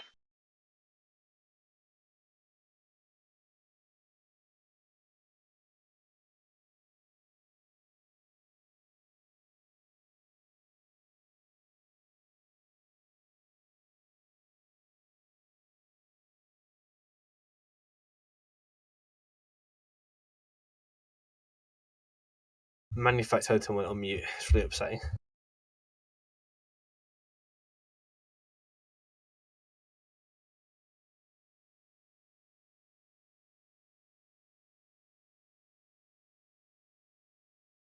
Say what?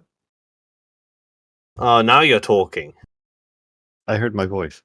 Yeah, I've been asking for you to speak for ages. Hi. What's the best argument for the globe, do you think? I'll defend whatever you say. So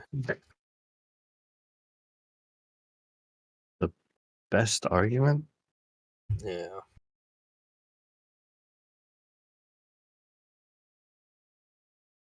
I don't know. I feel like we've done them all, haven't we, really? Yeah, I think we have. I still say the best ones are either space photos or star trails. Oh yeah. I think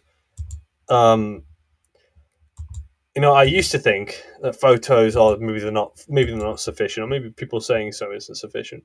But I've had a 180 on that because I realised that it's irrational to a degree to not accept that as good enough, right?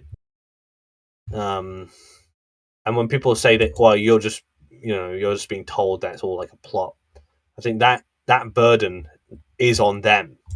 Really, it's not on the person who's providing the evidence. Like, once you've given, you've supplied and evidence, and you've satisfied the burden of proof. You've done something. It's then upon the other people to say, look, these images are fake, and here's why. Right? That's my intuition. Yeah. I think accepting images as evidence is rational unless they fit what we currently know and they don't contradict other observations, or at least they are neutral. So there's nothing that debunks these things up to this day. It doesn't have there doesn't have to be something that supports it. Yeah, because people thought the Earth was a globe before they had photographs of the Earth, right? So it's like it's a confirmation of that. Whereas things like, I don't know,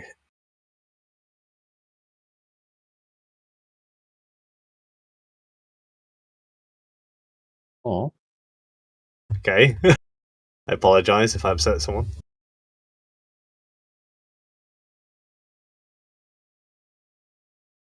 May I continue, or am I not allowed to speak anymore?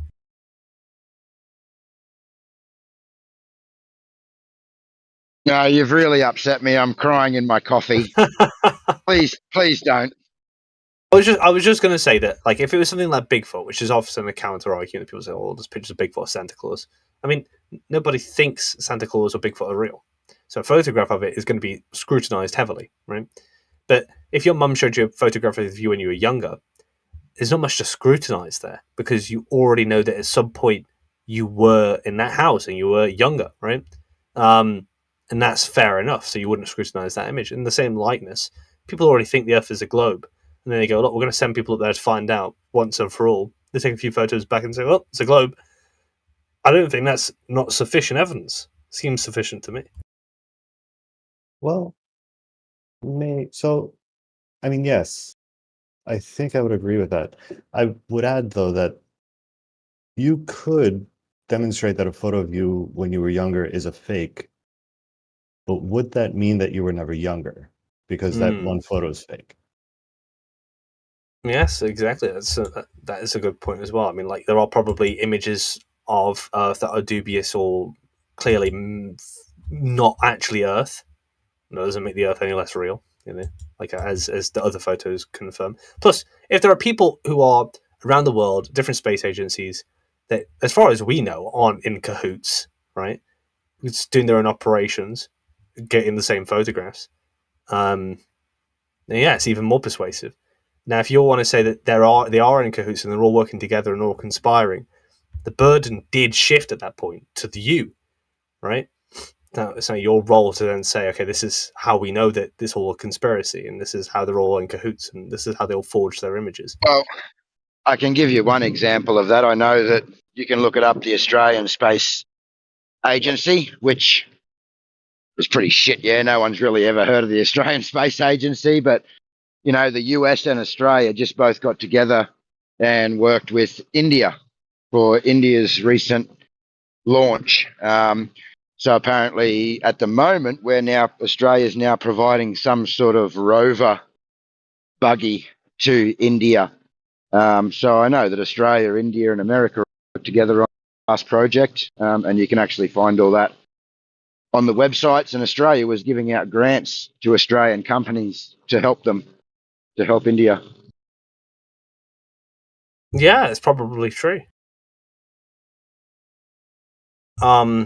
But as for them being in cahoots to forge images, not necessarily follows from that, right?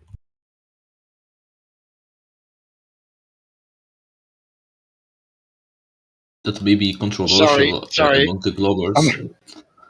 Sorry, I'm on my phone and I'm mowing. But look, if they're working together and they're paying money together to achieve something that's not possible, then yes, that would be good evidence they're working together. But that just depends on whether you believe there's evidence that it's possible for them to go where they're claiming to go and do what they're claiming to do.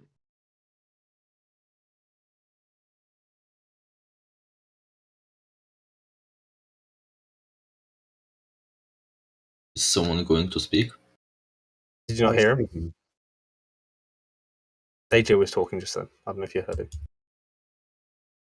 Yeah, I'm finished. Yeah, I was just saying that, you know, if they all know, you know, they're paying money, they're working together to go to space. Yeah. So if this actually isn't real and they can't go where they're stating they're going and they're paying money and putting, yes, that would be evidence that they're all in it together.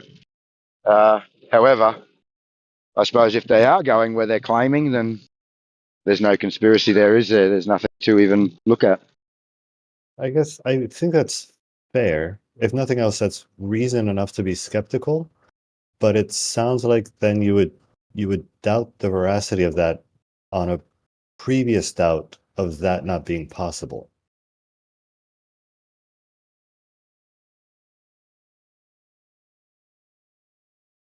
I think, well, personally, I think the evidence shows that they can't do what they're claiming to do. But obviously, you guys disagree with that, and I don't want to go through a whole argument about gas. Sure. But yeah. Yeah, I think it may be controversial among the Globbers, but I think the reasoning of flat earthers is actually good reasoning, because if something like photographs that can't be independently verified not only adds something to something that we can't verify by ourselves, but just straight up contradicts it. So if we had observation that prove that Earth is flat and this picture show is a globe, then it's reasonable to dismiss them as forgery. But I would disagree with the premise of that, because I don't think there's any evidence that the Earth is flat. But assuming that it really is the case and flat earthers really believe that, I don't actually think that reasoning is bad. I think it's good. I think I can agree with that. I think. I mean, it sounds to me Embo's talking about the difference between valid and sound. I think that because as far as I can tell, right, the most rational belief you can have on the topic is that it could be flat, it could be a sphere. There's observations to really support both, right? So I don't think you can get to the point where the image is impossible, right? Unless you are truly irrational. So I don't think it could be a rational position to have, right? You would have to be 100% convinced that Earth is flat. And there are people like that. Yeah, there are people like that, but they are prima facie irrational, because I don't know how. When people say they know the Earth is flat, I've never seen anyone actually demonstrate it, right? Yeah, I think you would have to make a distinction between someone who who is skeptical and someone who is certain that it can't be possible. Yes, I often see flat earthers making fun of the globers, saying that we aren't 100% sure of anything. We only can make observations and then make the best conclusion from them. While I think flat earthers are doing the same exact thing, but they are simply denying it. Like when you see the horizon moving, that observation by itself doesn't tell anything about the shape of the Earth.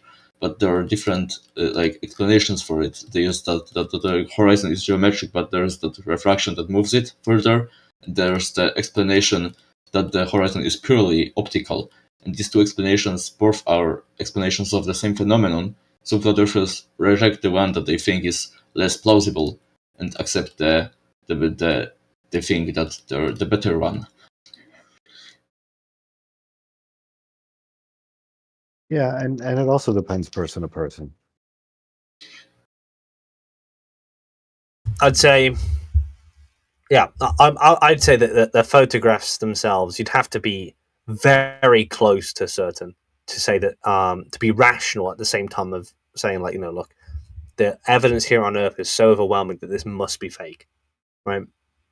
And that is a standard I think no rational person, flat earther, could have, right? Unless they were deluded. I see what you're saying. So no, it's not actually a good argument. I think the only way to be 100% sure the image is faked is to to contradict something that isn't a claim that is derived from the observations, but is something that can be observed directly. So, for example, we can directly observe that the grass is green. It's not a claim; it's directly derived from the observation. So, if the image would show that the grass is blue, then you could automatically dismiss it as fake, because you don't have to go through any reasoning process from looking at that image why that image says something. It's just in the image. No. That's. I think there are some. I mean, I don't know much about photography, but there is a photographer that comes in here on rare occasion, and he has a very specific way of knowing, for instance, when a moon photo is fake, right? Talk about that Nephilim guy? Yeah, and he does. Unfortunately, he doesn't go into specifics. He just talks about light and how light cast on images will tell you if it's fake, right? And this image cannot be fake because of the way that the light is operated in the image, right? Like cast over the moon, the craters on the moon specifically, or mountains, or whatever he talked about. So I expect those expert ways to find out if they're fake or not that go beyond you doing your stuff, right? Like the actual thing that the image is showing. There's that one guy on YouTube that does similar thing. That Dave McKeegan. He recently his channel just blown, and he's like one of the most popular flat earth debunkers. He was a photographer, and he still is. But he made a video where he claimed that the images from the moon aren't only not faked, but they have to be true because they are impossible to replicate on the Earth. Because if you have shadows on the Earth, the light scatters in the atmosphere, which makes like a gradual blur between the shadow and the lightened area. While on the moon you have very sharp shadows. You have like completely black area, and then you have sharp jump to completely illuminated rock. Is that the bald guy? Yeah, that's him with the brown dog. Yeah, I think I've seen that particular video. Adam destroys.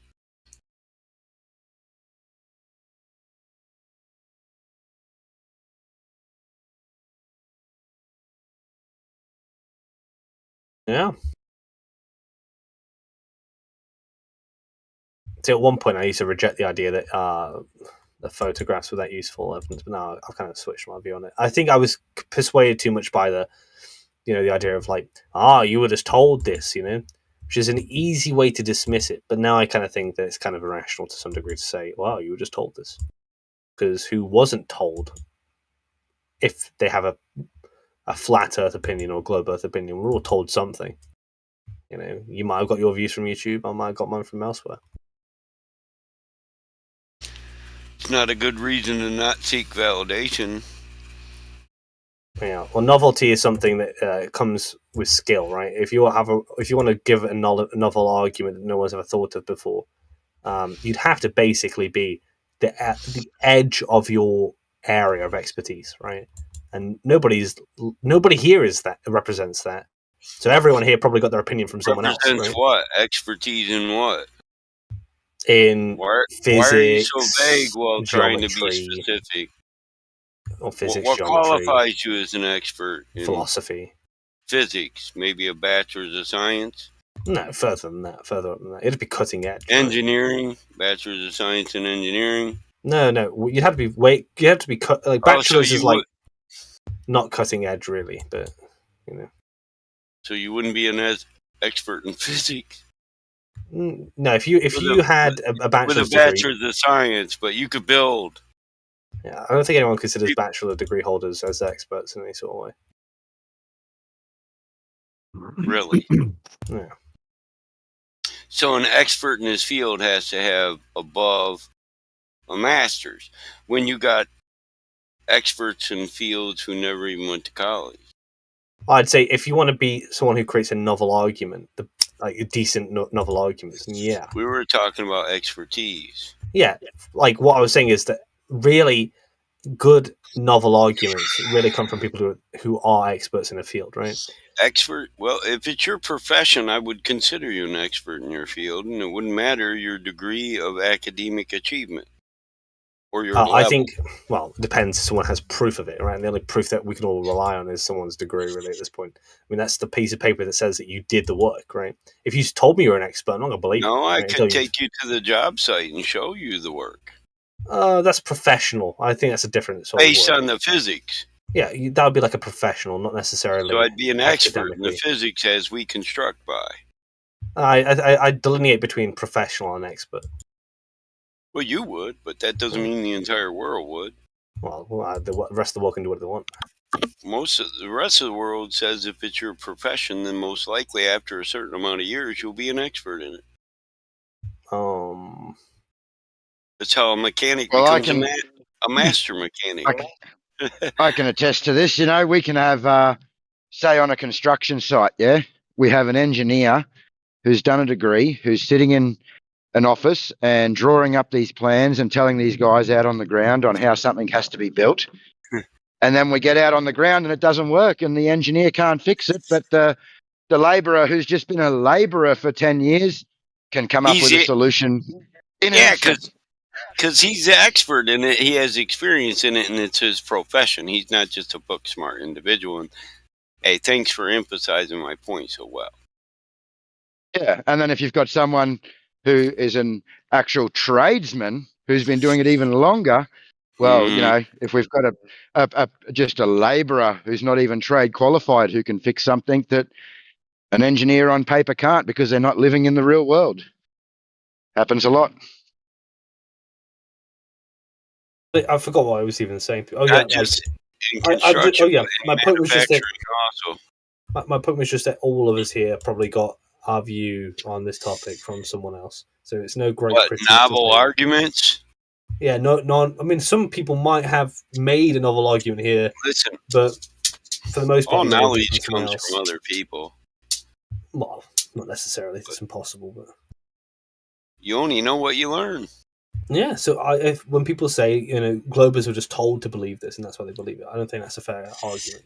I would just say you accept the world that's been presented to you.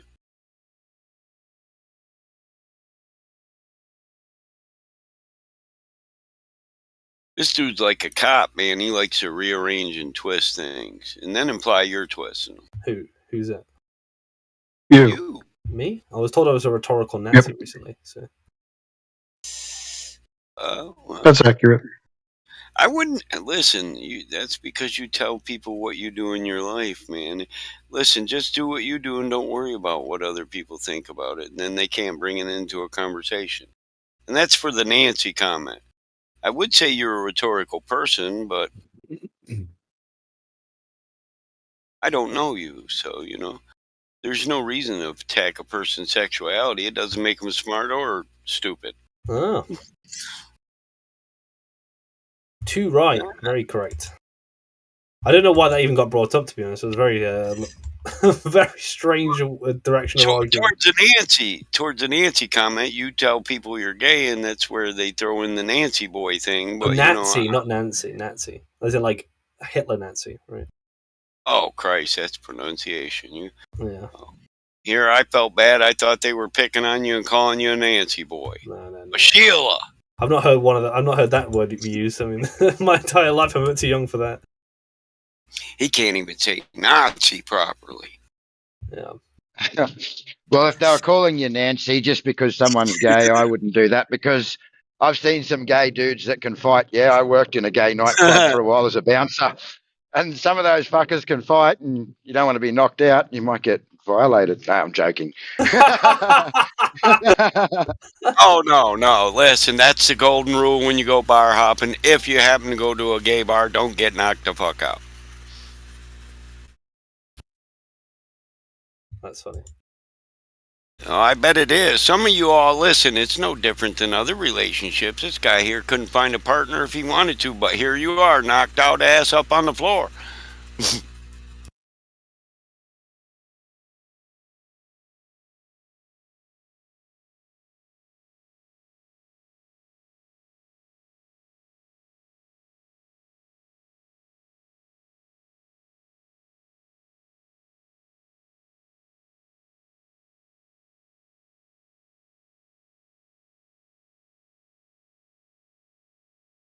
Okay, then I agree with the statement. You do sound like a rhetorical Nazi. Yes. I don't even know what it means, but it sounds cool, so I'll own it. Right. Fuck it. Own it. Take away their authority, their power. Well, people say I twist things, but I don't think I do. I think it sounds like I twist it because people don't know where I'm going with things, right? No, you rearrange it and ask the same question, or you try to state it in a different format. And I know you're just trying to put it in a way a person could logically understand. I get that. Maybe. But it's still a rearrangement of the same topic. And it annoys me because I got you the first time. I look up to Embo and Manufactotum. They're the leaders of the Globe Earth movement right now. Oh man, you guys are fucking in trouble then. Yeah, they own Globe Earth. Bro, I'm not a leader. I'm only in 9th step in the Mason hierarchy. 9th step. Yeah, I have to grind my experience points to get to the higher levels by spreading the globe propaganda online. Really, that's not a requirement of a level of a Mason, but okay. I know a lot of you people read about this online and you think you know it all, but I think I'm a Shriner, so Embo was the first person who got me into the Globe Earth thing, because I spent like one day here and then Embo DM'd me and he was like, look, right, you gotta be a master Mason before you can even apply to Shriners. He was like, you're new here, and then he taught me how to argue. Who? Embo. Oh. He ain't new to this argument. No, he said I was new. So like it was the first day that I got here, like the first day I got into Flat Earth, and he pulled me to one side. He said, look, right, he does help Glovers out. Yeah. He's a helpful person. Yeah, he said, you're being a bit stupid right now, Bert. Like, you need to... Yeah. Well, just as far as the conversations goes, he knows he's been in a lot of them over years, so. Yeah. I like him. I just like picking on him, that's all. Well, honestly, I like all you guys as people, as men. You know, we sit on opposite sides, but that doesn't mean I can't like you as a person, right? We'll call Embo a failed video game. Failed video game YouTuber. Which I think is funny. Well, the answer is yes. It doesn't mean just because we have opposing ideals that I can't think you're a decent person. Too many people forget that. You know, when you play sports, the opposing team's only your enemy when you're on the field, right? Once you're done, you're just men. Yeah. Although some people don't see that. Some people do actually get very personal when it comes to this whole thing. And we call that poor sportsmanship, you know. Be a gentleman. Keep your integrity intact. Unless you don't give two shits about your integrity, and then, well, you know, destroy it. Maybe that's a lot of those people that had to have their participation award because they didn't win, yeah, but like I did a lot of boxing, yeah. And and you learn very quickly some respect, and you know, it isn't serious. Like you just said, we can both get along after we've had our fight, rather whatever. But I tell you what, you learn some. Even though my eye socket, listen, even though from this point on I got cauliflower ear after meeting you, and my eye socket will be cracked for the rest of my life. Sure, we'll be buddies after the boxing match. Yep. And it just humbles your attitude a little bit, yeah? It humbles you a bit. You go in thinking that you're some big, you know, you're a legend, and then you come out fucking smashed, and you're like, holy fuck, I'm not as good as I thought I was. You come out knowing this, even a legend can be beat. We all lose. No. If you're a fighter, you know that. We're all going to lose sooner or later. The guy at the top, he's going to be at the bottom someday. And the guy at the bottom, he's just on his way to the fucking top. That's right. He's the hungry one trying to get there. He'll take an ass whooping that you don't even want to see. He'll take that shit and still win. Yep. But I liken this to that, yeah. You've got to be humble, yeah. If you don't know, you don't know. For me, it's not about so much winning the argument; it's about having the discussion. And if I don't know something, you got to be humble and say I don't know. Yeah, I boxed in the Corps, and I had a great respect for guys that I couldn't beat, or I had to, you know, go back and get rematches over and over again, and they were always my best competitor. So I felt a camaraderie with them. Because even though we both got beat to piss, we were still there competing because we got whatever enjoyment out of it we got. And you help each other do that, and you recognize that. No, I'm not drunk. I don't drink, whoever Dad Fool is. No, I'm not drunk. I don't drink, so. If you don't want to be banned, you know, you'll quit. I'm not slurring. That's my boomer voice, dumbass. God, these kids. I was very drunk last night on New Year's, and I'm fucking paying for it now because it's hot as hell today. Oh, it's already the first for you, huh? That's right. Yeah. Yeah, the fireworks are just starting here. You're grown and you're turning 20, huh? And you wonder why a 50-year-old man would call you a kid. Yeah, you're a fucking child. Shut up. Yeah, exactly, yeah. Me. If you got something to say to me, say it in voice chat. Grow a pair. Don't hide in the text. My son's 19, turning 20, and I'm only 40. You're old enough to nearly be his grandfather. You have to fucking tell him to straighten up. Yeah, your son's still a boy, right? My son's 36. Right. He's still a boy. Yep. In my opinion, from my perspective. You're seasoned, okay, 20 years so. I'm twice that, plus half. I think I really realized it like when I was a kid, yeah, and I was 20 years old. I thought I was pretty fucking special, yeah. I thought I was an adult. I thought I knew everything. And now that my son's around with his mates and they're all 19, 20, I look at them all and go, wow, you guys have nothing, you know, nothing. No, it's like they're still children. Yeah. I'm with you, bro. I watch it. I look at my son and my kids and I say, yep, I was that dumb when I was that young. You just don't know it because you don't have the perspective or the experience to see it. But when you do see it, you may or may not regret it, or you might just accept it as that's life.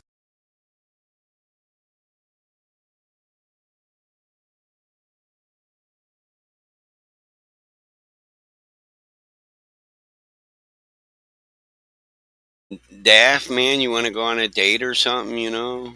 Are you really that pressed for conversation that you got to text somebody in the voice chat? Can we get this guy unmuted? Is he muted? Can't talk? Pro-choicer? It's my voice, my choice. Talon, Happy New Year. Let me have a look. And who is it? Let me see if they're muted or if they've been server muted.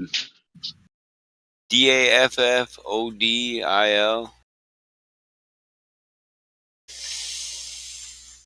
No, they just keep texting in the lobby. What? Listen, we're not going to bite your head off. You can just talk in the voice chat since you're in it. Say that. He's not in the voice chat. Out loud. He's not in voice. Yeah, he's got a girl with a pink shirt on. Okay, it's a girl with a pink Daffodil. Daffodil. Daffodil. Ah, that's it. It's like she's pressed to talk to a man or something. I don't know. I'm not pressed. That's sexist. No, she's not. It's not sexist. She's not muted. Okay.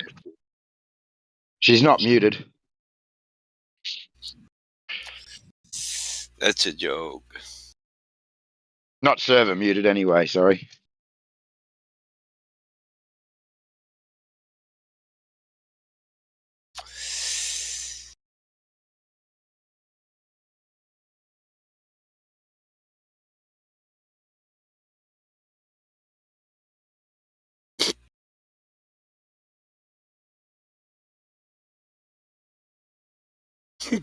Good for you.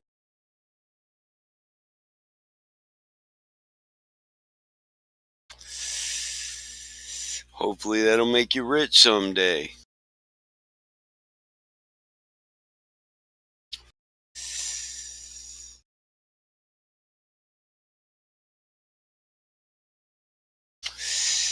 Hey, post your link to your Twitter, or maybe you can get more Daffinators.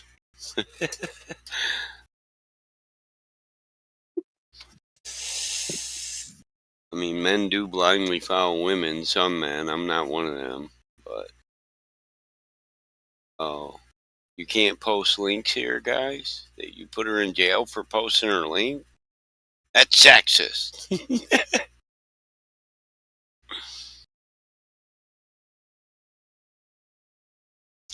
Yeah, they're called simps. Yeah, Quad, you're right. Thank you for clarifying that. If you're not a simp in today's reality, though, you're a sexist. So there it is. She probably can't post links due to the politics server because you've got to be in here for so long before they upgrade your status to allow you to post links and post in the chats. Yeah, because I was just thinking, man, that happened to me once when I posted a link, but it hasn't happened since. So no, you got to be in for a week or so and have a couple of hours in the server, and then the actual server itself, politics, will give you the permissions to post. Yeah, these guys on this server, they're not that bad. Really. I mean, they host us. They entertain us. You know, they let us hang out. So they're decent. They're like, hey, whatever. Here's a spot. Just hang out. Keep your stuff in your spot. You know, so we don't go to the other lobbies. And I mean, I imagine Crit does. You can't stop Crit. He's a workhorse. Crit probably go to every VC in here. Flat Earth? He's a workhorse, man. Crit be working. Once I get some time off and get done what I need to get done, I'll be doing the same, I think. I just need to get through my little stint where I'm at the moment. I gotta quit using that boomer voice. They always think I'm drunk. You little whippersnappers.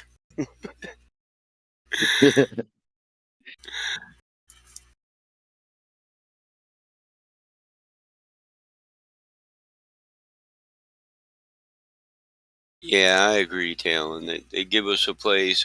They show us more respect than a lot of other people. They give us the common decency of treating us like human beings. So that's why I respect their platform.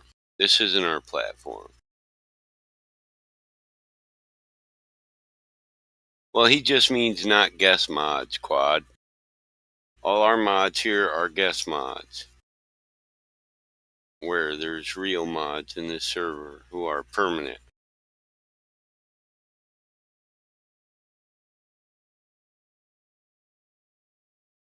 Yeah, I agree, Talon.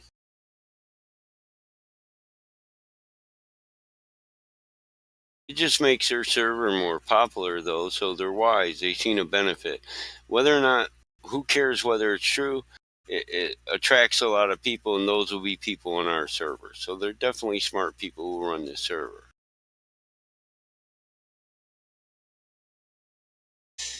You know, Flat Earthers on the right night with the right live stream will bring in 30,000 people in a day.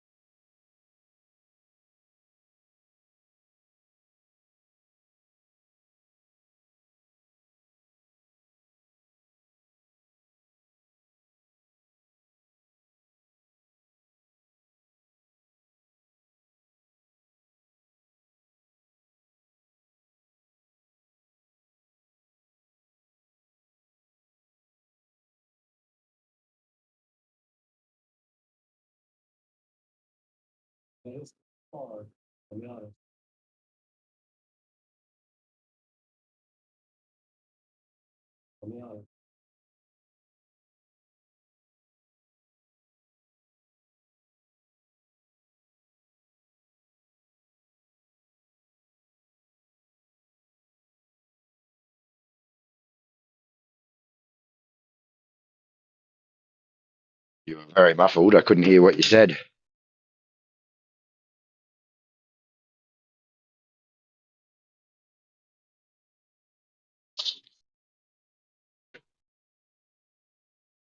that me?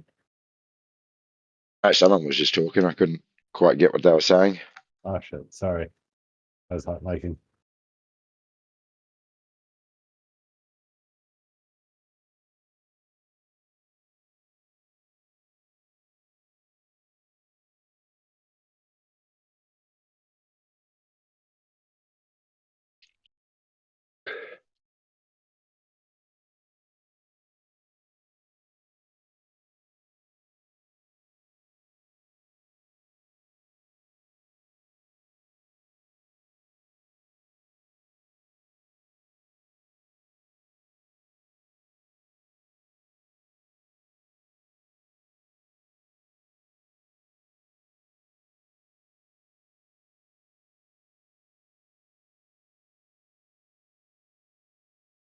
Keep it down. People are trying to get some sleep.